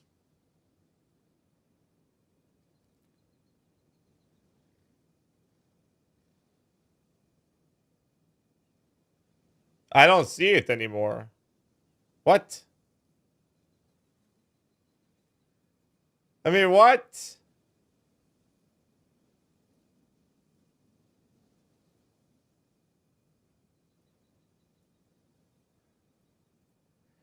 I'm so confused.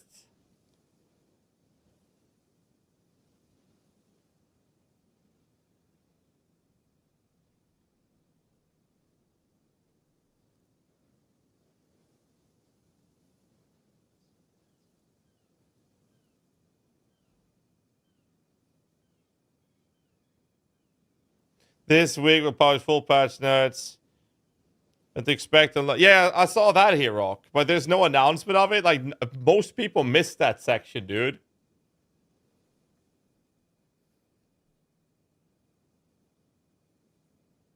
Well, I mean, I'm so confused. I am so confused.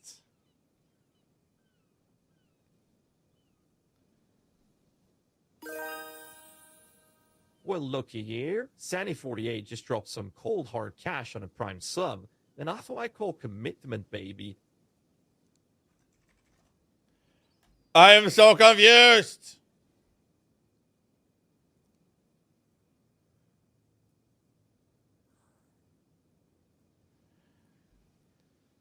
"11 days ago,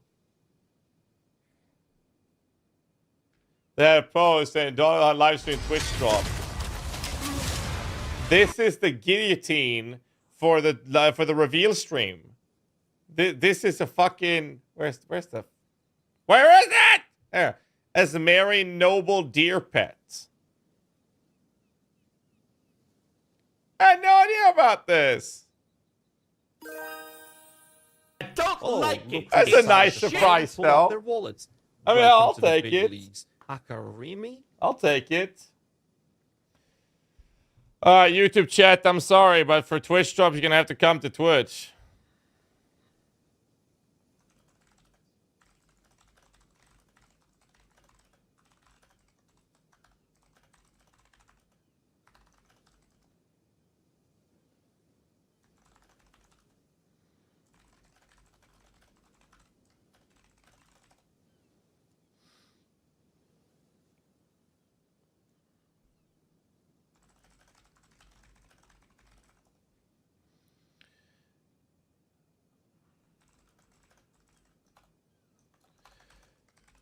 All right. YouTube needs to step up and offer draws. Can't watch Twitch at work. I'm sorry, Dino, but you have till like the 13th or something, and I'm gonna be streaming a lot. So, all right, boys. I guess we're gonna be live for at least 3 hours. Then let's go. Log in, dudes. TLDR Lich leveling plans.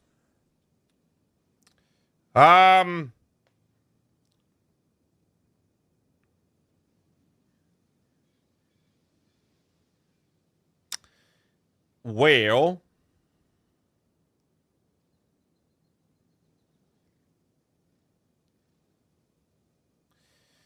chaos-oriented skills, gas cloud, gas arrows, skeleton snipers, pushing that till Fey Wrist, then Ember Fusillade scatter shots, with chaos stuffs, with SRS.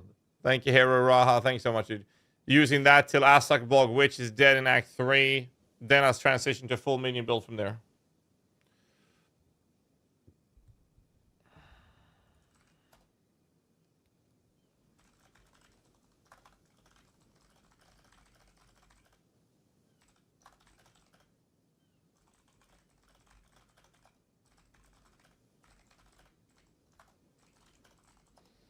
Are you happy with the nerfs? If I'm happy with the nerfs, is anyone happy with the nerfs?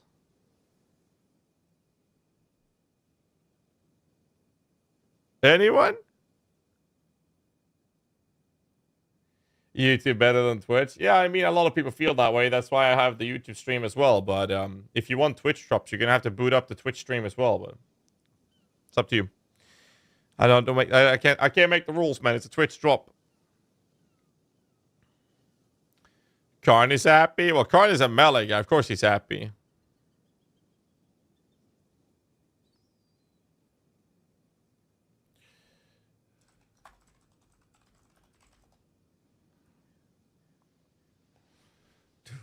Sis is mad. Sis is always mad. You guys always tell me that Sis is mad. So the only thing I ever see when patch notes are out, everyone keeps typing Sis is mad. I don't even know if it's true anymore. I think I'm getting baited. Do you have a link to the drop announcement? There is no announcement. There's no Twitch drops announcement. What filter do you use? Never syncs. Sis wasn't mad about the patch notes at all. I'm not mad about the patch notes. That's it.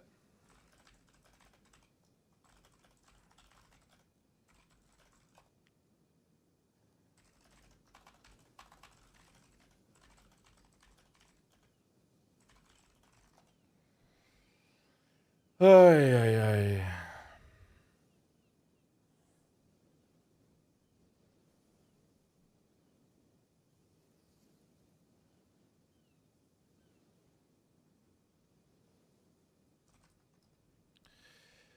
It's possible some kind of Lich occultist with spear, possibly.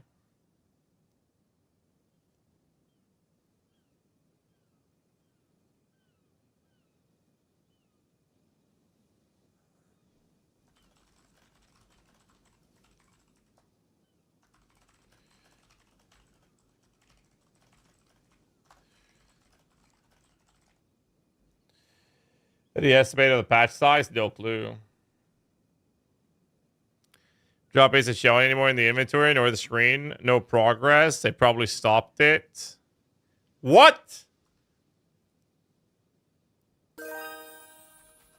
Greenfire guy just subscribed and included the message 2 months. That's so weird, man.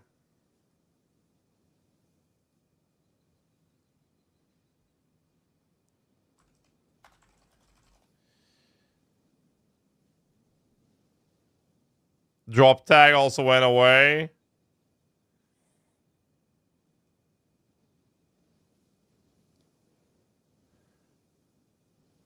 Yeah, mine stuck at 2. When will you release your build guides? We already did. We already did. The problem is that we had to take most of them down because most of them needs to be reworked with the new information. But the site's at least launched now. The site's launched, but now we have to take down all the guys because everything is changing tomorrow. So, but the site's launched at least.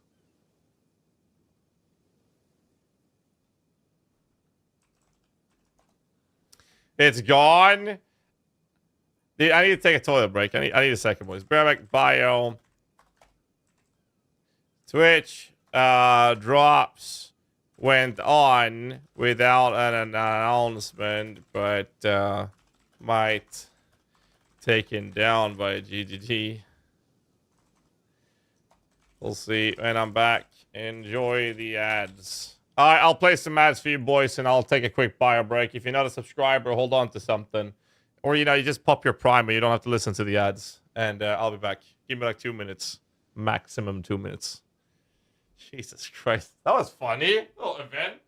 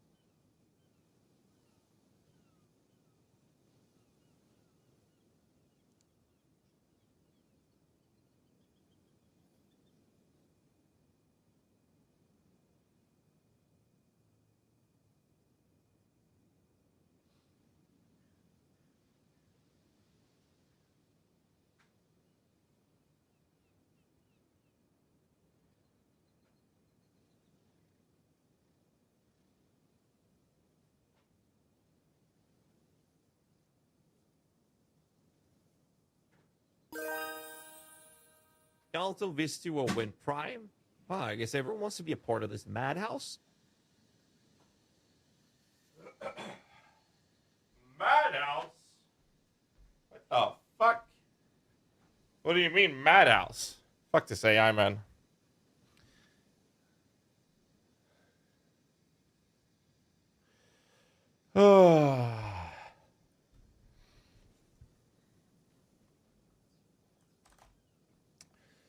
Anyways, ads are basically done. I'm getting word from GGG via Lolash.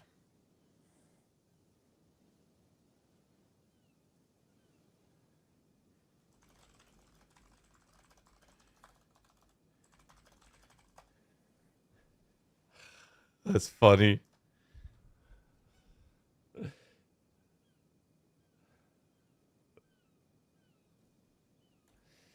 Can't find drops. No, we're getting confirmation from GGD that they pre-ejaculated the drops, it seems.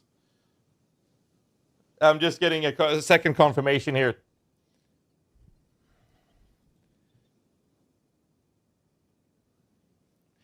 It seems like the drops was disabled because they pre-ejaculated on all of us. I mean, this is the one time I don't mind them pre-ejaculating, but, you know, it is what it is.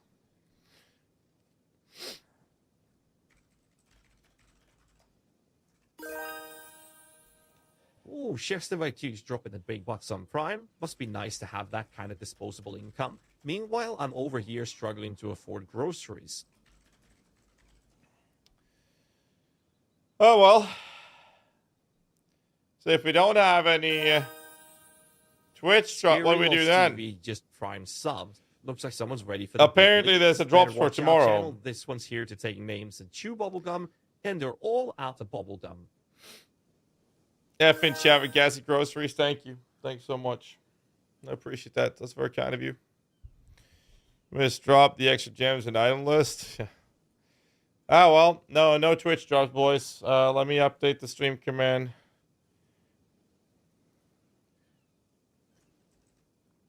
YouTube chat. I swear to God, if that notification is a fucking RMT guy again. Oh, it wasn't. Okay. I made a sale.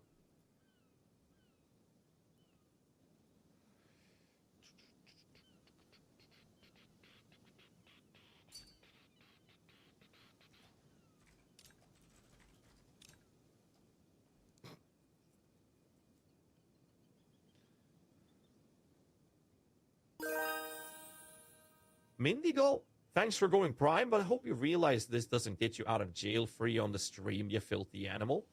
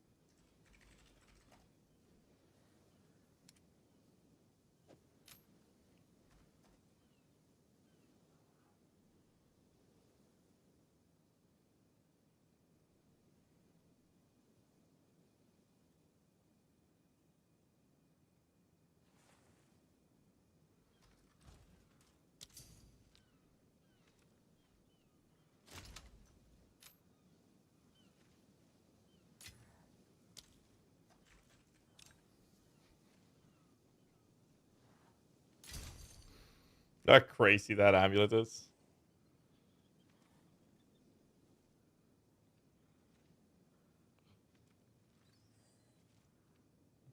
You know how much attributes that fucking amulet has? Rarity, energy shield, spirit, +3, and a shitload of attributes. Shit is like one of the most insane amulets I've ever seen in the game. Oh, I got 10 divines.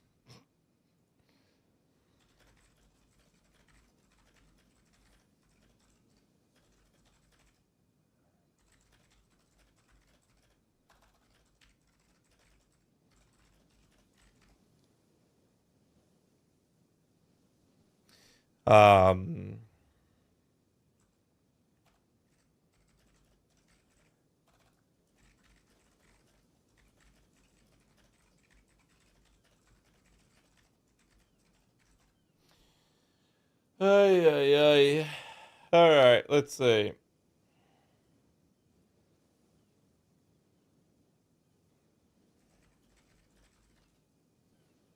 Where was I?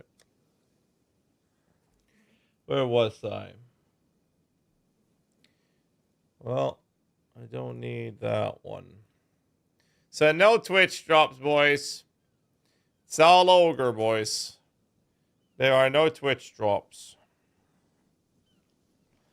No Twitch dropia.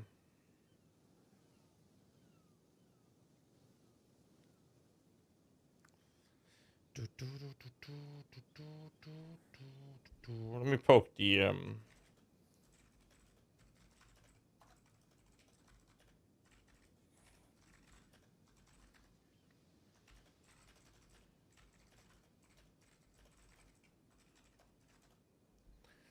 I poked DM and see if he wants to jump on a call. This I don't need. This I don't need. This I don't need. Definitely don't need that. This I'd like to keep. Don't need that. Keeping that. Don't need that. Don't need this.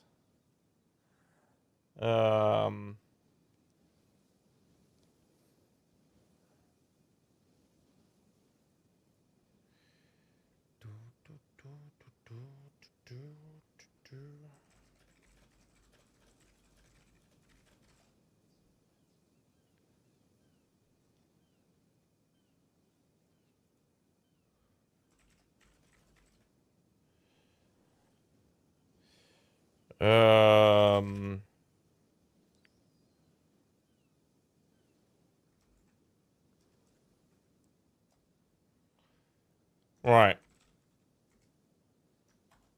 I'll do this. 21 hours. I like to keep that countdown up. Do I need this? We'll keep it. I don't need this. This is the site PoE2. I linked it earlier. The PoE Vault, also owned by Icy Veins, have launched their website, except that we had to take down basically most of the guides because they're all getting changed. What was this? Direct minions at a cooldown. I'm not a PoE2 expert yet. These patches are chunky, but I need to explain this fun to me.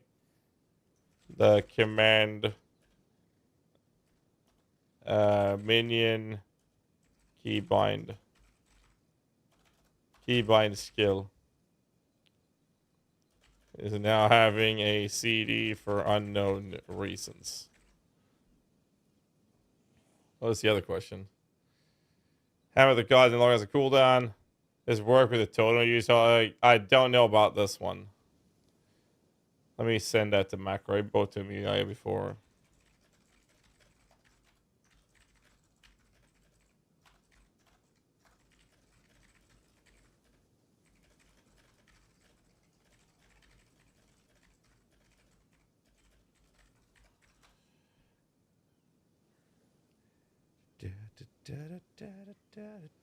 Absolute ass.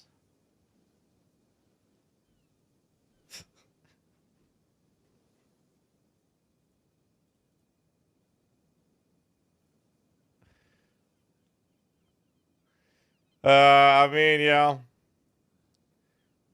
Yeah. The download patch now. They usually have preloads, right?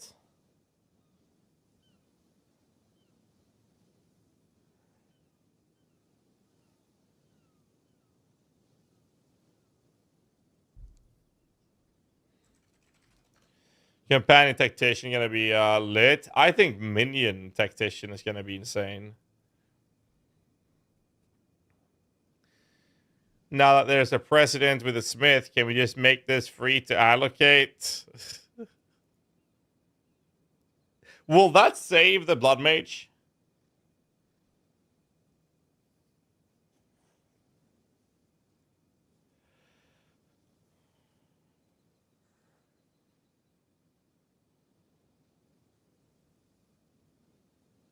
Because I don't think that's enough. If Blood Mage had an extra ascendancy, 2 extra ascendancy nodes to place, I don't think that would be enough. It would help, but I'm not sure that would be enough. I don't know. Maybe it is enough.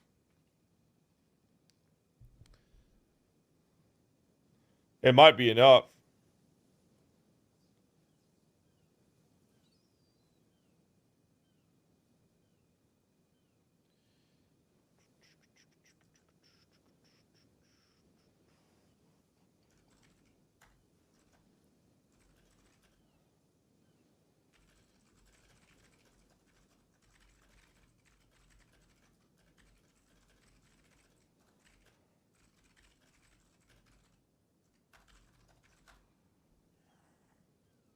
Alright.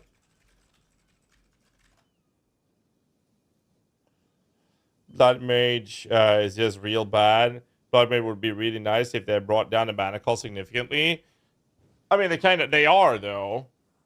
And at the same time, we're also in a position where spear stuff with bleed, by the way.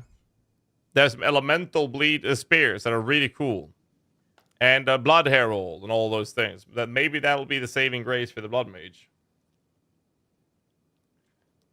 Because I'm going to be honest, when I saw the spear skills, I'm like, Blood Mage Spear looks cool.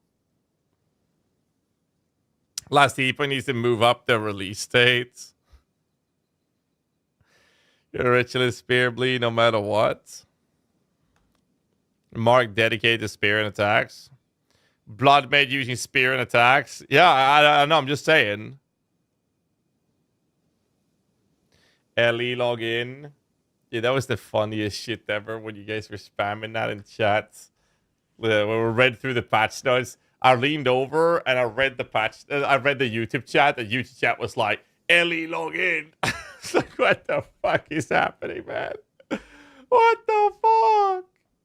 I thought that was hilarious. What else we haven't read it then? People need to stop treating PoE2 as if it was a finished product. Whoa. Whoa, whoa, whoa.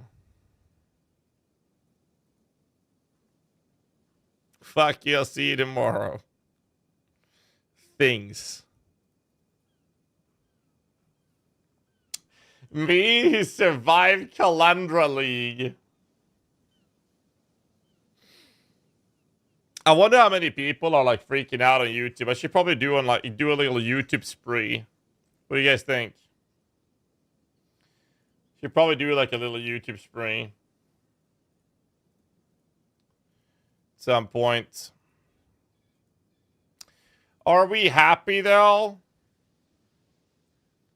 Is my question.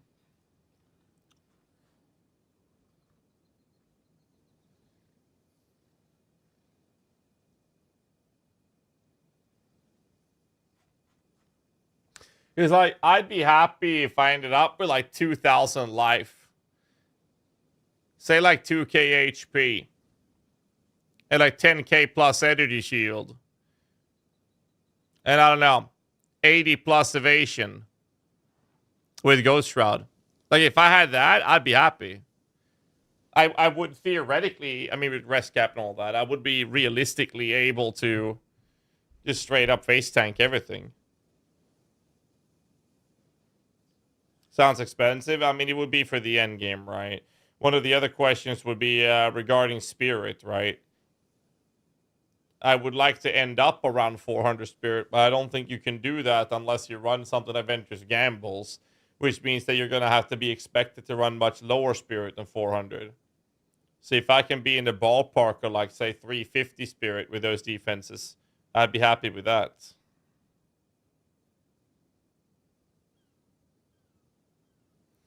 Biggest pro with the current knowledge with Infernalist as minion builds versus Lich.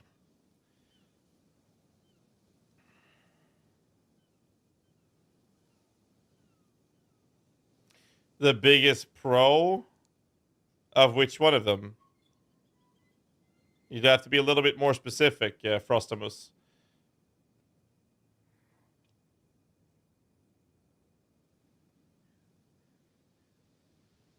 Is 10k ES possible without Grim Feast? I have 9.3k wearing a shield. Like... Yes, it is possible.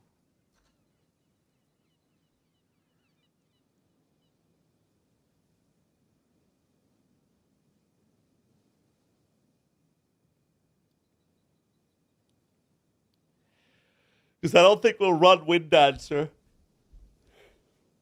I don't think it's enough. We want to use minions in that.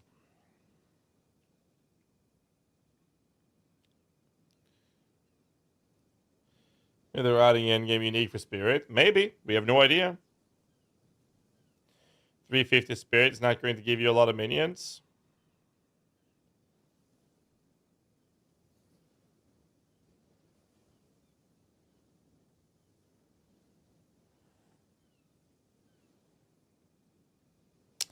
My Spirit, though, I have my current character. I have 500 Spirit right now. Like, is it just Infernalist has better Spirit, he has mana, but Lich has better to be near damage or something else? I think that Infernalist is getting this node changed to be 50%. As a result, I'm pretty confident that the Infernalist will be able to do significantly more damage.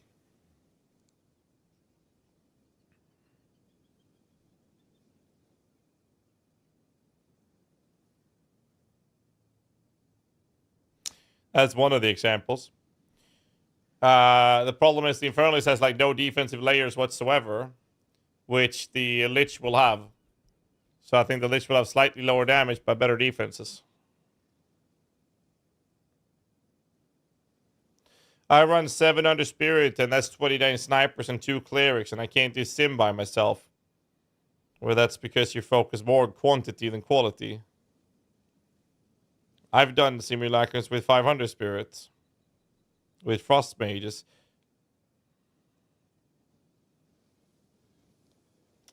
Pin is defense. Okay. Chat. Will right where we want them... Pin and, oh, actually, where's the pin build up? Will the node here that says projectile damage builds pin, will this make it so that projectile damage from minions apply pin? I'm going to repeat the question, nobody missed it. Will projectile damage from my minions apply pin if I spec this node? Yes or no in chat right now?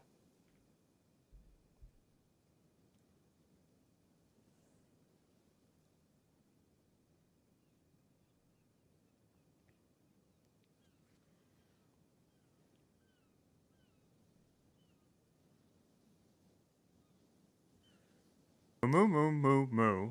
Moo moo moo moo.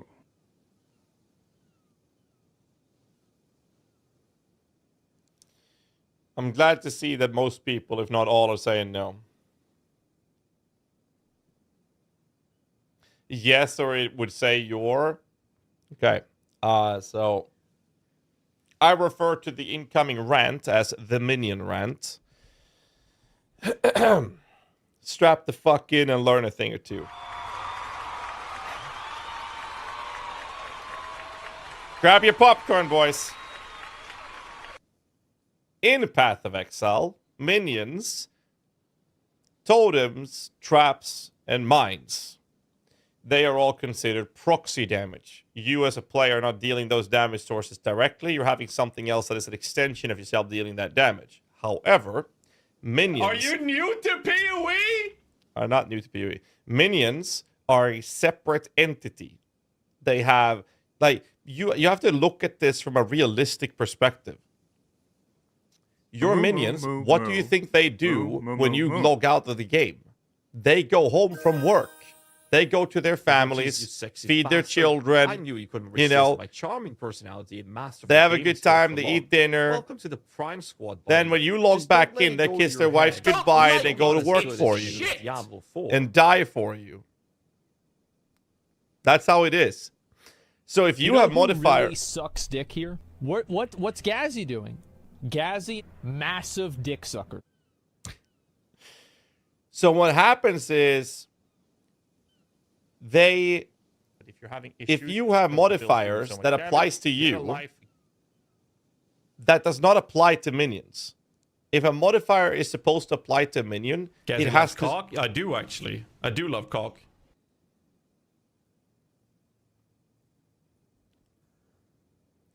So the motherfucker is an armor stacking, zombie summoning, aura stacking, Giga Chad motherfucker. If the modifier does not state specifically that it applies to minions, it simply does not apply to minions. However, minions are considered allies. So if the modifier applies to allies, it will apply to them, such as within presence. As a result of this, there are some extension or some exclusions to this, such as Necromantic Talisman up here. This makes it so that all bonuses from equipped amulet apply to your minions instead of you. So now you can have a modifier on your amulet that says plus 100 HP. That would now apply to minions instead of you. That's one of the rules that would be as an exclusion to that. But if it doesn't say that it applies to allies, or if it doesn't say that it applies to minions, it simply does not apply to this. There's a few exclusions to this, such as that one, and Magic Find, rarity modifiers does apply to your minion skills. However, this is different when you talk about things like traps, totems, or mines, because those things are an extension of yourself. They are not allies. They are not minions. They are an extension of yourself as a proxy. Those things copies your stats. If you have keystones, Atlas tree nodes, gear, those things would scale totems, traps, and mines. But minions, they're separate entities. They have their own. They're their own being. Oh, saying pussy when and therefore that won't work. Guess we'll see if they're worth the extra. Too many people have asked me about this. So that's how it works. Where is the massive one? We need to delete that one.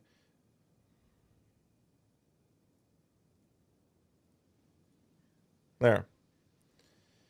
I can't be arsed to explain that Asmongold was not talking about me. He was saying that in a... did he go away? Did I delete something wrong? No. He was talking about a guy who was named similar to me, which was... It was a rogue in World of Warcraft Speaking Hardcore. Of package, I actually want to show you guys something. A big one, like a hockey puck. He was making a funny sketch about it. And my mods thought it was funny to add that as a sound alert here. Doing so much damage. Get a life. The only thing Asmongold said about me is that, well, every time somebody asks him about minions, he tells people to go to my channel, and then he says that I'm an IRL overlord, which, yeah, someone said that's like an anime thing. I don't know. Would that pin apply to totems? Yes, because totems are an extension of yourself, so that should apply to totems, yes. So this modifier would apply to totems, traps, or mines, but not minions. And the supporting fire is the artillery squad counts as your minion. Do keep that in mind. This counts as a minion. So this does not apply to it. Which this company sponsors you? I wish I was sponsored. I'm using Velo, but I'm not sponsored. Overlord is an anime about Overlord. That makes perfect sense. That checks out. Solo leveling is an acro. Overlord is an undead mage. I have seen solo leveling. It was my very first anime I've ever watched. New hog video. All right, let's go on a YouTube spree. All right, pause the music. Yeah, don't lie, guys. That was your WoW character. Don't lie about your WoW days, bro. My WoW character. They're in Cataclysm now. Is that it? Here it is. Here's my WoW character. I didn't play WoW in hardcore. Can I see? Like I was a 99.7 parser, by the way. I did good. I was good. Hog Peewee. What is this?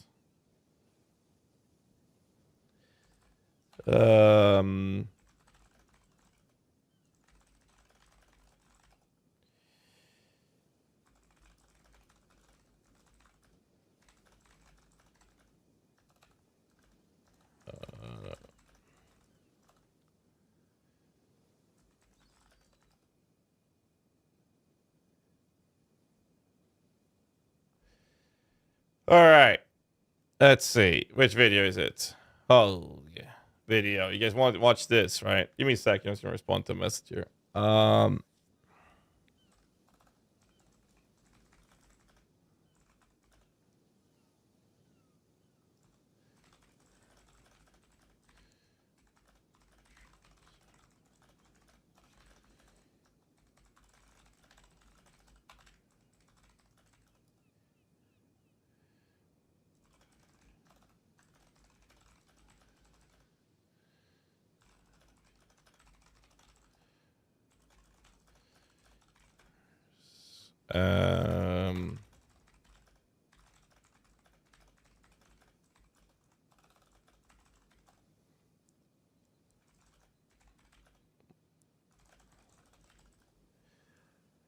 Okay. Is this video, right?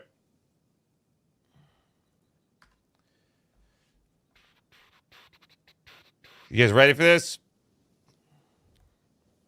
Hog. It link the video to you boys. All right, let's go check out Hog's video. Nerf, boys, nerf. This will be fun. Loose Cannon Production. That's hot. Due to the graphic nature of this patch, viewer discretion is advised.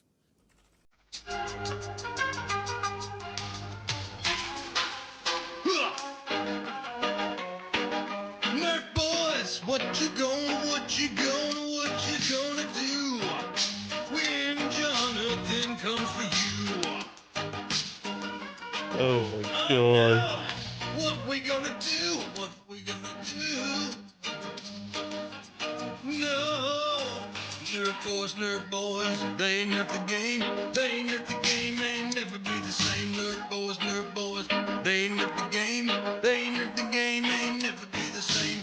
They detected for hunt. They pulled out their guns, killed everything that we ever had fun. Now they gonna have absolutely none, no fun. Nerf boys, they ain't nerf the game. Ain't never be the same. Nerf boys, they ain't nerf the game. Like you. Nobody can get no drops. Nobody can have At least you tried, I did. Nobody can get nothing cool. Nobody can have nothing at all. No fun. We get the fun. Go cry to someone. Let me remind you all of something. It's called the Vision. For those that don't know, the Vision is this. No fun, no dopamine, no build variety, just pure unadulterated pain and suffering. All hail the Vision.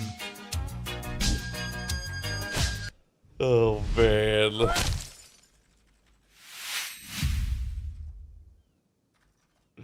Holy shit, dude.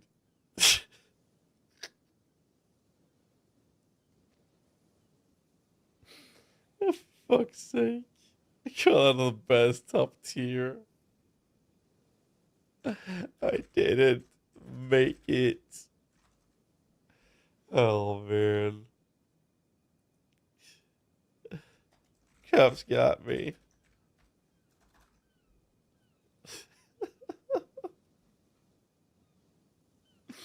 I mean, fuck's sake. I love Hog. He's such a good guy, man. Fought bravely. Bro.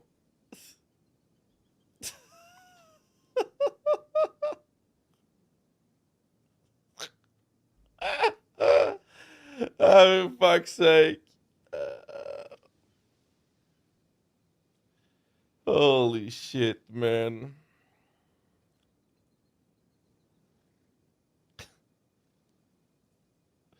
This is absolutely crazy.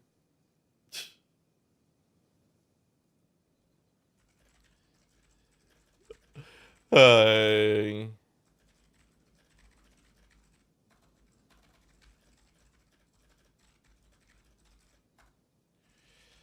Oh, man.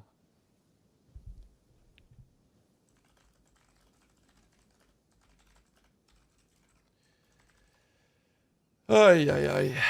Okay. Path of Exile 2. What else? Is there any other videos you'd watch, boys? I tried. I fought valiantly. I need a drink, actually.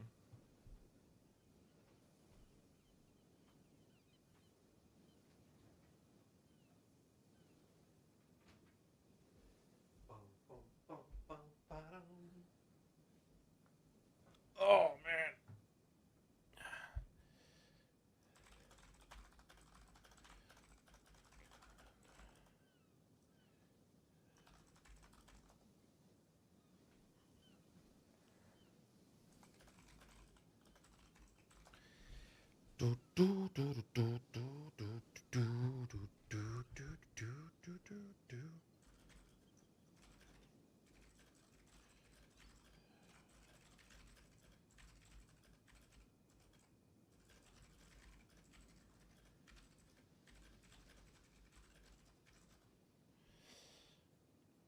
Did they turn the drops off? They did, yes. They did turn them off.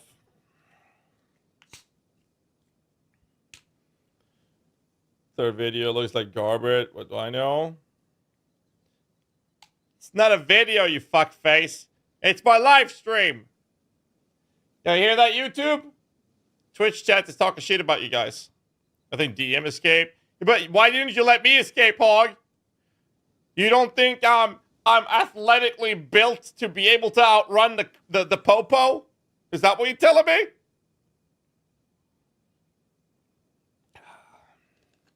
A DM at a goddamn bike, man. He's cheating. He was on his goddamn rower. He mounted and ready to go. Fuck, man. That's because Twitch chat is ugly and mad. You hear that, YouTube? Did you hear that, Twitch chat? YouTube saying that you guys are ugly and mad. Battle of the chats. There it is.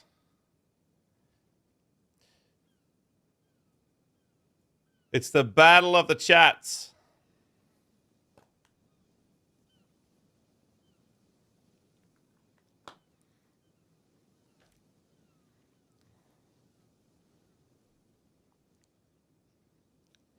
Let's find out, chat. Let's find out. Let's find out if is YouTube chat L or W. I want to see the spam email. Like L or W, is YouTube chat L or W? Oof. Oof. Well, looks like Daniel just threw his wallet at me. Welcome to the Prime Club, buddy. Thanks so much, Daniel, for the Prime. Yo, I got a membership on YouTube. Random Girl 32. Thank you so much for the T1, man. Okay. A new question, then, chat. Is Twitch chat L or W? Is Twitch chat L or W? Let's find out. I feel like YouTube chat's taking the L here. I'm sorry, boys. We should have done this before we moved over all the guys from YouTube chat over to Twitch chat for the drops that they then nuked. Because we had like 2,000 people on YouTube chat earlier today. YouTube chat. Sorry, boys. You're a little fewer now. As one guy's trying to spam it up to help it out. It's Valon try. I respect the hustle. But I do believe that this battle was won by Twitch chat this time. But we will come back to that. We will come back to that one time.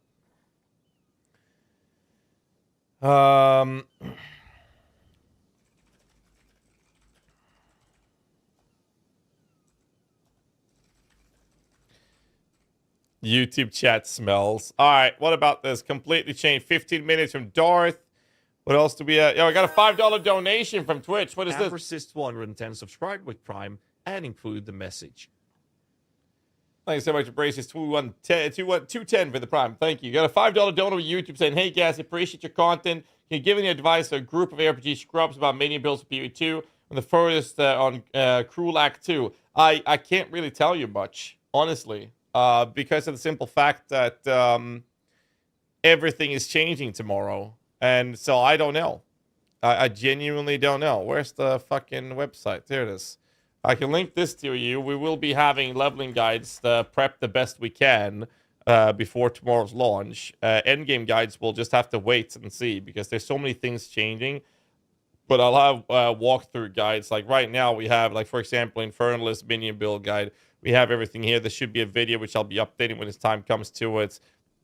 POB links if you prefer that. Walkthrough with everything, the gear, what to look for, all these things. But like, this is changing. We're not going to use Oaksworn anymore as an example. Like, so there's so many things covered in this step by step, and they're incremental steps here in Lovely. You can click on these to see the nodes and everything. So you have everything you should need to go for there if that's something you'd like to go by. Rip Oaksworn, yes. I mean, all of the guides are like full-fledged, and if you need any help, let me know. If you have any questions, at the very bottom, I think it is. Yeah. Where do we have the Discord link on the site? Lolash, where did we put the Discord link? I'll see it. Because you can come to the PoE Vault Discord server in which we answer questions every day of the year. Either it's myself, Lolash, or any team from the Icy Veins team will help out with answering questions as well. Bossmans were supposed to add it. They haven't. I'll poke them about it. Yeah, at the bottom, most likely, there'll be a link for it. Or it should be at least. But that's where we find the guides. But as you can see, there's almost no guides up at the moment. That's because all of the guides we had were taken down because everything is changing tomorrow. So now we're like, okay, we have to go back to the drawing board and repeat everything. So that's kind of like the position we're in right now. But there'll be plenty of guides there.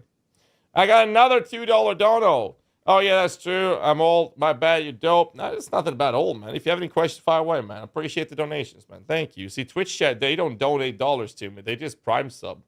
They already have free Prime, so it don't cost them anything, and that's how they support the stream. But YouTube, they're putting up the credit cards here. So I appreciate that, man. Thank you. That's the win from YouTube today. Twitch chat's like, fuck you. If we had our friends start playing campaign together, we'll get the same experience as playing solo.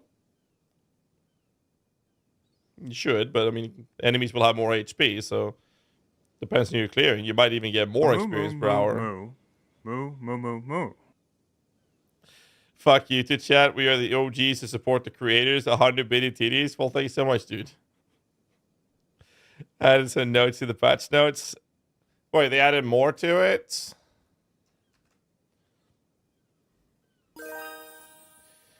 Secrecy tip $5 and included the message, YouTube chat smells worse than my ground. New notes. Artillery, Rip by Ballista has an aggro range of 8 instead of 6. Artillery Ballista fires 3 predicted instead of 1. Huh? These are massive changes, dude. Lightning Arrow fires being 2 to 4 additional enemies. Senkusi donated $5 on Twitch now. Well, thanks so much, Senkusi. I appreciate that, dude. Now the primes of another 100 billion titties. Thank you. Siege Cascade, 200% more damage. Sorry, Lightning Arrow fires 2 to 4 additional enemy nearby instead of 2 in all levels. Chance to shock. Oh, 259 subscribed with Prime and included the message. Is there anything interesting here? They nerfed Arcane Tempo? Motherfucker! Come on, man! What? Has a knockback distance reduced on Wind Dancer? Arcane Surge? 10 seconds spending 100 on your mana instead of... Okay, so it's 10 seconds instead of 8. They buffed Arcane Surge. Break Endurance, Break Posture, Combo Finisher, Comorbidity, 20% less duration instead of 30. Okay. Concert Effect has 30% more area damage instead of 40. They nerfed the damage in that. Control Destructions was nerfed by 5% more damage. Decay and Hex, dealing 100% intelligence chaos damage for 8 seconds instead of 60. They buffed that. Any retention, execute, deal 50% more damage against hits against enemies that are on low life, previously 40. Bro, they really buffed the low life stuff at the same time as they're introducing a helmet that makes enemy count as low life. Terry G, how you doing, Terry? It's good to see you again, man. Thanks so much for the 5 gifts. I appreciate that a lot, man. Thank you. Expanse is +8 instead of +6. Extraction. 35 of damage is extra chaos. Wait. Extraction is 35 is extra chaos instead of 25. What the fuck? Fork is 30% less damage after forking instead of 50. Is there anything else I care about? Inspiration has lower mana cost reduction. Yo, we hit the sub goal. Sheesh. Yo, we actually hit the sub goal. Let me finish reading this. Today was the last day for the sub goal. Oh, there. T3 Rig 3. 5 whole tier 1 subs? That's like, what, $5? You're really breaking the bank over here, huh? I mean, I appreciate the support and all, but come on, man. You gotta do better than that. These ain't no participation trophies, you know. If you're gonna throw your hard-earned cash at me, at least make it count. I'm talking double digits, son. Come on. I know you got it. Step your game up and show a brother some real love. Until then, I guess I'll just have to settle for this measly donation. Wow. We just called Terry's 5 gift a measly donation. Shit. Don't listen to the AI, Terry. I appreciate the 5 gifts, man. Thank you, dude.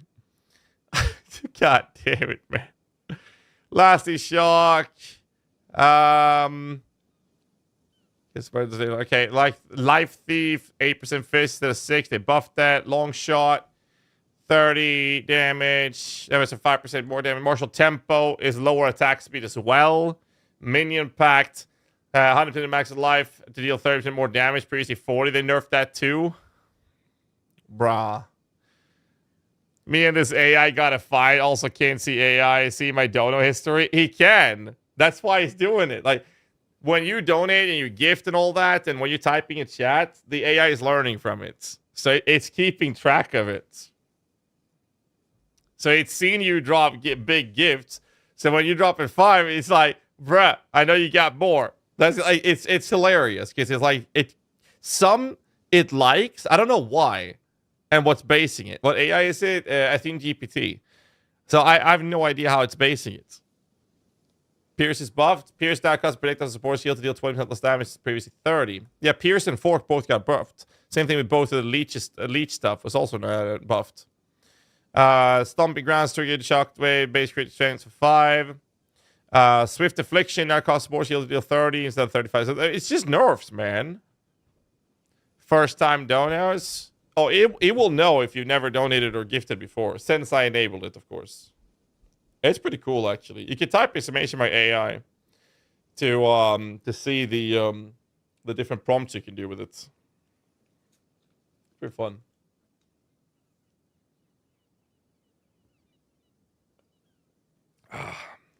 Well, Terry, don't listen to the AI, man. I appreciate the focus, man. Thank you. So, we hit a sub goal. The sub goal was for me to have chat vote on the next anime I'm supposed to watch. I'm going to pause music for this. I don't like anime.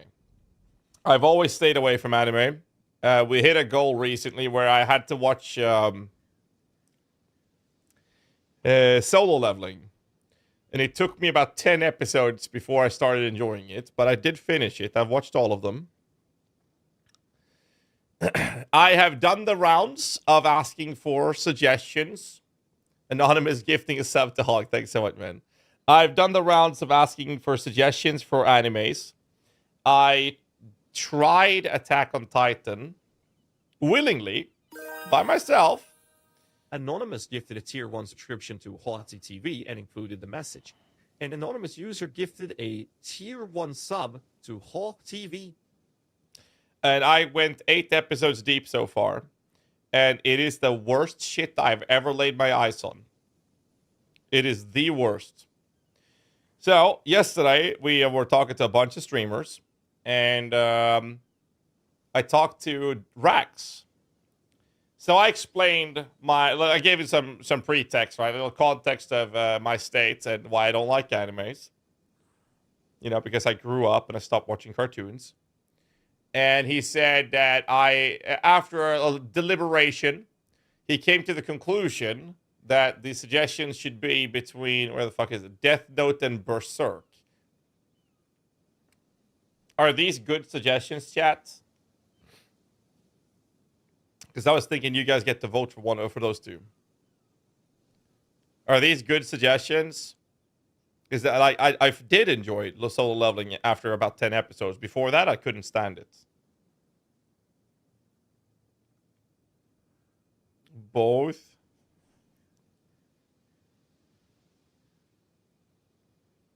Are these good suggestions? I've seen the live action of Death Note and it was fantastic, so.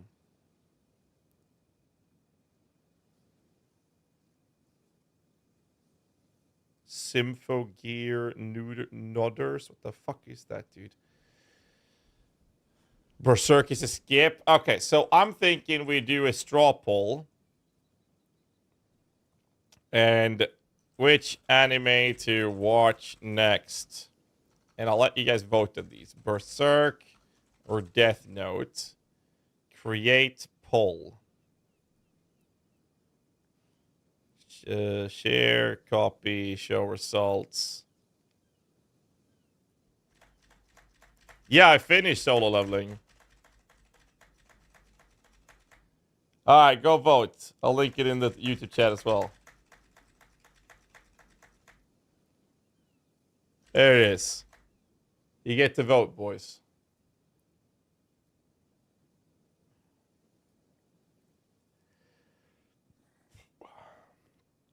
Why isn't it live? I hate that it's not live. Poll settings. I want it to be live updated. I don't know why it's not live.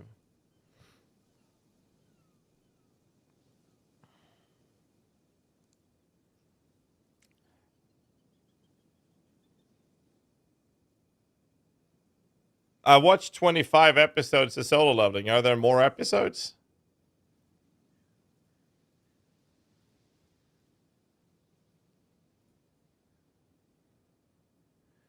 Under results.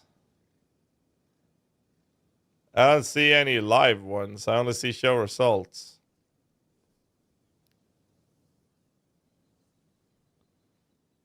Death Note sucks. I don't know. Where do I find these, though? In the 3-dot menu? In here? Where? Edit?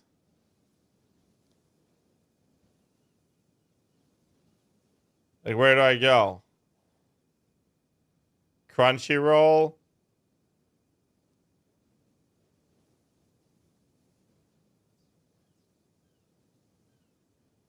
I know why I can't make it live. Whatever, doesn't matter.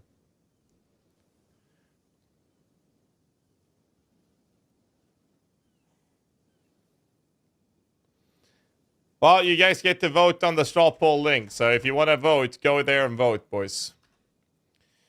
Go there and vote.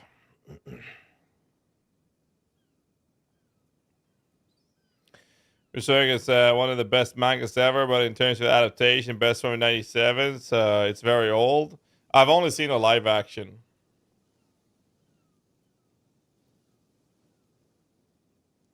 Three-dot poll settings results. Poll settings results.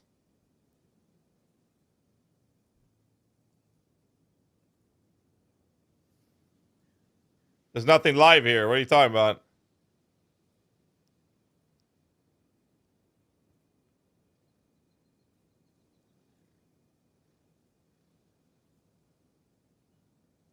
Alright, whatever.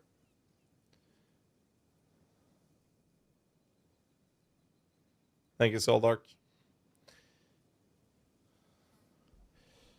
Alright, well, I guess I'll end the vote in 2 minutes. 1 minute, I mean. 1 minute.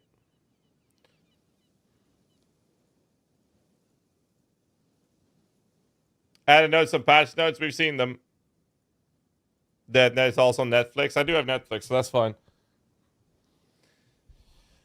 Did I guess you've already POV for Lich? We don't even have the new skill tree, so answer's no.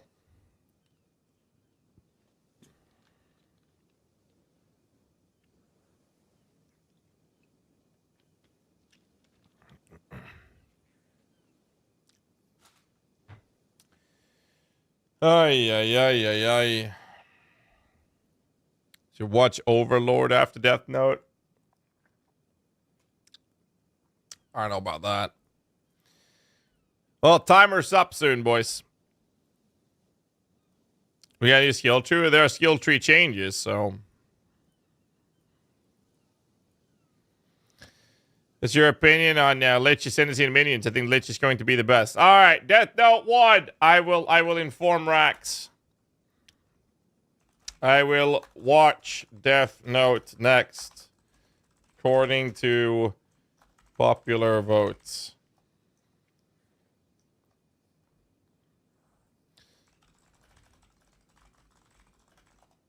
I'll let him know. All right.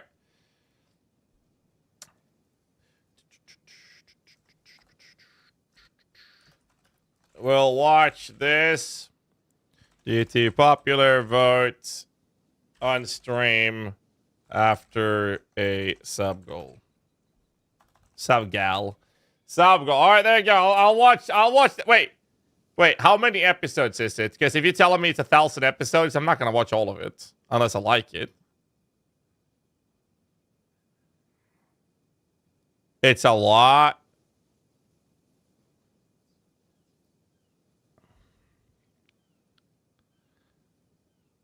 Under 100. Why is everyone giving me random numbers? How many episodes is it? And how long are they? It's like 20 minutes episodes like the other stuff I saw. Slightly above 50. 37. A lot of people are saying 37. How long are the episodes? 20 minutes? It's 37.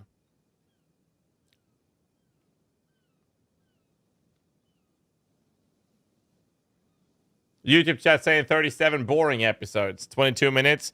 Okay. So since it's 37, what I did with solo leveling is I said I was going to watch all of it. And since it's 37 episodes, I'm just going to say that whether I like it or not, I will watch all of it. Okay? How about that?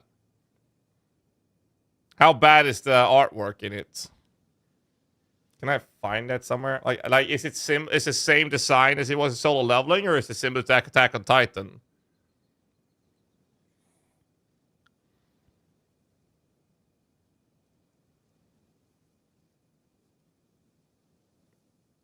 It's old. It's from the 90s. Neither. Death Note is older.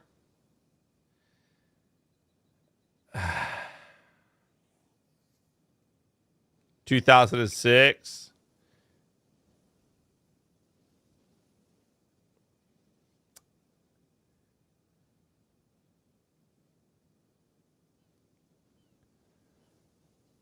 Will I hate myself going through this shit?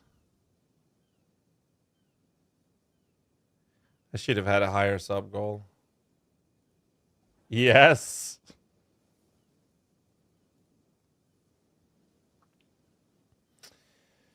Oh, for fuck's sake. Okay. A man of my word, I will watch it. Wait, here's a trailer. There are plenty of things this world could do without. Immorality, sin, crime. Is it TOS friendly? Change.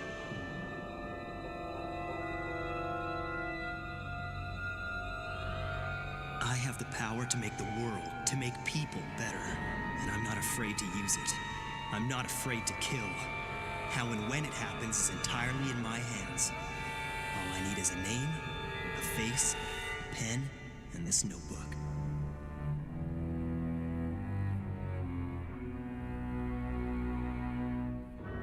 No one can stop me. I'm chasing someone without a name or face. Someone who believes he's on a righteous path, ridding the world of criminals. You're really gonna make me watch this?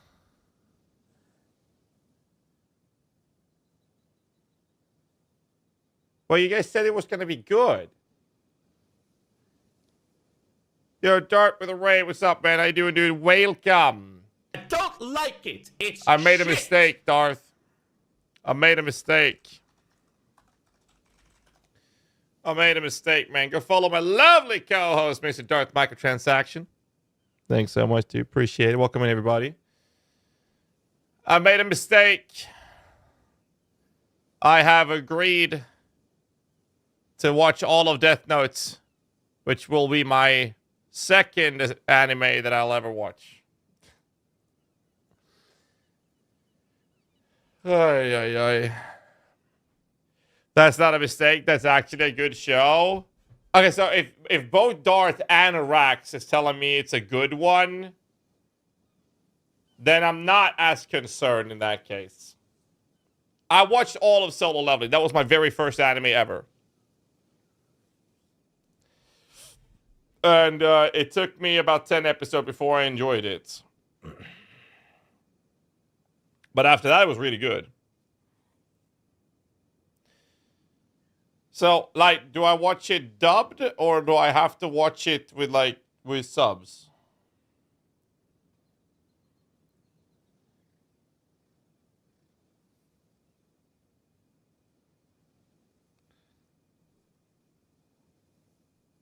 Dubbed, don't listen to the gatekeeping nerds. So Darth is saying dubbed. So here's the thing with Solo Leveling. Some episodes I had to watch subbed. And I I enjoyed dubbed more. Because I didn't, like, I could look away and still follow what the fuck's happening. I could, like, because I could, like, understand what was saying, what was said, without me needing to fucking read what they were saying.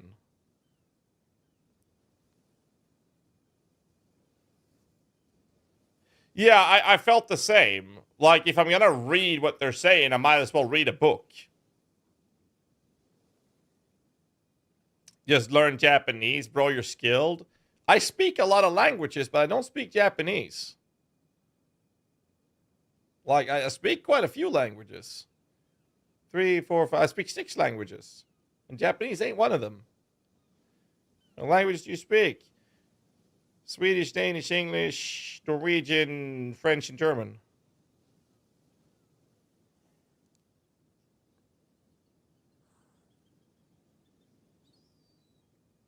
English voice actors are bad. Yeah, but you don't speak the OG language anyway, so who cares? That's fair.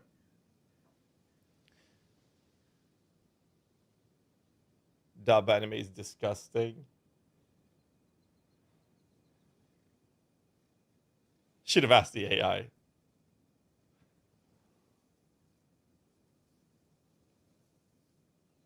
What is this song? This is really good. Stain the Canvas and the Word Alive by Condemned. The song is Condemned. Araxis responded.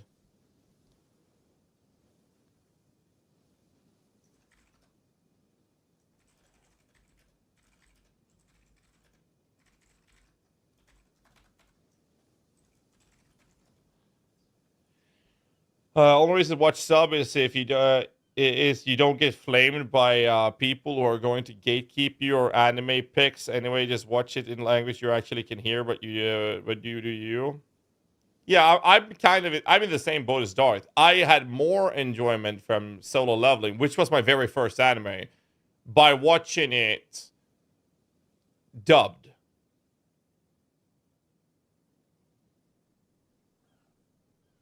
That's how I felt.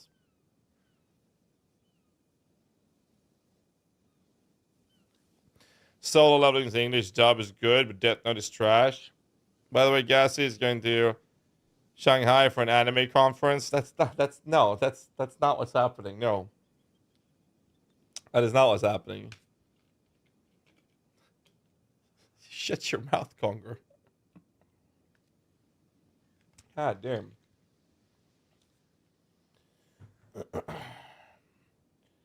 Alright. Top 3 mobs you want to Spectre. Top 3 mobs I want to Spectre. Let's find out.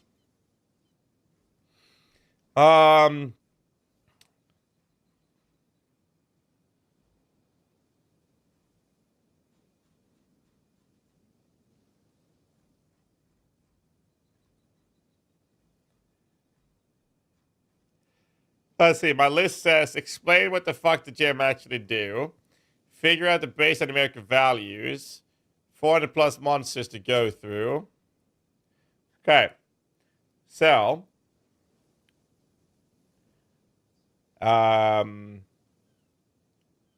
Not that one. This one. This one. This one. That one. That one. That one. Basically anything that says mortar. That one.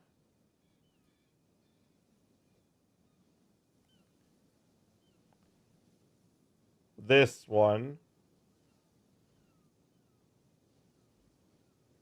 Maybe this one for utility.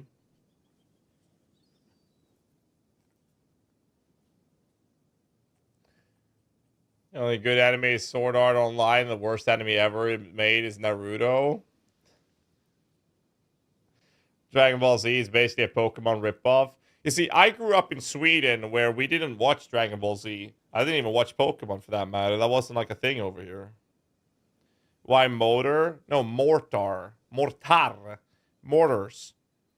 Because mortars, they splash and have a collateral splash component, which allows you to shotgun, which means more projectiles. It's basically exactly how we make Frost Mages and Arsonists do the most damage. It's not their projectile damage hits. It's the explosive component of the hits they're doing. And that's a mortar component. If they have that, they already have a very high very high likelihood of being high performing. So any minion that does that, I'll be looking into. I'll look into everyone, but those are the ones I'm expecting to have a performance, or to be performing. So the correct takes I'm off to sleep later. I'll catch you later, Darth. Thanks so much, Ray, man. Appreciate you, man. Boys, go follow Darth, my lovely co-host, for the Tavern Talk podcast. The podcast. Forsaken Lord with the Prime, thanks so much, man. Appreciate you. I made a video talking about the Spectres. Didn't someone have a post about this? Who had the post with the documents? Some serious cash on a Prime sub. Maybe they'll be my sugar daddy now. Is it this one? Does anyone have that link? I didn't save it. I was stupid enough not to save it. There was a Reddit post where someone made a really nice looking Google Doc that I'd like to continue helping out. Is this one? No? You guys know what I'm talking about?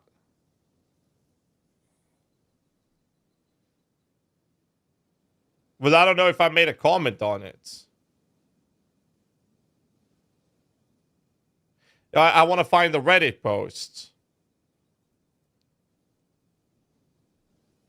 I want to find the Reddit post. I don't care about the doc that well. I do care about the doc, but I want to find the Reddit post. This is the document. Thank you.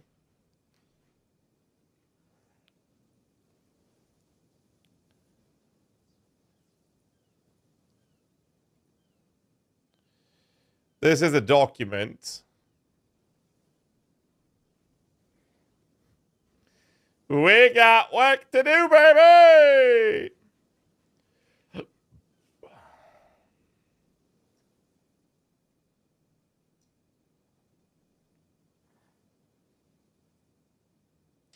I need to get a hold of the guy who made this so he can send me a Discord message.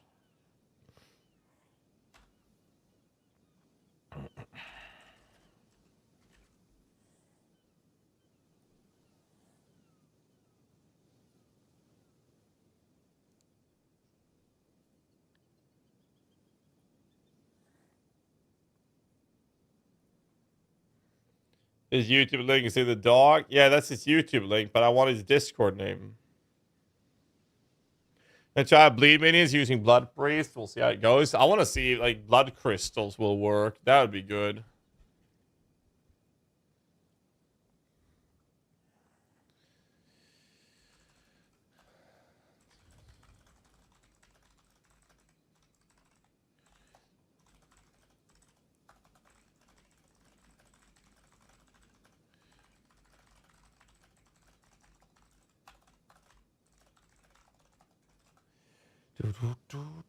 The link, please. Oh shit! Let me link it in the YouTube chat. Sorry.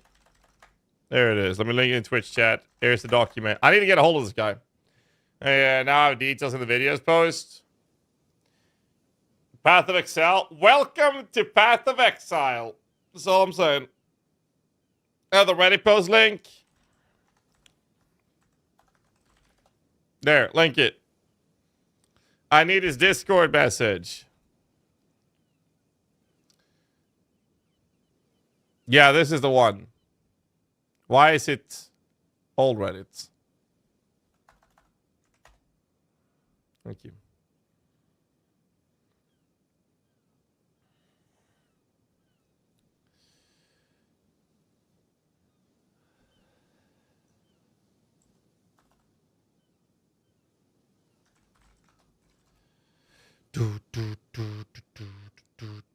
Who uses old Reddit? I like the new one, but I'm not a frequent Reddit user because normally we had this discussion earlier. Darth was there as well.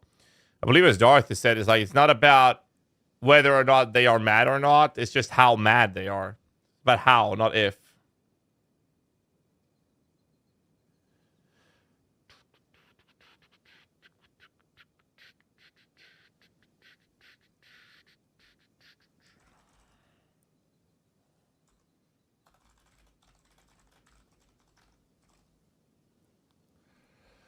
Ay, ay, ay, ay, ay. They're always mad, exactly. Trudy Toru, that's him. This is him. He doesn't have DMs open. Is that his Twitch username on Twitch? Wait, hold up. Hold up. /user. That's him.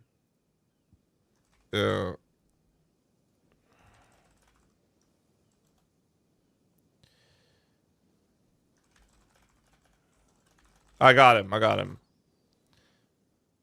I told him to send me a message on Discord. I am making the Excel into dark mode. Dark reader.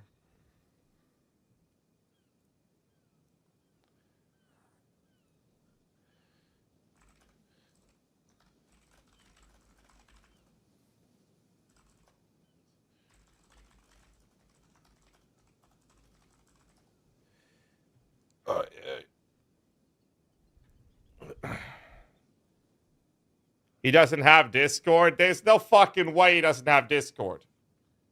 He's a streamer. Everybody has Discord, right?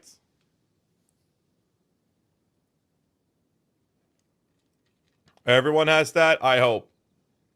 So I am more curious whether or not we're going to see information on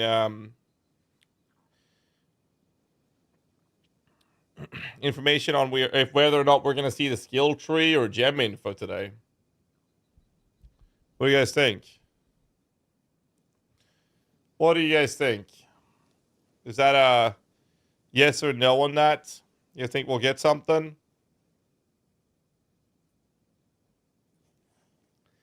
Definitely not.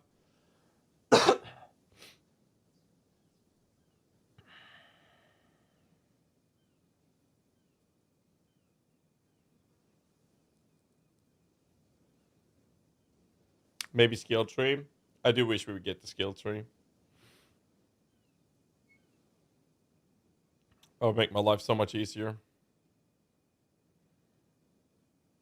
They're busy buffing them so people will be happy.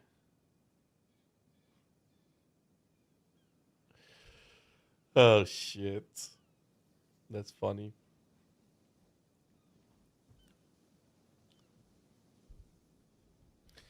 Better not rage before league start. Keeping something for after league start.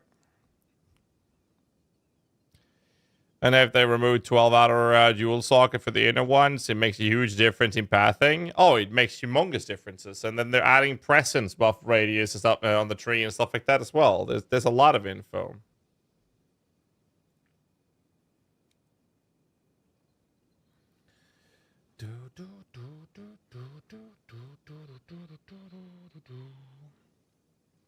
Check patch this again at the bottom. I think we already saw the bottom stuff.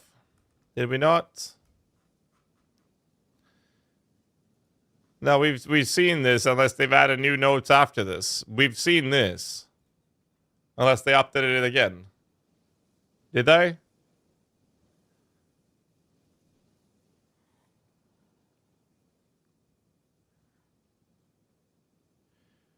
Taking the passage at this point is completely fucked up. It should have been locked for several days at min. No. I've seen the new notes unless they've been changed.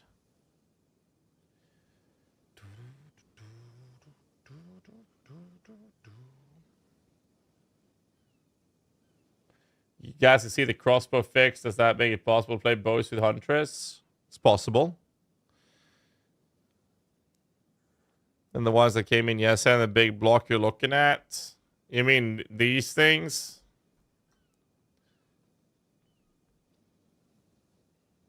We did see that. Is there anything else we're missing? These are from yesterday. We did. Oh, holy shit. We did kind of. Fucking hell. We did see that as well. Yeah, then we're good. We've covered it. All right, boys. So, will you be playing softcore? Yes, because I'm gonna go through this list.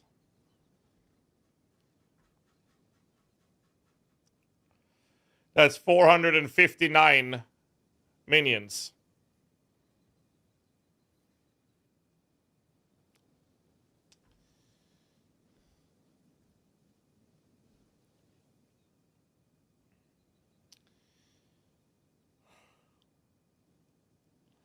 I'm just saying it right now. Any and all help I can get on jeweler orbs and skill gems will be needed, so we can test all of them. I will end up having stash tabs filled with these minions. And I mean stash tabs filled with them. So I can test every single one of them.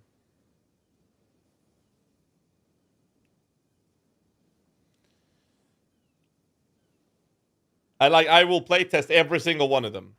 And I will play it with... Here's my League starter plan with the current information. I'll play a Lich. I'll be using chaos-related stuff, gas clouds from skeletal snipers, detonating that with flame wall. I'll then use that till I get to Faerist. Then I'll enable SRS. Now I'm going to be using Ember fusilated with scatter shot to enable the SRS.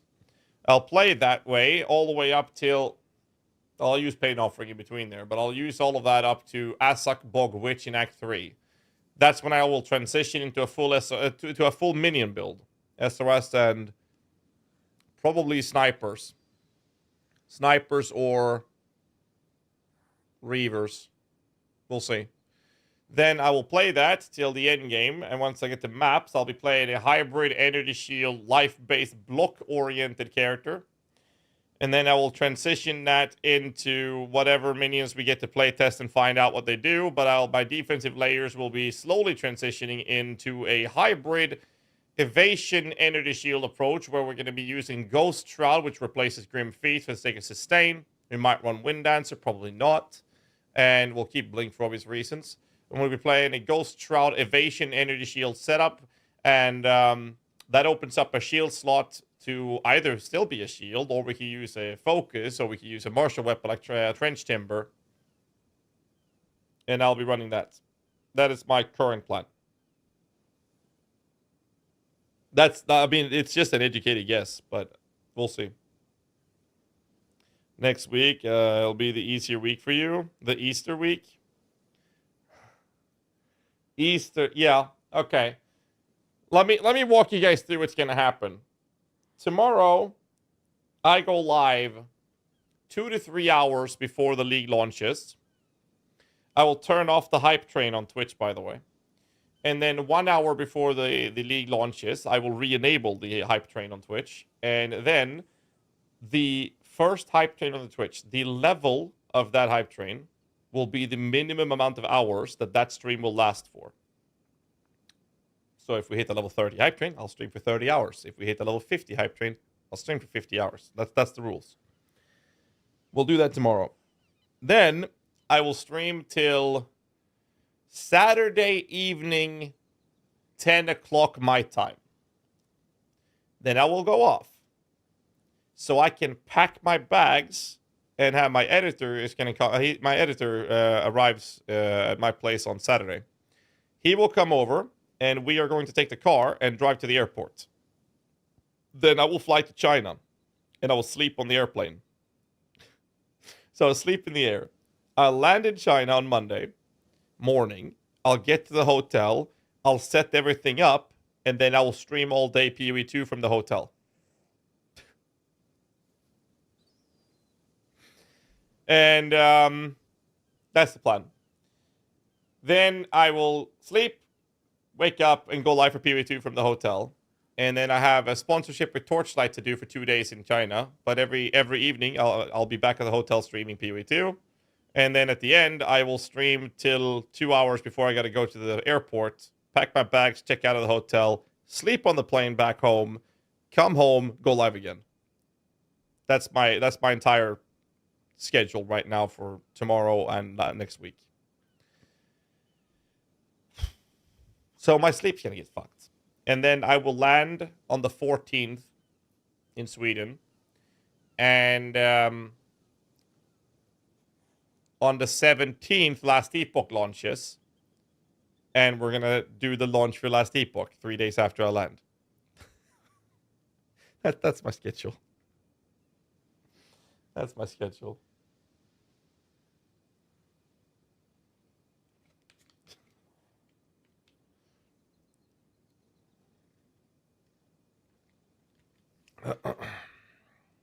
That's the plan. Oh, GHAZZY, I hope your body's ready for the level 100 hype train. Jesus. Well, there is a hard cap that I have to go off for the airplane ride, for the trip. I don't think we're gonna get that high. Why is he shiny? You know, like me being shiny on my arm. You like it? Ah! I want to pull it up, but I got cream all over it. It's the new tattoo. It's my new tattoo. That's why it's shiny. I got cream all over it, man. And it's sticky as fuck all the way up here. Anyways. Is going to China dangerous as an American? I don't know. I'm not American. So I can't say. I'm Swedish. What cream do you use? My tattoo artist has their own cream. So it's like not even labeled.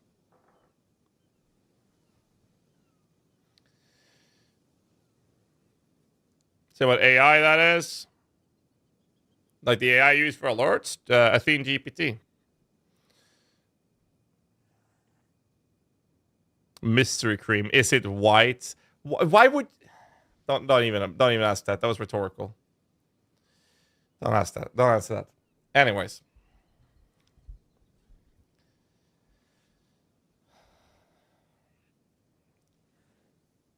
Fuck's sake. This is good. But that's my schedule. I do that hype train starting the hype train level stream thing. I do that for PoE launches and Last Epoch launches. So that's what's happening tomorrow. It's going to be fun. It's going to be real fun. I'm very excited for it. Ted special cream. Fuck's sake. You know, for those of you who missed it, we had a subathon in December for the early access launch. And the plan is that I will be getting a tattoo. I'll be streaming a tattoo as well. And it's going to be a back piece tattoo that should take about 70 hours. I will be live streaming all of this, but we're going to discuss what to do with the back part of the background of this as well. But I'm getting this tattooed. And I'll be doing that on the stream. I just got to do one more session with this one before we do that. That's going to be a long one. But I'll do that on my day off, so I'll stream one more day when we do those sessions on Saturdays. That's going to be sick, man? Yeah, I think so. You can check out my tattoo artist. If you type exclamation mark Ted in the Twitch chat. 36? No, I think that tattoo is probably going to take like 70 hours. 70, maybe 80 hours. Where are you getting those numbers? From my tattoo artist. Like, that's just the base template. We haven't decided what to do with the background, but we're estimating about 70 to 80 hours. In one session. Yeah, that's not going to happen. We're hoping we can pull it off in 8 or 9 sittings. How much it costs? A lot. Oh, I got a donation. Barkilla 80. Hope everyone's having a good day. Hope people have a good league start. And thanks for the content. Well, thanks so much, man. That's a massive donor, man. Thanks so much, dude.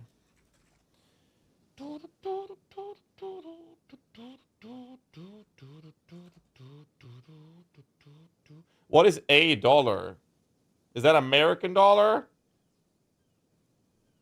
Is that a dollar? Is that American dollar? I don't know how that YouTube's doing it. I think he just donated $100 to me, dude. That's a lot of money, man. Thanks so much, bro. Oh shit. Australian dollar? I don't know. It might be Australian dollar.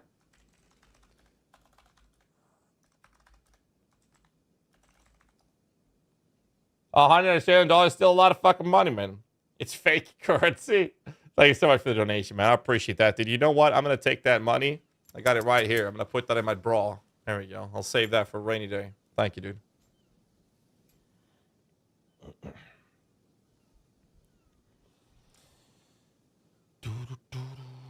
Oh, I got linked this. What is this?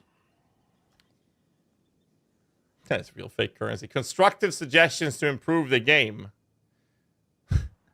Make Septum minion skill to cap +2 and also add 20% life reservation. Ideally, you should be at level 99 to equip a +2. Bro, what is this? Each new league should cost money, even if you're playing standard, because these nerds needs to get funding.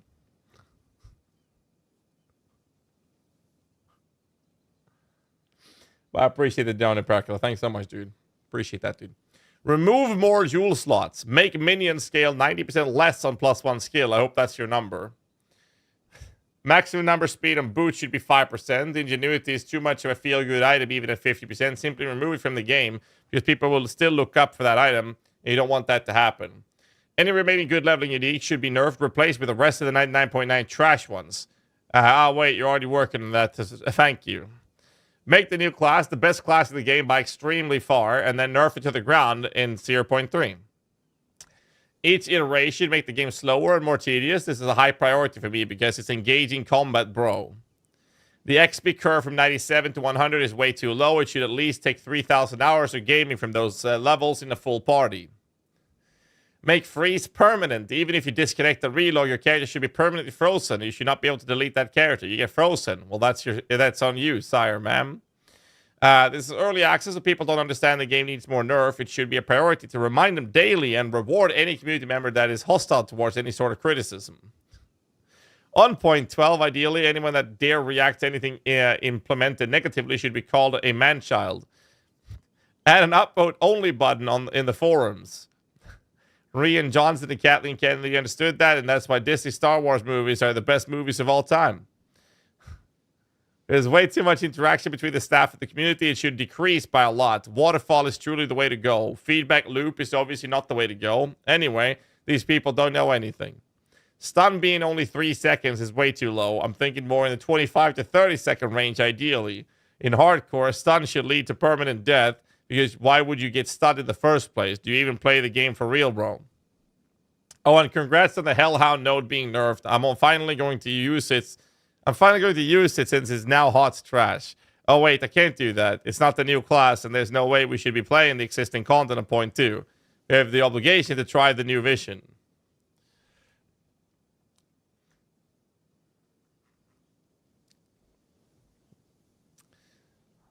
Okay. Chat, is this an L take or a W take? What do you guys think?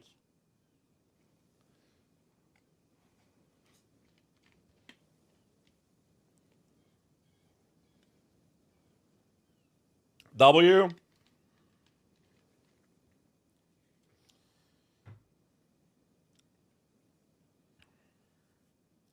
I like how he's labeling it as constructive suggestions to improve the game. It's just another crybaby mouth breather. Whoa! At least he made it in a funny way, right? Dude's a Reddit mod for sure.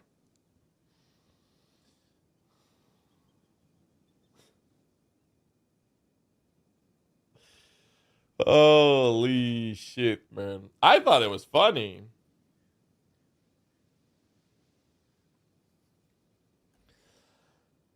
I thought it was funny. Ritualist Ascendancy with rings. Boost through Amazon with her boost burst accuracy and so on. I'm not sure what to choose, but minions is not my playstyle. I like the idea of doing a bleed blood mage with spear. I know that sounds weird, But I kind of want to do a Blood Mage Spear build. But I like the bleed stuff a lot. I think that the Infusion Amazon is probably the stuff that looks the most enticing to me, at least. That's kind of where I'm at. Yo, what's up, Chip Talk? How dude, man? South Park, Randy played too much sarcastic ball.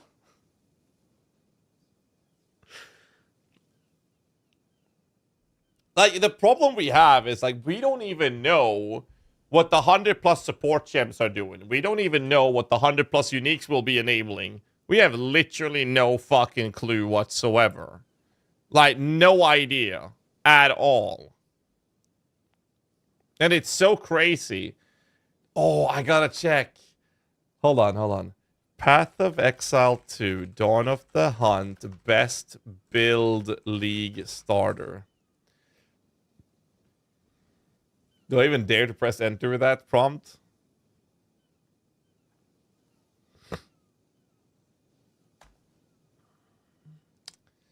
The perfect starter, Bleed Huntress.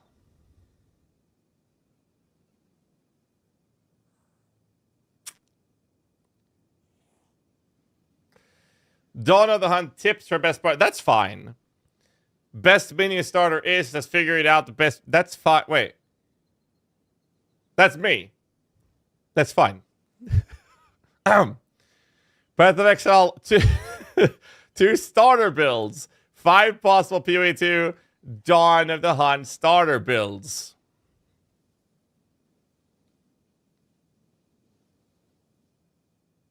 My top 5 league starter build tier lists. We don't even know anything. How can we... Path of Exile 2 players crash out as GGG nukes the whole game. That's pretty fucking accurate. Nice try. My league starter plans to point to Hunter's abilities and theory crafts. That is perfectly fine. So this one's fine. And then he makes this. It gets twice the amount of viewers. But it's super clickbaity. You see, this is why people do this. Because it works. 4 days ago. So that's before patch notes, is it? And this one is 7 days ago. Wait, the League Starter builds tier list is 7 days ago?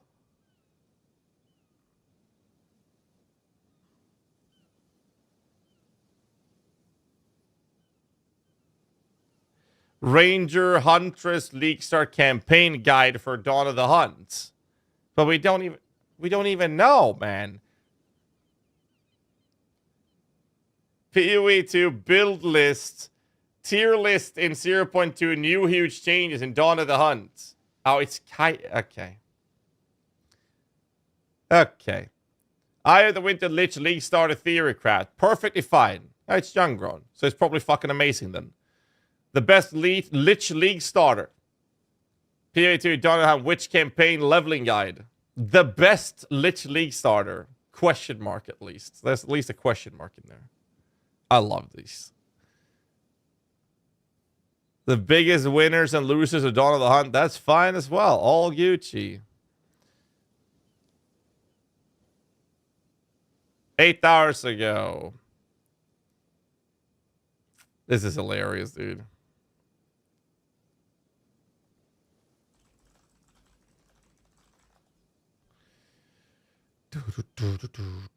Kitava Warrior build ideas. Perfectly fine. Nuke Crit Wave Monk. Update. Still strong. How do you know it is still strong? We don't have the gem info. We don't have the skill tree info. We don't have all the uniques. How do you know it's still strong? How? Potentially insane. That's fine. Full Ascendancy tier list. You can't even tier list it with the info we have.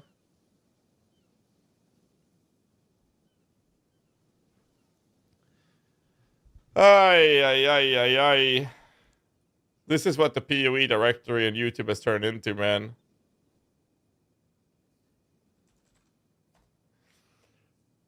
PoE guys Totem Master build guide. A full build guide. Look at this. This is my guesstimate of a transition of cutting this, having this and this to start with, and moving that away to move into this. I probably won't run this, but potentially, we'll see. But I'll run this. But we don't know. We don't know where the jewel slots are moved. We don't know where the presence alt radius is going to be added. I have no idea. So I can't even make a guide for it. Here's the build guides for Path of Exile 2 from Icy Veins that we are posting on PoE Vault. Yeah, I'll link in the YouTube chat as well. Here it is. So let me go into the Witch. Let me show you the amount of guides we have been posting. We posted a lot. Boom. We had to take all of it down, and the things that are up still needs to be adjusted. We took away everything. There's nothing left because we have to rework everything tomorrow.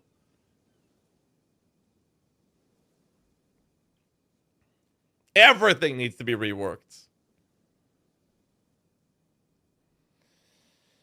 Oh, I love it. It's just like when the game was coming out. Yeah, but I mean, here's my suggestion. If you want to look at genuine content creators and have actual information that is good, and you can trust the content creators to make content that is for the community, not for their own wallets, go search for this and start looking at which content creators you need to stay the fuck away from. I hate this shit. I don't want to watch it anymore. Good lord, man. It's fucking terrible, man. And it's like this every time. Diablo 4 is plagued by this problem. And we never had that in PoE 1. I do, actually. I do love cock. Yeah, where is Diaz Lily when we need her? We need her to do content cop action. You know what? I'm going to send her a message. Diaz Lily.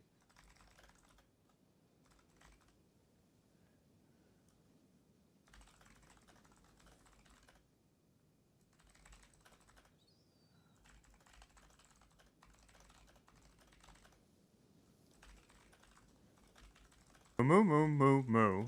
Moo, moo, moo, moo. There, I sent her a message. UDGD for players into the general ecosystem has been a travesty.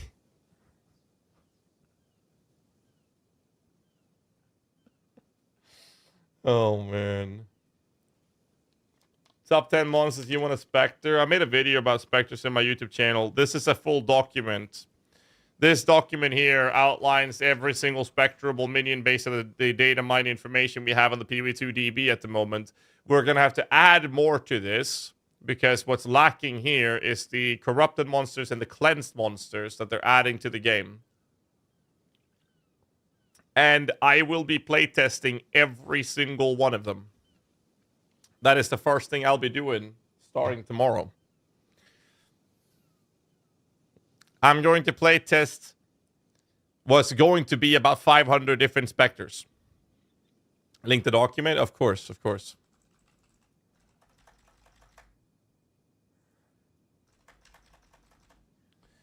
I will be playtesting. Every single one of them will be playtested.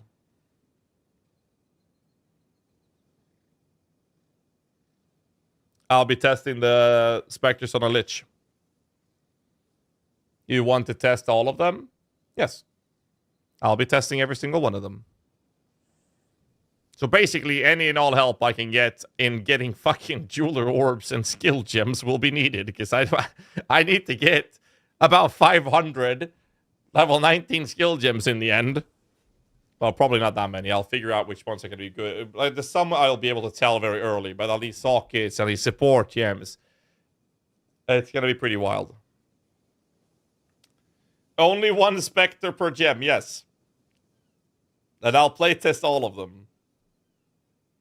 You already made a POB for Lich starts? No, I can't. We don't have a skill tree update. I don't even know where the jewel sockets are going to end up. I have no idea where they're going to end up, so I can't. Making a POB now is a complete waste of time. Everything's changing tomorrow.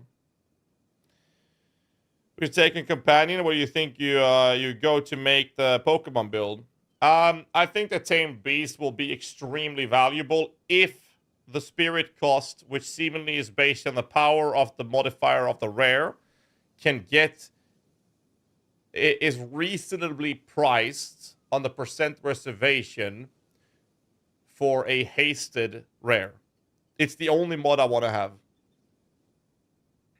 It's also partially why I will be playing an Evasion Energy Shield hybrid approach in the end game. Drops on, they were, but the GHAZZY shut them down. So there are no more drops. They will come tomorrow. They will have an announcement about this, but they pre-ejaculated in all of our faces, and we weren't even ready. The camera was there for the money shot, but they hadn't pressed play yet, so we gotta redo it tomorrow.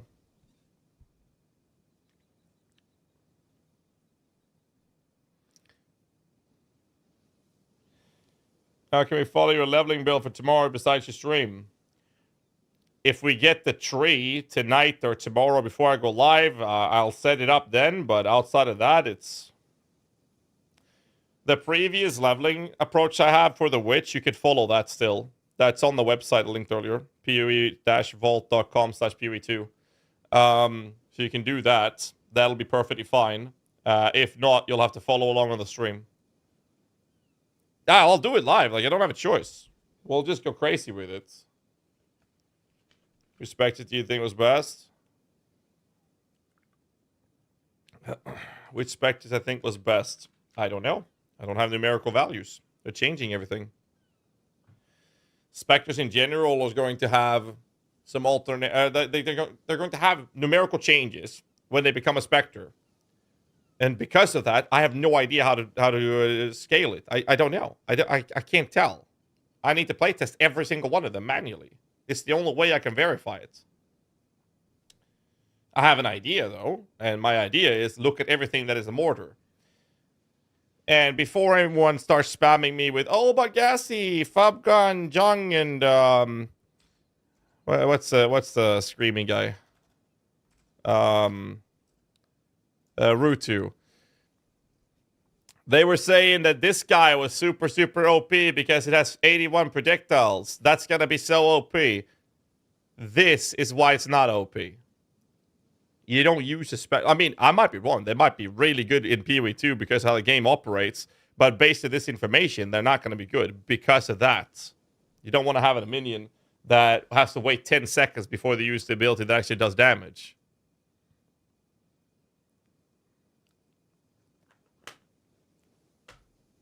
The Urn Walk. Can you Spectre those? What are they actually called? What's the name of them?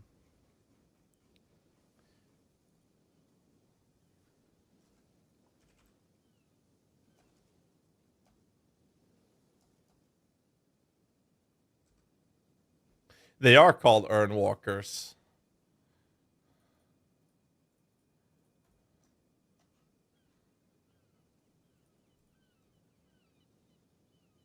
Generic monster mortar skill, like monster projectile, but has an impact effect. Cast time 1 second. I'm not sure about this one. Imagine if they worked, though. Drops announced on Twitter.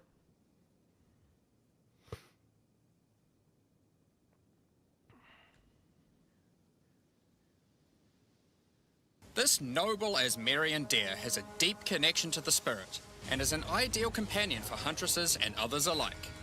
It comes equipped with a reserve of spears and a buckler if you are ever in need. Purely cosmetic, of course.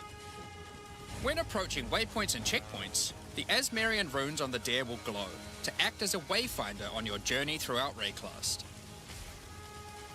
Embrace the hunt and show your trophy kill for all others to see with the Hunter's Trophy back attachment. No!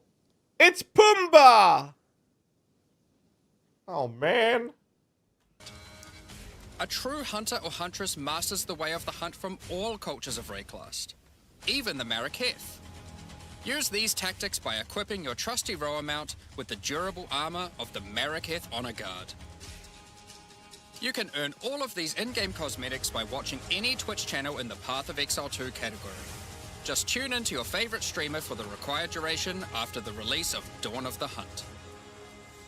All of these are purely cosmetic and do not affect your power or progression in any way. Look at this noob. How he misses the last attack. Look at this. Look at this. He's missing it. Fucking noob. Kid. Alright. I like the pet. That looks pretty dope.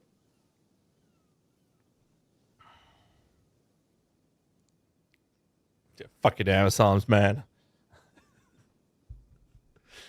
They need to get good, man.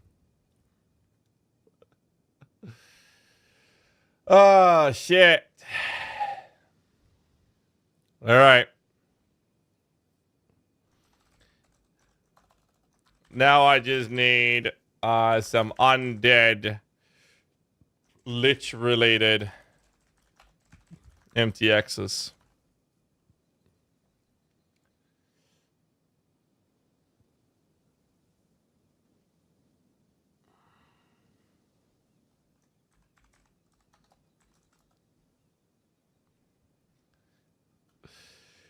Holy shit. Anyways, that's happening. Where was I? Right. I didn't think about the Earnwalker. Wait, are they spectrable? They are. I like them. It's going to be fun to try these. Yeah, I know which ones they are. They're from the Sekima trials. That they fuck you up in the... Like, if you get hit by that shit, you're fucked. Like, you're actually fucked. Oh, here's another better display of them over this one. This is better one. Oh, look at that damage. They might have that damage, you know. They might have that. But if that's their damage, then added flat will be fucking crazy for them.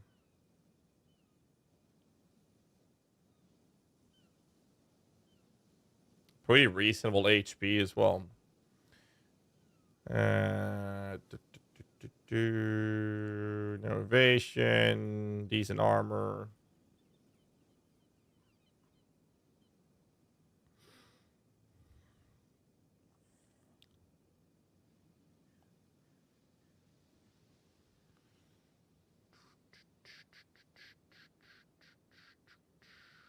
No, it's all gonna depend on how this ability will operate. It's gonna be fun to playtest them though. Which is these stats actually matters. It's impossible for me to explain. Like, the way I decipher it is depending on what the minion is doing, some of these things will matter. If they do other things here matters. Mostly, you have to look at the life count of them. Energy shields usually stated here if they have any. Accuracy if they need to, but normally we don't care about accuracy. And then attack time, minion armor, evasion rating. Generic damage matters for some minions, but these ones have a cast that they don't care. The attack damage doesn't matter. Like this doesn't matter at all, for example. And then you have the life count matters, and the armor matters, and then it's all about the skills and deciphering what the fuck that skill is doing. XP mod matters. Nope. We've already confirmed that's not the case. Talkative Try with a raid of Rooney. How you doing, man? Thanks so much. Give Talkative Try a follow, boys. Welcome. But yeah, I think Earnwalkers is a really good take that they might work. Mostly, this one is saying Monster Barrage Proj, right? The other image we had up for them, which was this, here. No, was it this one? This one is stating, where did it say here? Generic Monster Mortar skill, which is not stated here. So if it's this one, it's not mortar based. But if we get the mortar base on that, that would be fucking crazy. At least theoretically.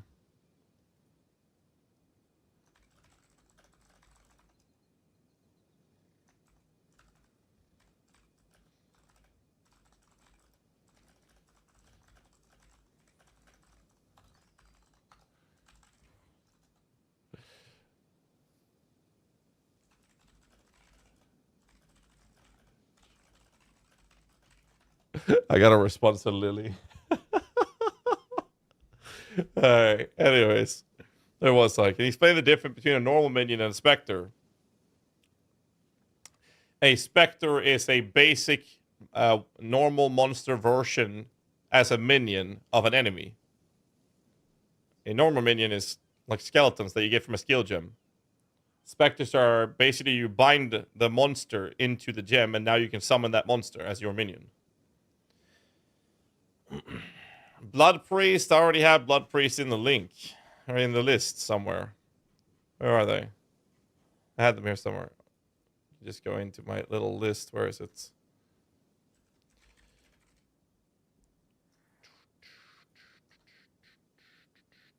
Are these the ones you're talking about? That's casting Sanguinates? That's the ones you're talking about?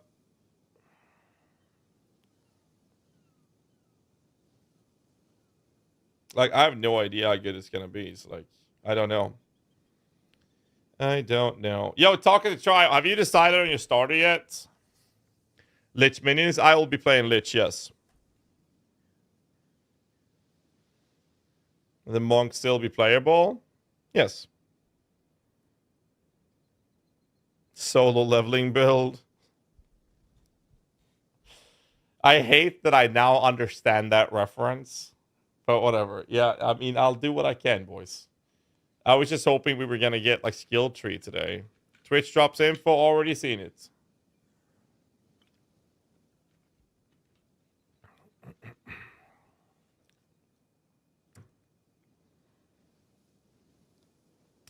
Tomorrow, we'll be going through this.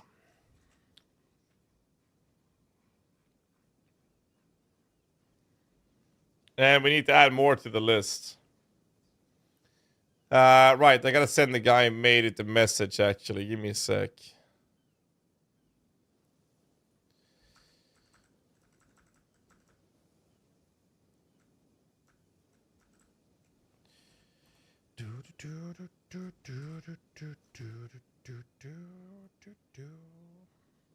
Well, I did send him a Twitch PM, but why don't I see it? There it is.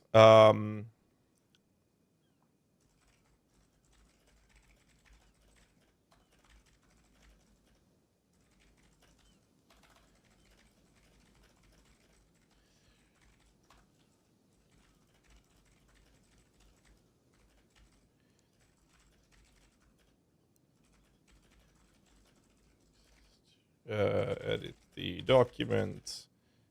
I go through. There, I sent him a message. Would appreciate basic Lich tree. I mean, here. Just go here. I mean, the guides are getting updated. We have the former version. We've taken down a lot of it.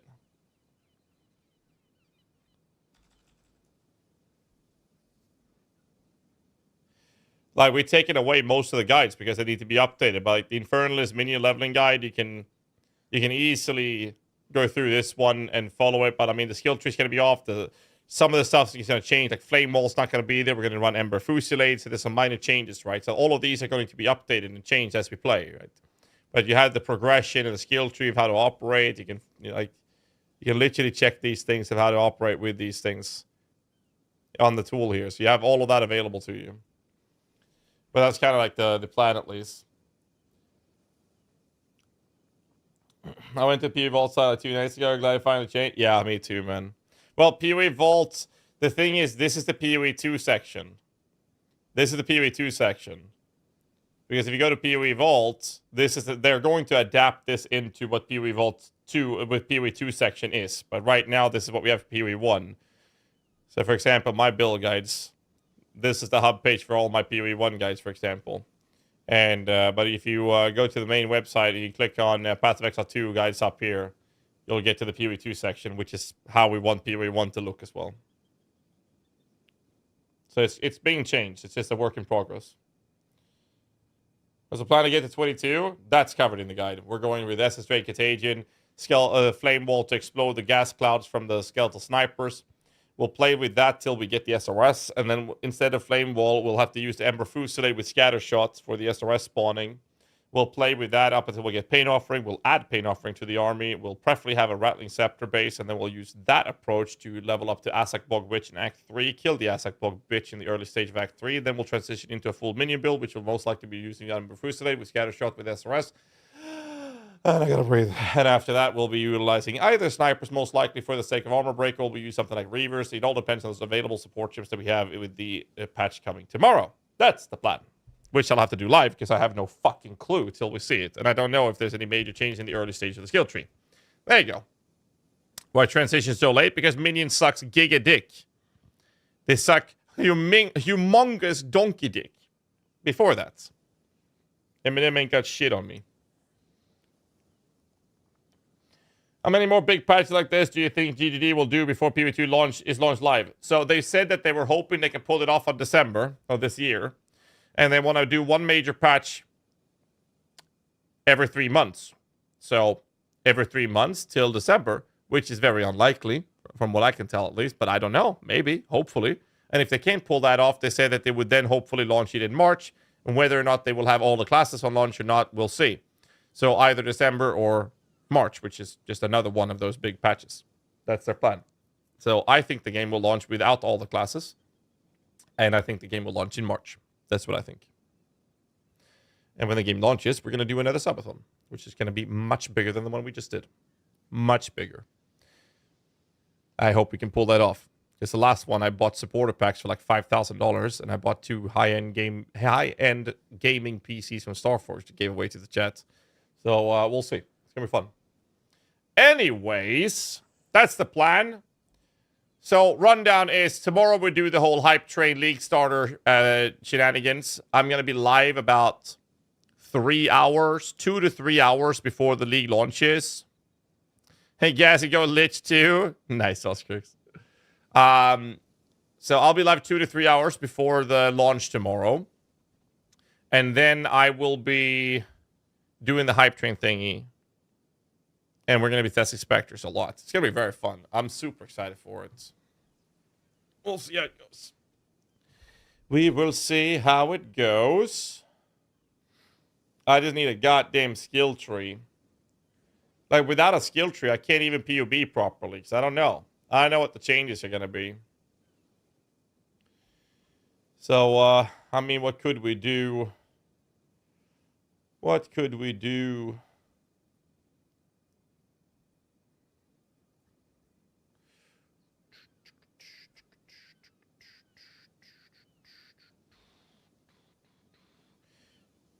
Probably keeping that one, actually. Doing transition and doing like this.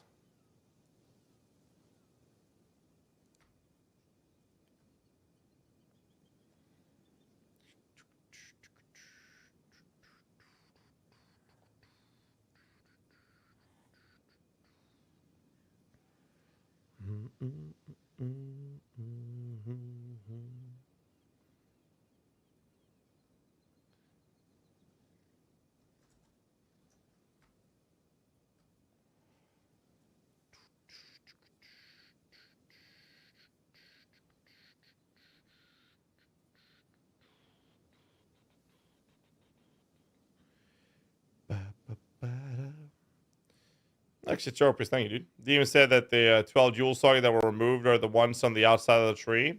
Seemingly, yes, but we don't know for sure. Seemingly, but we don't know for sure. Shouldn't need that, to be fair.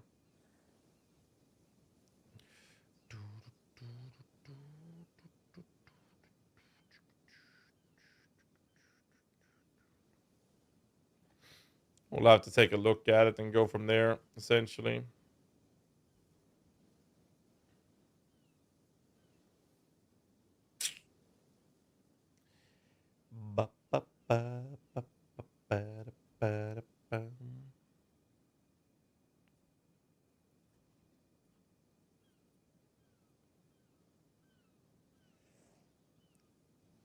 Probably won't need the flats.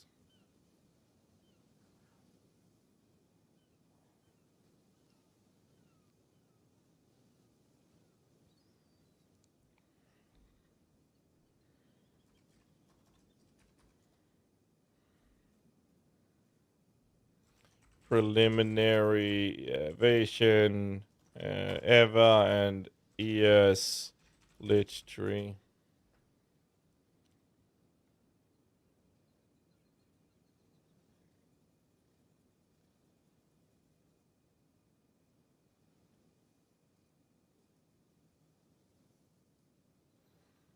Actually, give me a second. I think Previ sent me some screenshots from what he was working on.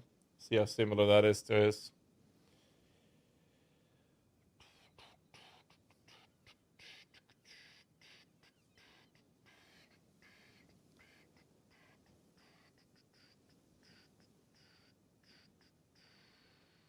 If we get this dual socket, which is likely, then we could pick this up. He's doing it on his stuff as well, just to get another time lost duel in that slot for the notables, which is reasonable. We have availability from here to play with notable over the time lost duels as well. And then the question would be like things like this. That for sure, though. He didn't take these two. I'm not sure if that's worth it. Are we playing PV2? Yes, of course. Both him and Helmbreaker. I know this might be a good set. I mean, this is the preliminary. It's very similar. It's almost no differences between this and what Previ is showing me. I mean, I'm looking at his trees right now. And this is the image both him and Helm sent me with the expected approach of dual sockets. Oops. Trying to dig through the images now.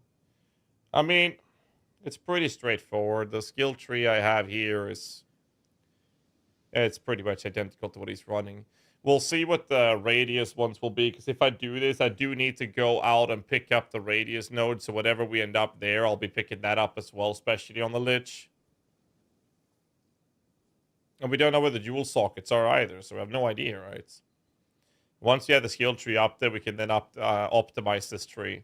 I think that it's going to be the same thing we had on launch. Like, once we've found out which tree is going to be the best, most of the skill trees around those builds will be very similar. Like, what I think is going to happen is if I do this and I do rename, evasion and energy shield, preliminary tree. And then we do a copy. And we do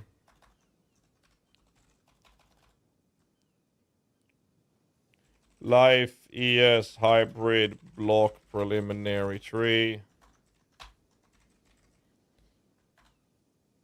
And I go to that one. Save, go back, rename. Preliminary Lich trees.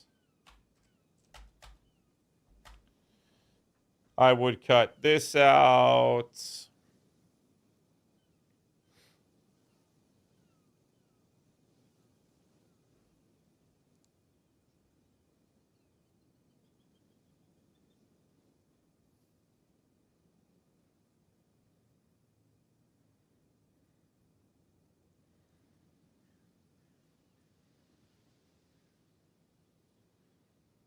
It's the exact same amount of points.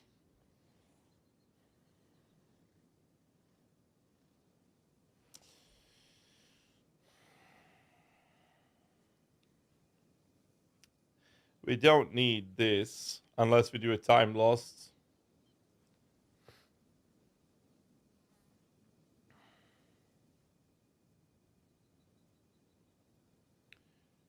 I counted the 5% mana drain.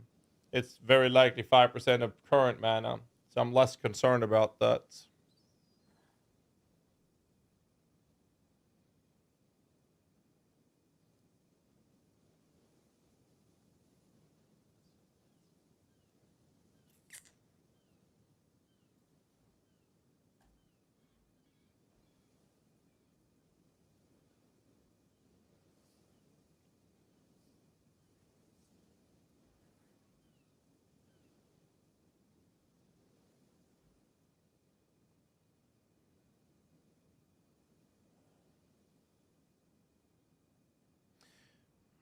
I mean, it depends on the minion survivability, because we might not need this. And we would have this and that, mainly for a time lost.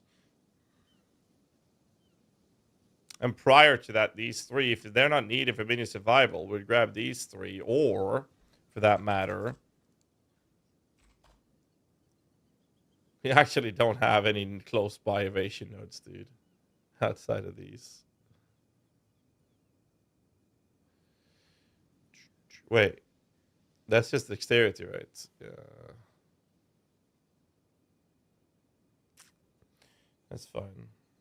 We know that there's a node around here, or cluster, that gives presence and companion damage, but like that's about it. No CI? No. No CI. Lil Malice, what's up? Evening, good sir. Appreciate your call as always. Well, thank you.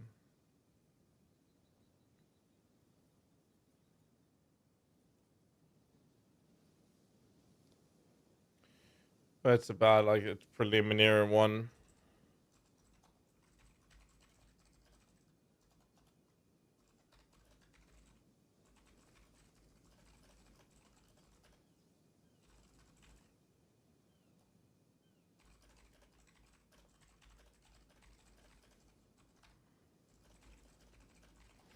We do need points for the radius for presence. So here's the problem with this tree.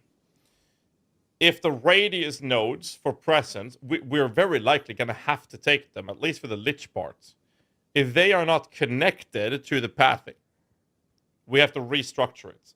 If the nodes, the dual sockets are different than what we expect, we'd have to restructure it. Like there's a lot of question marks that needs to be answered, right? By the way, ads are about to play, so if you're not a subscriber, I'd recommend holding on to something. I can't stop them, guys. It's the only way we can get rid of pre-rolls. So I'm sorry, but there it is. There's some ads coming. Anyways. Any info when we can download? Haven't heard anything yet. New PUB out? Nope. Nope. This is the old one.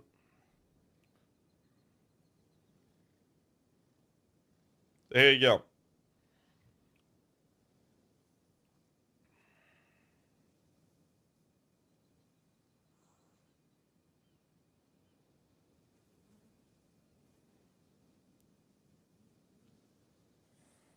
Is Adamant Recovery worth it for the block version? I'm not sold on this node. But which one are you talking about? Adamant Recovery? Oh, you're talking about this one. No, because this is about recovery. Charge rate of your energy shield recharge. This is not supposed to be face tanking builds. You're supposed to get to the end game with this. The way this version worked in 0.1 was we sustained ourselves with Grim Feast. You're still fine getting into the end game with that, but you're gonna want to move away for something that offers sustain, and the sustain is provided by the evasion energy shield set up with Ghost Shroud. That's the big takeoff from this. That's why this is just the initial stuff, because you want to have these nodes, get some block to just stay alive, use a shield. I'm not sold on this one, more so than this. This is the only 3 points I would probably just skip, unless I would just take them for personal defenses, which is fine. But ultimately, oh boy, another the transition will... Galgore 69. Again, you really had to go and spend that cold, hard cash on little old me, huh? Thanks, I guess. Really thank you, Galgore 69, for the prime. So the thing is, this is all based of educated guesses, and that's it. I'm confident that a hybrid life energy block style will feel better till you have some half-decent gear pieces, but you're going to want to switch into energy shield evasion as soon as you can. It's just that approach is Grim Feast is replaced by Ghost Shroud, and for this to work, you're now going to have the attributes to cover using energy shield evasion hybrid pieces. That means a little bit more pressure on your gear. And before you get that, you're not going to have... I believe that it will be very wonky to play that before. And having it just smack on a shield, cap your rest, and have some block for free is very easy to do. So I think that's going to be a better approach in the early stage till you have the necessity or the required stuff to make innovation and a shield setup work.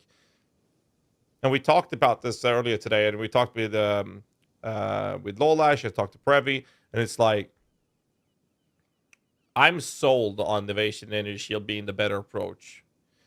Then if that defensive layer is strong enough, that might warrant us to play an Infernalist with the exact same setup, for that matter. The exact same tree would be applied on both witch builds. And then the question comes down to if the defensive layers is enough to ignore the defensive layer provided by the Lich, and we can live without the phylactery, at that point, we might even look into playing this as a slightly squishier but higher damage output build, such as the Infernalist. We also have the option of playing Infernalist with Seething Body, which is buffed, but to 50% with Presence stuff, which would be exactly the same tree, because the Infernalist without Presence wouldn't need to play with the radius noise from Presence, which we do want on the Lich. And then we have the opportunity with enough gear for dexterity. Thanks so much, Giro. Prime and included the message sub-adversary when we drop off block. Where are we going to get the extra 20 minion reads?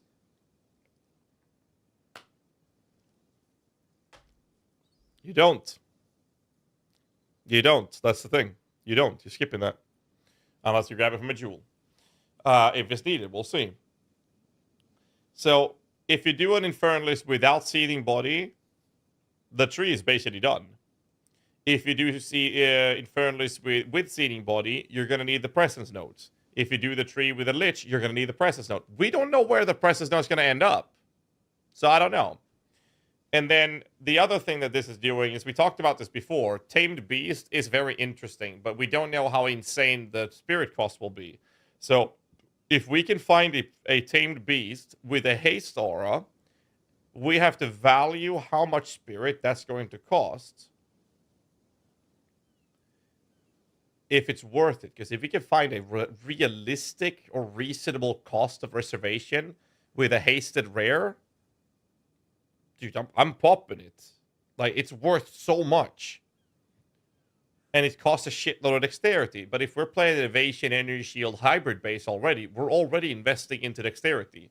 But it will be gear dependent. Same beast with the ES shield, replace Grim Feast with it. No, we can't do that because that just gives us more energy shield. That doesn't give us sustain. Sustain is important. Haliex with the 76. Thanks so much for the tier 1, man. Appreciate that, dude. The beast respawn as well as two other beasts. Yes. Welcome to the cult. Haliex at 76. Hope you're ready for some hardcore grinding. Yeah, we lost a lot of jewel slots. You've seen the new patch now? A bunch of sports being changed? Yes, I've seen it.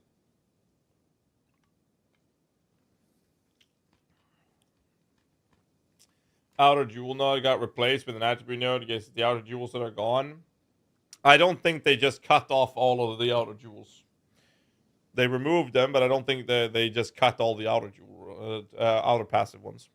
We don't know though. But I think that these trees are probably the closest we can get to how I intend to play on launch, at least. The fuck is this on Discord?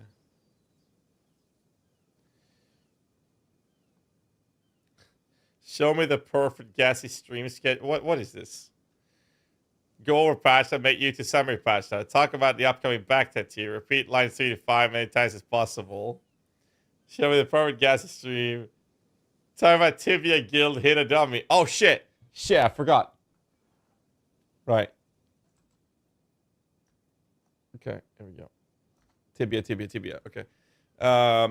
Perfection. Milk, install, and beg for subs. End stream, sleep, play long.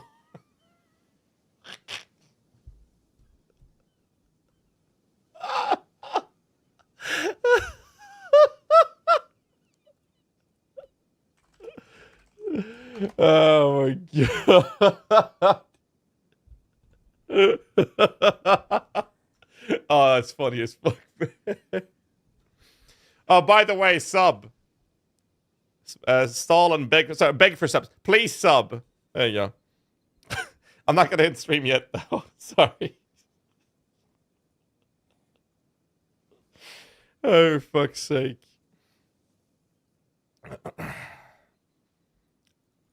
All right. Wait, no. There. Just insane communication. There you go.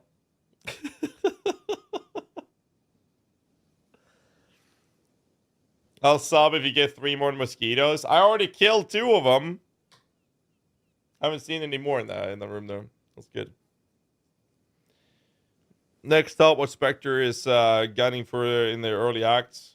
No, I'm just gonna go through the list. So whatever I'll find, I'll check, and then I'll check the list. What game was that just now? Okay, so now we're just fulfilling the prophecy. Don't make me talk about Tibia. We're fulfilling the prophecy now. No. Okay? I'm not doing it. I don't want to. What was that game? YouTube's asking now as well. Fuck's sake.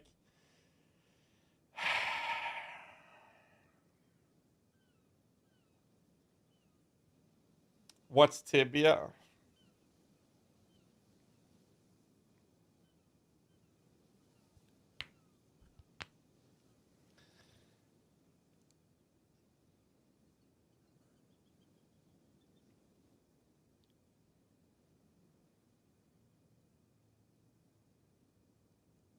GHAZZY has PoE tattoos. I basically only have PoE tattoos. Spectre clip. What is this? There it is. Oh, it's the Earnwalkers. It's like the same as the boss. Yeah, it's like the same as the boss. Oh, this guy? Yeah. Oh, wait, wait, has like no cooldown though. Has like no cooldown. It's constant. Dude, that thing is. I think that might be the one, dude. Wait, he literally has no cooldown. Nothing. He literally has no cooldown. It's the one, guys. This is the one. What's it called? Yabber? Earnwalker.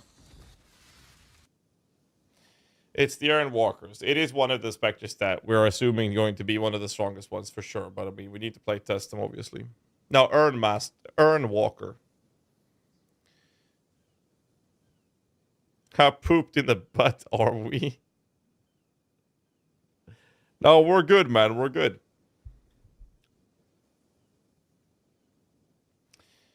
Is there anything like that earned from Elden Ring? Oh, it's way worse. Time trial variant. Yeah, we'll have to play test it and see. That's all we can do in the end. The Excel sheet, sure.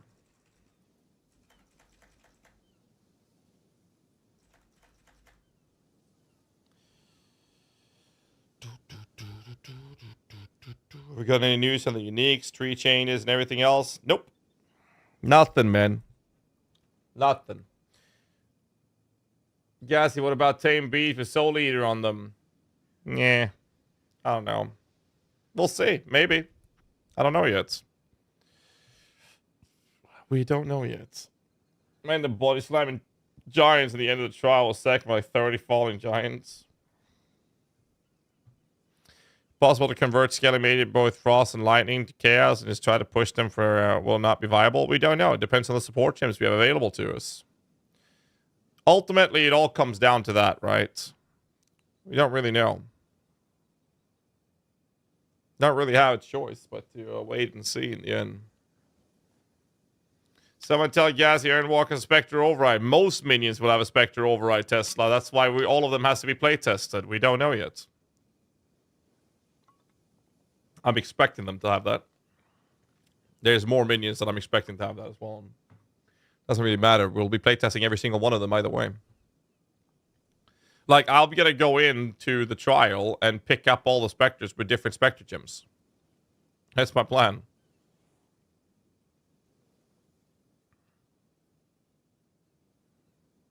How nerfed was Spark Archmage? It wasn't nerfed. It was curb stomped like American History X style. How would you guess to be which of either Lich or Amazon is the easy to start with? Lich. Lich is going to be easy to start with for sure. Witch in general, because it is so strong in the early game. How are you adding Lich in PoB? You don't. It's not updated. Tactician is looking hella juicy as well. So here's the thing. This tree is different from the Tactician and Mercenaries, Gemini Legionnaire. But the Gemini Legionnaire and Tactician can both operate through a hybrid energy shield evasion quite effectively. The only other minion build that I can think of would be like Titan and Smith and Kitava, both of which would be doing block life-based. Unless you do changes with the Titan to go into it. But it's too far to do evasion style with it, because you need to get the Eternal Youth style. And you kind of want to get to that point. Well. And then who you'd run decided the to finally Prism join our Guardian cool for kids life club. stacking into, Well, into welcome to spirit. the party, Hinsel.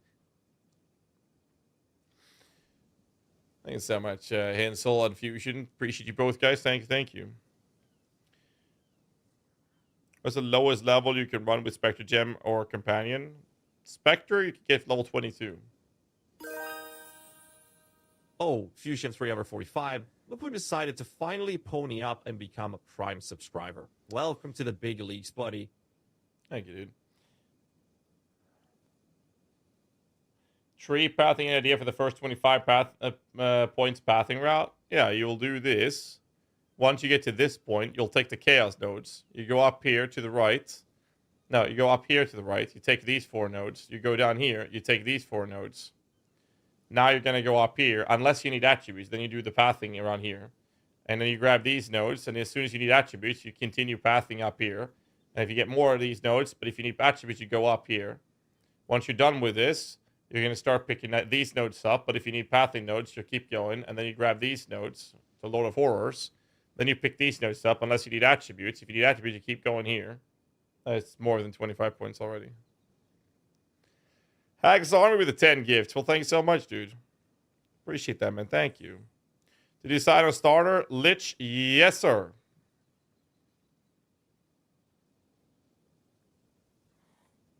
You're a machine, bro. Well, I mean, I'm literally just yapping and stalling. I was hoping we were going to have some sort of information, like gems or skill tree or something, so that I could have an easier time prepping the builds, and then go through that, then make some video, go off stream, make some videos, and prepare my laptop for the hotel streams I'll do next week, to drop some subs and then go to bed in the morning. Gifted 10 tier 1 now subs. I'm like, let me tell I'm you, just folks, yapping. This is like the equivalent of buying me a round of drinks at the bar. But instead of getting me drunk, you're just going to make me even more popular on Twitch.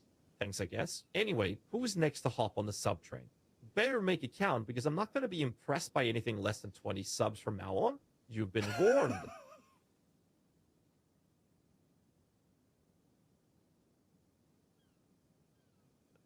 Dude, this fucking AI, man, is wild. Holy shit, dude.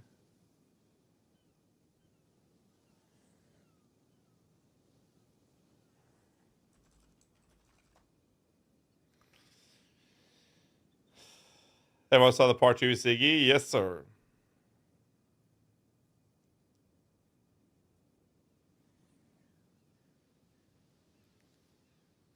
Console players are now able to pre-download the Dawn of the Hunt. You'll be able to play the current version of Path of Exile 2 until the launch of Dawn of the Hunt. Torrent files for standalone PC client will be available very soon. Nice.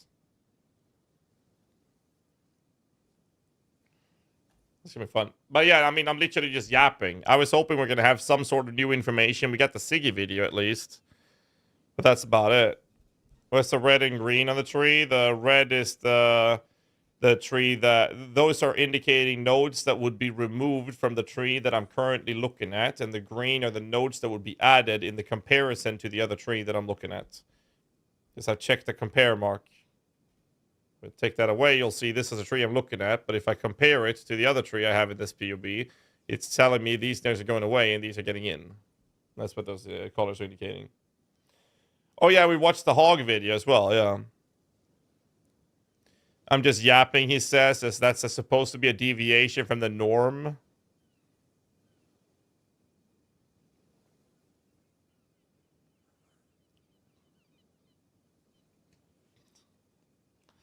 Black and Heart, where we're hyped and not using now.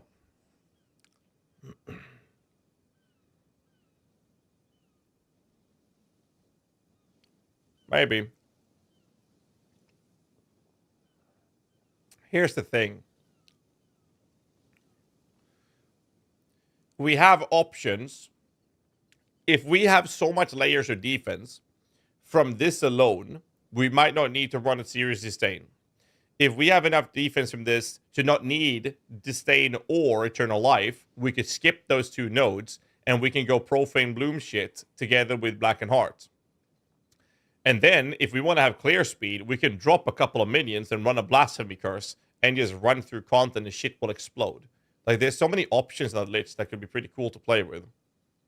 But if we're going to do that, we might want to have more skills, and this is incentivizing and putting a higher pressure on equipping things like unset rings.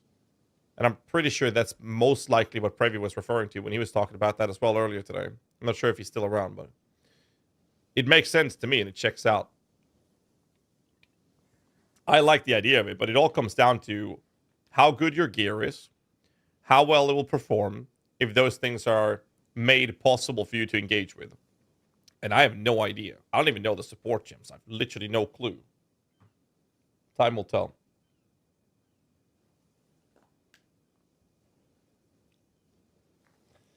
Want to take mana nodes to help combat the Degen from the first Lich node for Unholy Might? It shouldn't be needed, is the argument. I mean, I could send you guys this preliminary approach if you guys want to check this out. But I mean, it's like, it's not a build guide. It's not like the tree is gonna change, but there it is. I'd like use of it at your own risk, I guess. I don't know, man. I just wish we had more information. It's all I wish. I was hoping we'd have more info. What's replacing Firewall for SRS? Ember Fusillade with the Scatter Shot and Fast Forward. Yeah, we're lacking a lot of information. New PoE Twitch drops, new cool looking mount. Yeah, I've seen it. It's happening tomorrow's.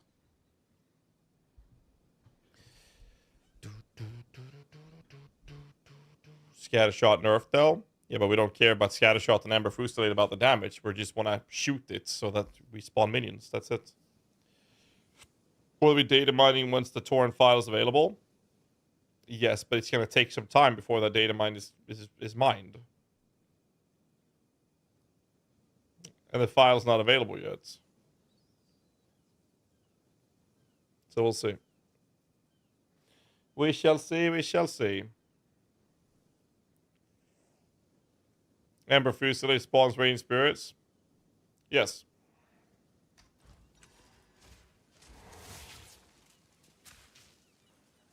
One. But if I put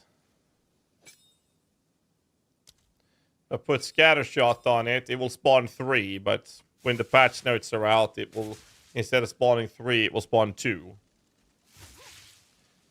It might spawn 3 because they're hitting 1 at a time, so it might. I don't know. I doubt it though. I would expect that each of these barrages would summon 2 at a time. It will be capped at 2 later, yes.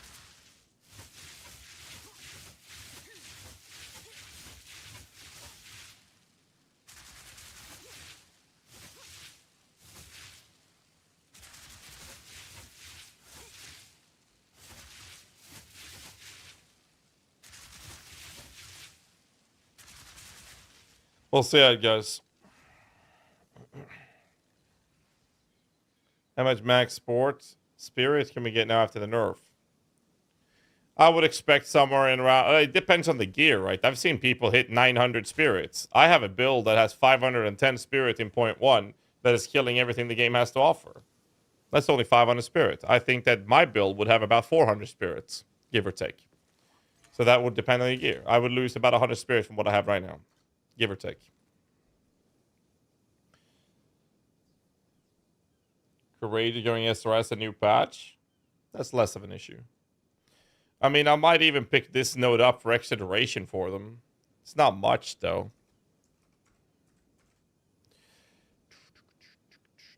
That node would be equivalent to 5 multiplied by 1.15 would be 75.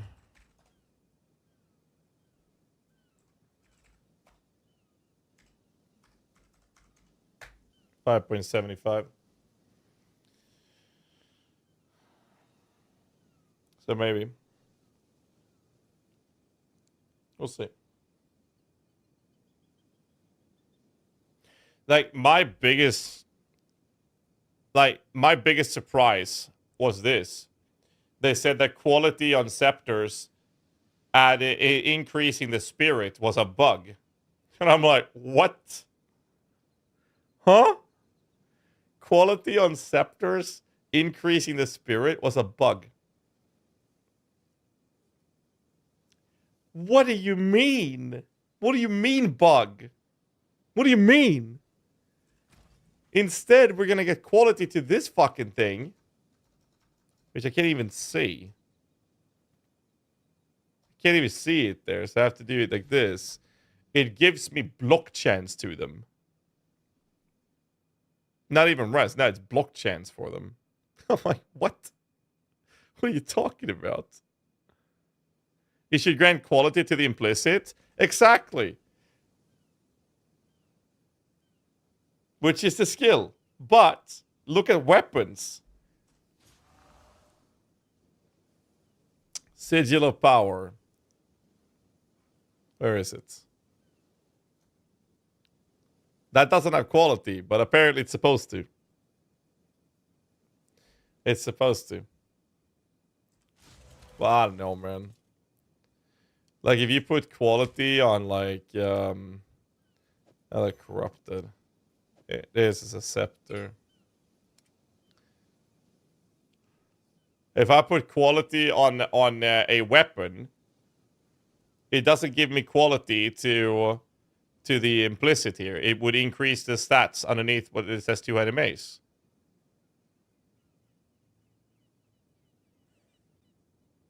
So that makes it to me it makes sense that scepters would get spirits. A discount on mods would be good to have as a companion for a minion build. There's only one thing you care about, and that is reservation spirit cost. And then you have to compare the reservation spirit cost to the mod that you're getting, if that is worth it. And the main mod you want is haste. Now, but if haste says that you're going to reserve 50% of your spirit, it's not worth it anymore. But if it's much less, to get a cheap unit that gives you a haste aura, go for it. But there are other auras. Like, if that was too expensive, then maybe you want crit. Maybe you want extra damage. It depends. It all depends on the spirit cost for that aura.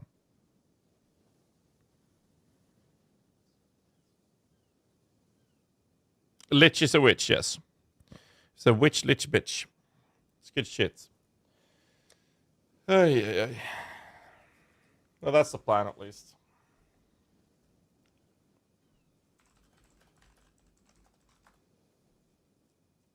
Inferno is going to be better? I don't think so. I think Lich will be performing better. You see, if we can get to a point where we can face tank enemies and just sit on them, I'd rather do that. Well, you don't play minions with the demon stuff, though. Now that removes Spear in the shield, would you use a focus instead with +2? I mean, because of the fact that if we do evasion energy shield, we don't need a shield anymore. And since we're not locked on a shield, we could use a focus. Yes, that's possible. If we do the block, we have to use a shield. We don't have a choice.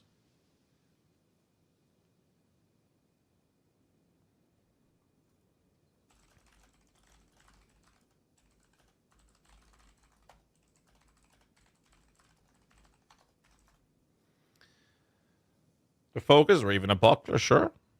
Sure. Lich or Infernalist, I'll be doing Lich. 100p will be doing Lich. What are your thoughts on the Gemlin Minion build? I think that Gemlin as well as Tactician will both be doing Energy Shield Evasion, and I think that both of them has the possibility of being really fucking good. But I think Tactician might actually be better. Parry over block for Witch Hunters Ranger is going to be better. Sure.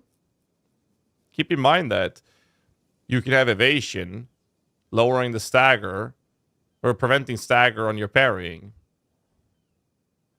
So a buckler is not a bad idea. Especially since we're doing an energy shield evasion hybrid. Black Dot is worth it then with the dot damage immunity. Shouldn't be needed. Should not be needed.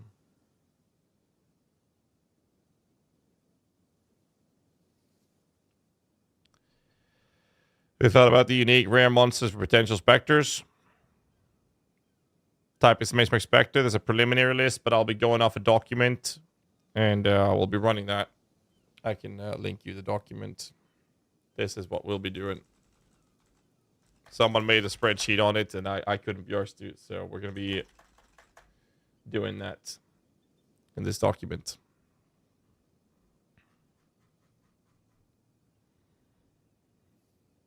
I wonder how crazy the whole low life helmet will be as well.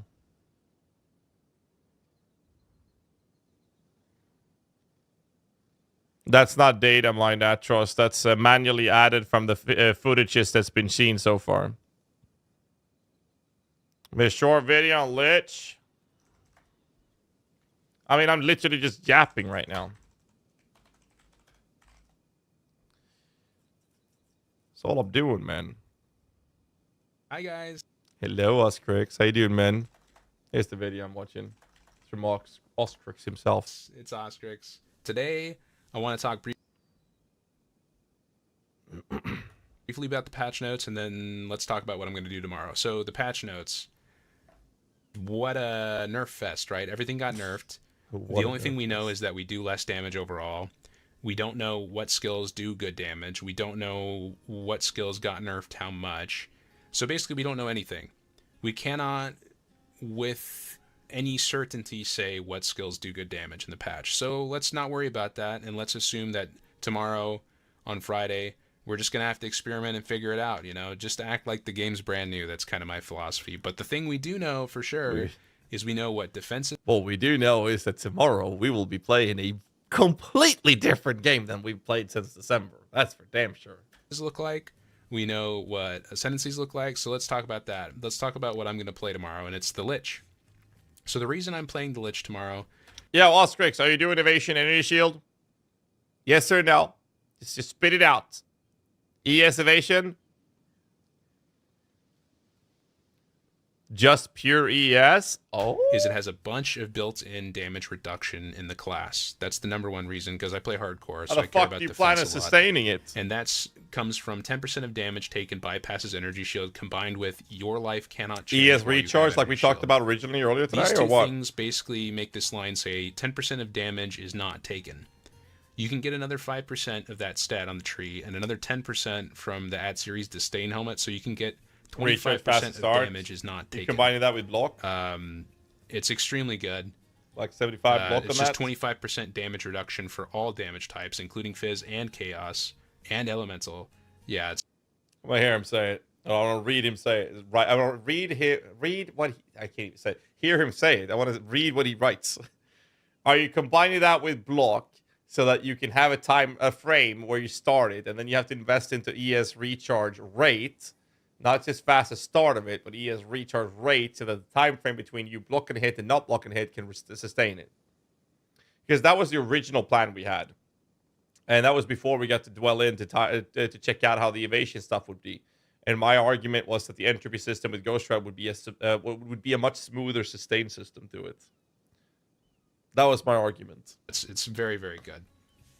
ES did not get nerfed enough. Basically, that's the summary of it. ES you do it without block? Enough. Grim Feast was removed from the game, but that does not change the fact that you can still get a ton of energy shield.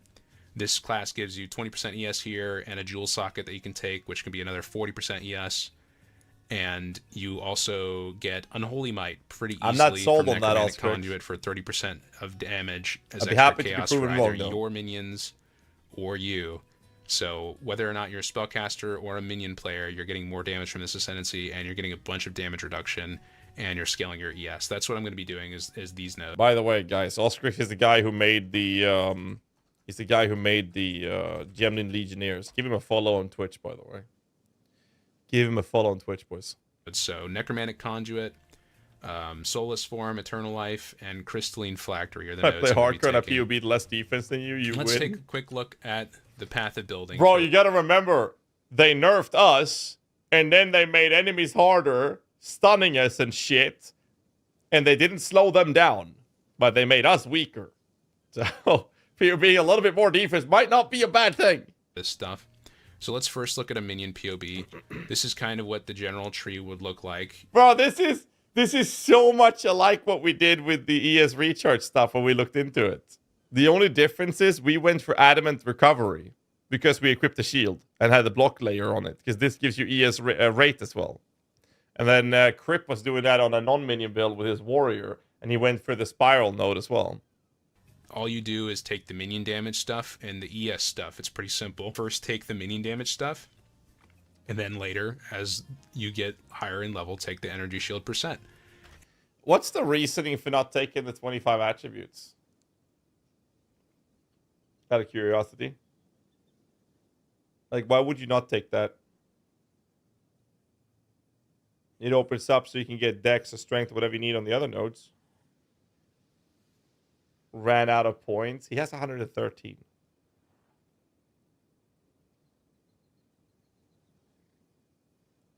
Take all the ES nodes, minion damage. Yeah, I mean, that's the biggest problem. Like, there's very little variation between skill trees and builds. We have the same problem with the lack of variations in PoE 1 as well, and we have that in PoE 2. So once people decide, okay, I want to do block, then there's like 2 or 3 different trees of how to do that optimally. You want to do evasion energy shield, there's like 2 or 3 different very small differences. And the differences has more to do with what minion are you using, and that has more to do with these nodes right here and these nodes right there, whether or not you're doing that. And increase your energy shield gear as you go. This path of building is a proof of concept that has near perfect gear with a lot of energy shield on it, which could be quite difficult to achieve. No block, recharge, trench timber. I mean, I'm sure this will work when you have the gear. You got to survive till you get there. But also could be somewhat reasonable for people who play a lot. You know, generally the people who are watching YouTube videos are the people who play a lot anyways, with fracturing orbs and recombinators and stuff like that. So this character has 17,000 energy shield, which is a lot. The big thing that you need to solve is the sustain of energy shield, since you don't have Grim Feast anymore. But just from taking these 3 ES nodes that start faster here and faster. Can I assume that you're sitting on 1.7 or 1.6 second energy shield start of the recharge? Is that close? Your start here. Your ES recharge is then 1.51 seconds. 1.5. So that means you have it from Jules as well. No, okay, you have the chest. So okay, I didn't pick that up. You have the chest. You have the chest implicit. In my opinion, that's enough for you to sustain your ES. 1.5 second delay is not much time at all. So you just need to not get hit for a little bit, and you have a pool of 7. Tell me honestly, Ostrix, does that chest base, is it perfect implicit on it? It matters very little. We're talking about milliseconds differences, but still, I have to know. 17,000 with, you know, the flat damage reduction of 25%. So that's plenty of pool to regenerate your health from. Yeah, look at the implicit. That is probably mid-roll then. And then, yeah, for the rest of the points, you just take minion damage and ES. For Spectres in general, by the way. I think... Any build for leveling? Yeah, there's going to be a good one, but we'll see. Well, we don't have a proper tree or the gems or anything. The minions get this node. Minions have 10% chance to inflict withered on hit. That means that the unholy might extra chaos damage they get from this ascendancy is scaled by 50% increased damage, which is really good. So that makes the ascendancy do even more damage. You know how insane these nodes will be if we get a Mortar Spectre? Like, let's just pretend that Earnwalkers are not fucked up in the Spectre version of it, right? That they will actually do what they do to us. Let's pretend that's the case. It surely won't be the case. We'll test them, right? That AoE would be fucking insane. Damage. And if you like had, and that's also about the node down here for the AoE as well. Specters, then yeah, this withered would be really good multiplier for all chaos specters if there's going to be like a good specter that does pure chaos damage. But I have no idea if minions are good tomorrow. When I log in tomorrow, it's very possible that minions in general are nearly unplayable and do no damage compared to the other stuff that I could be doing. So let's take a look at what I would do if that's the case. I will say this, Oscrex. I think you said you were going to use a shield till you have 13k plus energy shield. I would be concerned for the sustain of it, but I mean, you're a really good player, so I mean, maybe you can pull it off anyways. I'd be surprised to see this build not potentially dying if you get unlucky, which higher sustain would prevent, or at least lessen the risk of dying. Outside of that, I think that you might want to consider saving nodes from the tree so that you can put in the radius or of presence nodes wherever the fuck they may end up. We don't know until we see them. That would probably be the only comment I have. Case. And this is what I would say the spellcaster crit angle, where instead of playing minions on Lich, I go spellcaster crit. I take a bunch of crit nodes on the tree, get as much crit damage bonus as you can get, and then for the rest of your points, take energy 25, shield. And maybe you have to take stuff like arcane surge to help your mana regeneration and stuff like that. Maybe you got to do some other things to the serious disdain, because it's like 10% for disdain, 10% for the node. Where's the other one? I'm not sure. And I don't know corruption what skill giving you would be 15? best. Maybe Eye of Winter just by itself is the best skill. Maybe like crit detonate dead is good. We're not going to know what kind of spell is good, but if minions are terrible, there's got to be a decent spell that scales well with crit, right? So that's plan B for me. Plan A, go minions. Plan B, go crit, Lich. And here's the bonus section. I've got a couple other POBs for you guys. Bonus section. Let's look at the Smith of Kitava playing minions with block chance and energy shield. So if you have really good gear on Smith of Kitava, this shouldn't be here. I don't know why that's there. You can get like 13k ES and 90 all-res with like really... You've gone and primed yourself like a boss. I hope you're ready for the ultimate Twitch experience, because with that Prime subscription, you're about to level up your streaming game big time. Welcome to the big leagues, buddy.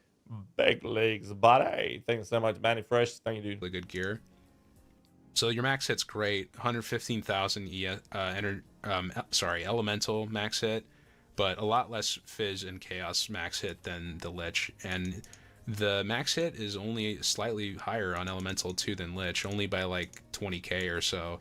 Which, I mean, 20k is a lot, but you know, the Lich gives you best class one actually gives you damage for your ascendancy. Smith of Kitava gives no damage to your character here if you're playing minions, but it's very tanky. You can play minions on Smith of Kitava. It's very tanky. Just no damage on the tree. And you can also play minions on Titan. Titan didn't get nerfed, so its 50% effect of small passives node is still very good. And you would take basically that node first and then more life, and this is irrelevant. It's basically just a 3-point ascendancy for playing minions. And you can also play Spellcaster on Titan too. And you can see this class gets like up to 21,000 ES with really good gear playing minions. So yeah, very tanky in the ES department. They've already confirmed we can't summon bosses. Like 1.3 slightly. And you get some minion damage. The big buff for minions in the patch, I know there's lots of nerfs, but let's cover this kind of buff, is that scepters with discipline now affect you. So if you're playing an ES build, this is 328 flat ES for you from your scepter, which is really great. It's definitely better than Skeletal Warriors were for... I'm curious whether or not the change they said they're doing to the Skelly Warriors on scepters, they said some scepters will have Skeletal Warriors. That sounds to me like there will be more than the Rattling Scepter giving you those base minions. And I really hope that all minions give that, but that the Rattling Scepter will allow you to get more by spending spirits. That's what they said, right? So my hopes is that we're going to see like Stoic Scepters or Malice Scepters also have the baseline minions, but it's a huge fucking, you know, exit out. Yeah, basically exit out. Because that would be insanely good. For minions, so...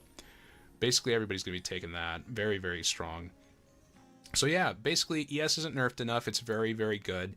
And it's what I'm going to be playing. Yeah, ES is definitely not nerfed enough to warrant the life base. And life needs buffs. If you guys have any questions and you'd like to hear me yap more about these kinds of builds and see me experimenting with Spectres tomorrow, yada, yada, yada, I'm going to be on my Twitch stream, twitch.tv/Oscrix. And yeah, I hope to see you guys there. And thanks so much for checking out my Path of Buildings. And let me put a disclaimer here at the end of the video. It's all rough. I'm not going to say that these are perfectly optimized. These are just proof of concepts to show that you can still get a ton of ES and have a very powerful ES character on the Lich. So thanks a lot, guys. Good shit. Let me get some music back. Here's the stuff that I've been playing around with. 2 different trees. But that's kind of like my plan, my preliminary plan. But there's some nodes left over, so if I decide to, well, not if I decide, if I play Lich, which I am, I just need to know where the radius nodes are. Lich propaganda, yeah. But I mean, we don't know where the radius nodes are going to end up. We don't know the support gems. We don't know the skill gems change the scaling in detail. There's so many question marks, man.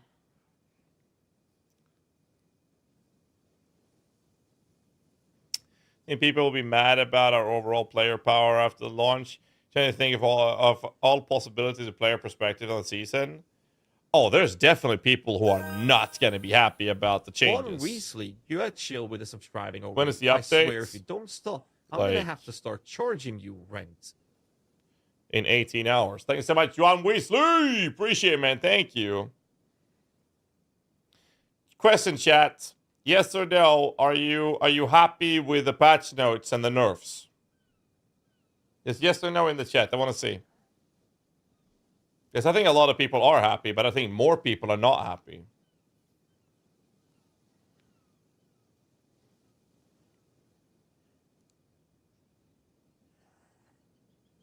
You see how many people say yes in the chat? It's very mixed, right? It's super mixed. We had a poll on this yesterday, and it was more or less like 60-40 or something. By the way, there's ads coming in 30 seconds, so if you're not a subscriber, hold on to something. I apologize. I can't stop it. Just heads up. 20 seconds, and there will be ads if you're not a subscriber. All I'm saying is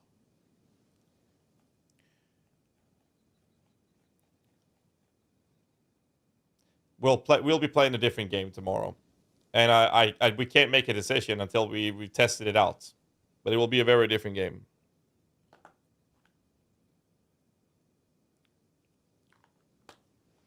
You see, every time there's ads, there's always a bunch of people subscribing. Look at this. Fletch and Aussie Robo, thanks so much for the primes, boys. Appreciate it. 20, you just went prime on us. Every fucking Looks like time. Someone's ready for the big leagues. Welcome to the squad, buddy. What are you eating? I'm not eating anything. I use snooze. It's a nicotine product that you put under your lip. Aussie Robo, you magnificent bastard. Put on your lip. Prime subs for life, baby. It's nicotine. It's a Swedish product. Swedish thing.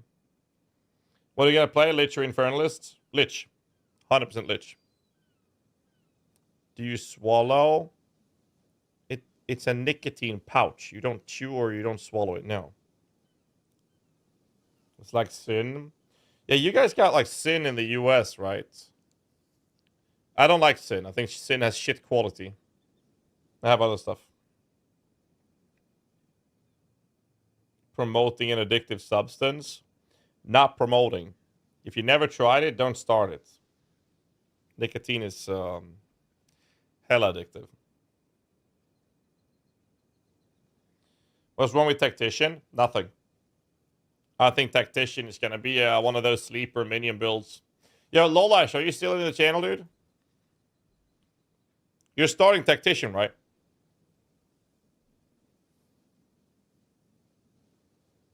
Chat asks, he answers. Wow, streamers promoting nicotine, yeah.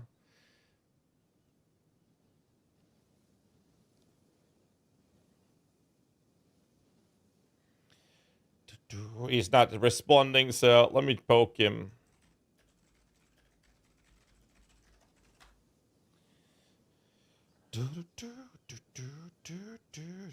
I mean, what if we could actually utilize the blood crystals from the bleed? What if we could utilize that on minions? That changes a lot of diversity.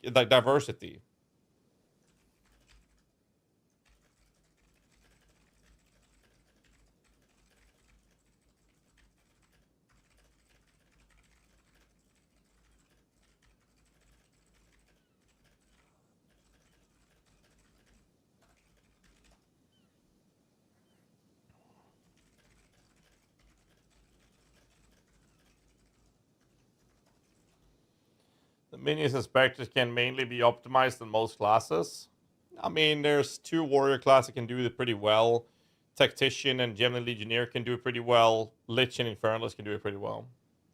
Can you compare Lich and Infernalist with Minion build? Why do you want Lich? Because Lich offers similar damage, but gives you better defensive layers. The Infernalist will give you more of a glass cannon approach to it. It will be giving you more spirits, as well as if you want to play around with the Infernal Flame, you can actually get 50% presses of fire damage added, which is insane. But it doesn't have any defensive nodes for you whatsoever. Which means the Lich becomes what we would refer to as the most well-rounded beast, if you're comparing Lich versus Infernalist. That's why I want to do Lich. Also, because I'm super biased, because the Lich looks the fucking coolest. I mean, guys, have you seen it? Just look at the fucking artwork and tell me you don't want to play this.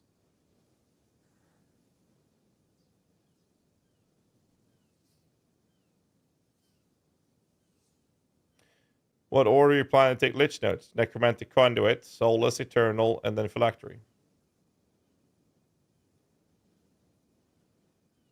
Do we get a confirmation about the Black Dot and Demon Stitcher when if they interact with Eternal Life? Nope.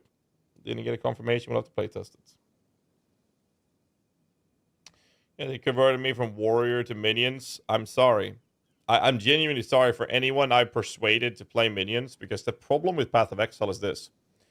The moment you play a high-performing, functioning minion build, it makes it very hard to enjoy playing anything but minions.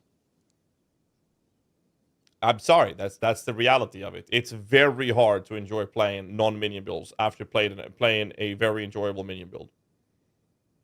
You can laugh about it all you want, but most people who found themselves in that position, they can attest to that. You play one good minion build, it's very hard to enjoy non-minion builds after that. It's like Chris Wilson used to say, once a new player reaches maps, we own their souls. That's how it works. For minion builds, you play one good minion build, and you're hooked for life.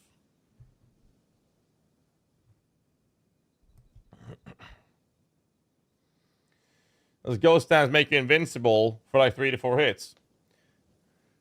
You could say that, sure, but you also have to keep in mind that evasion works in an entropy system, which means that you are guaranteed to dodge till you don't dodge it anymore, and then you take the hit. Then you're guaranteed to dodge till you don't dodge it anymore, then you take the hit. It's not pure random like block, which is why Ghost Shroud on an evasion entropy is so fucking good, because that means you dodge. Oh shit, you took a hit. Well, now you consume the Ghost Shroud. Then you don't take hits till you do take a hit, and during that time, you're recharging the Ghost Shrouds. That's why it's so fucking solid.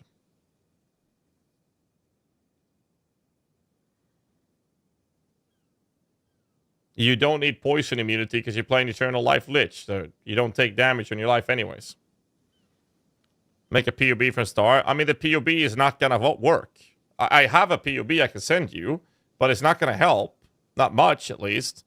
Simply because the problem is the skill tree is changing, and we don't know what it's changing to. We don't know where the radius for presence is gonna be, so I have no idea.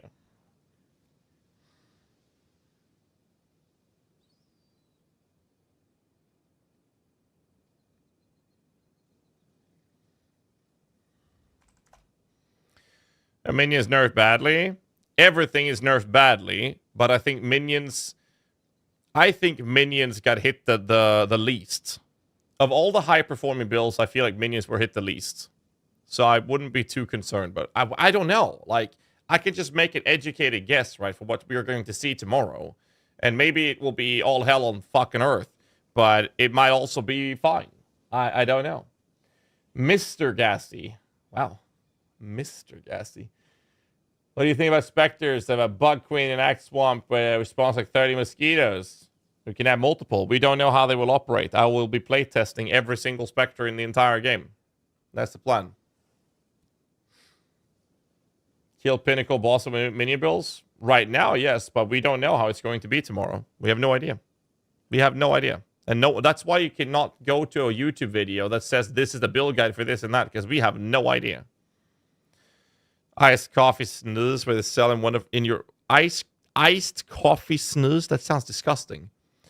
What's up, Terry? You guys, can you explain what a new league means? I kind of get it, but I don't. So just make a new character? Sure. Let me illustrate.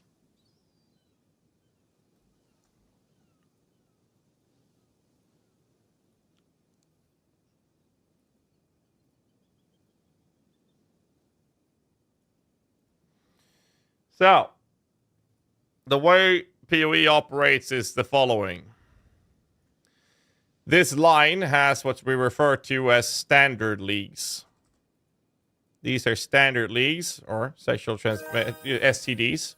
You have standard and hardcore. Better watch out for those mountain goats now. Like I said, yo, appreciate the prime, man. These leagues are what's referred to as standard permanent leagues. They are operating in the background at all times. This is what's happening with the point when your current characters will be positioned in this state. That's going to be the home for everything and anything during the entire duration of the early access. During this time frame, we are now here. This is where we're at right now. 0.2.0. This is what's referred to as a new league. New league. What happens here is that from this point on, we're now going to have this happening. As a result,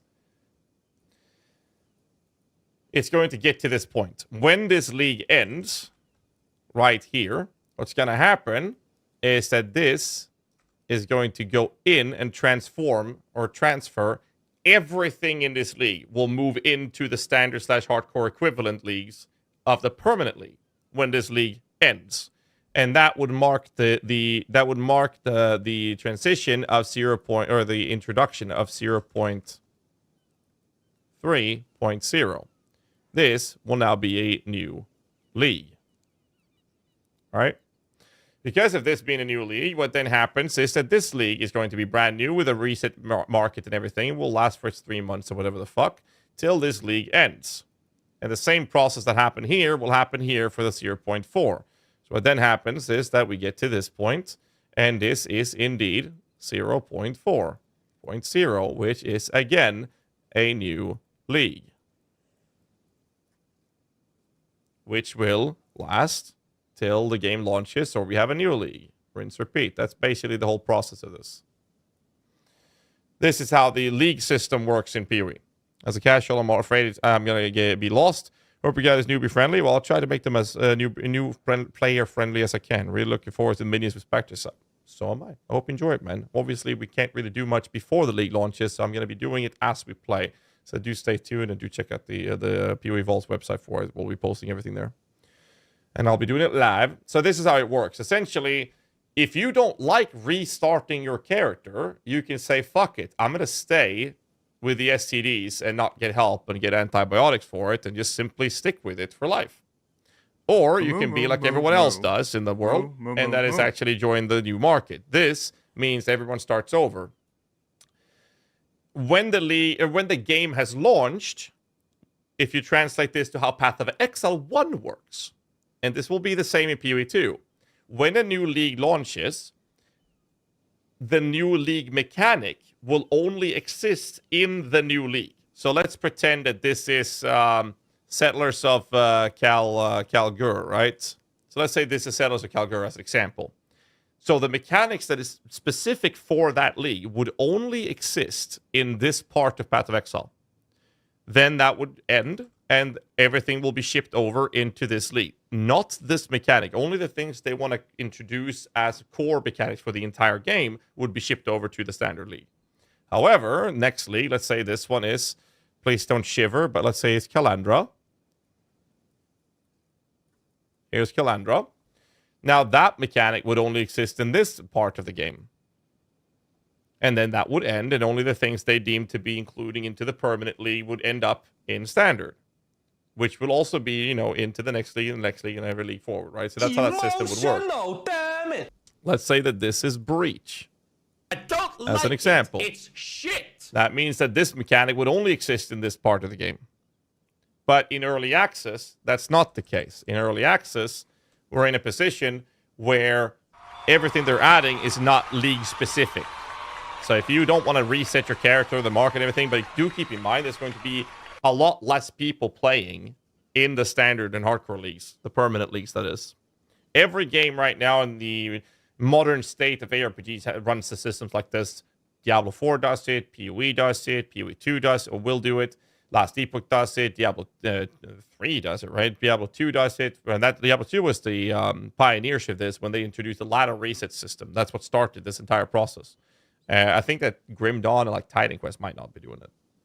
And a lot of people are following the structure, but that's how new leagues are referred to. When people say economy reset, they're not resetting your character, they're not wiping your characters. If you want to keep playing that, do so. There are definitely people out there that do that and prefer to play the game that way, and that's fine. The rest of the world does this, and they play every new league. This is the way the game maintains the replayability and longevity of making the game feel refreshed every 3 to 4 months.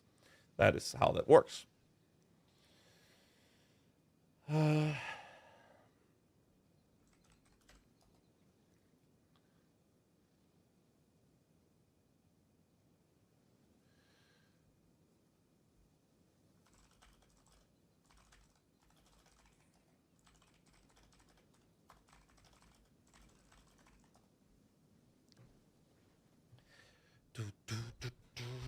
More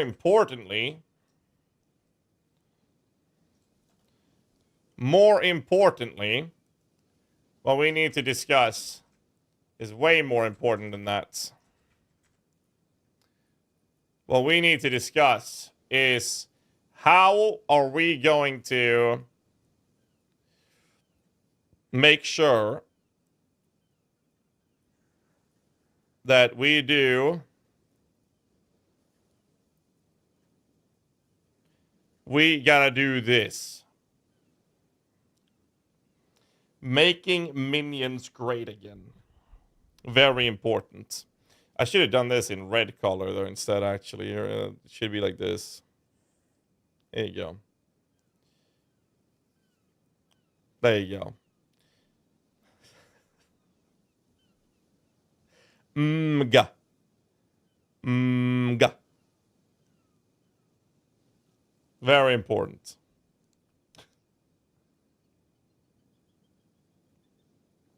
Mga. Man, I wanted to give us information, bro. That's what I need, man. Ay, ay, ay, ay, ay.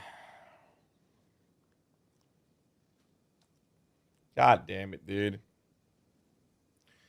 Create tariffs on non-minion bills. That's what we need to do. Yes! Introducing tariffs on non-minion. For fuck's sake, man. Alright, let's not go political in here. Anyways. I don't know what to say. I wish I had more information. I can yap all day long. Yeah, let's not get political. What we will do, however, is I'm gonna call it. And I'm gonna prep up everything I need to do. I want to go directly. Shut up, Datmods. I'm trying to talk.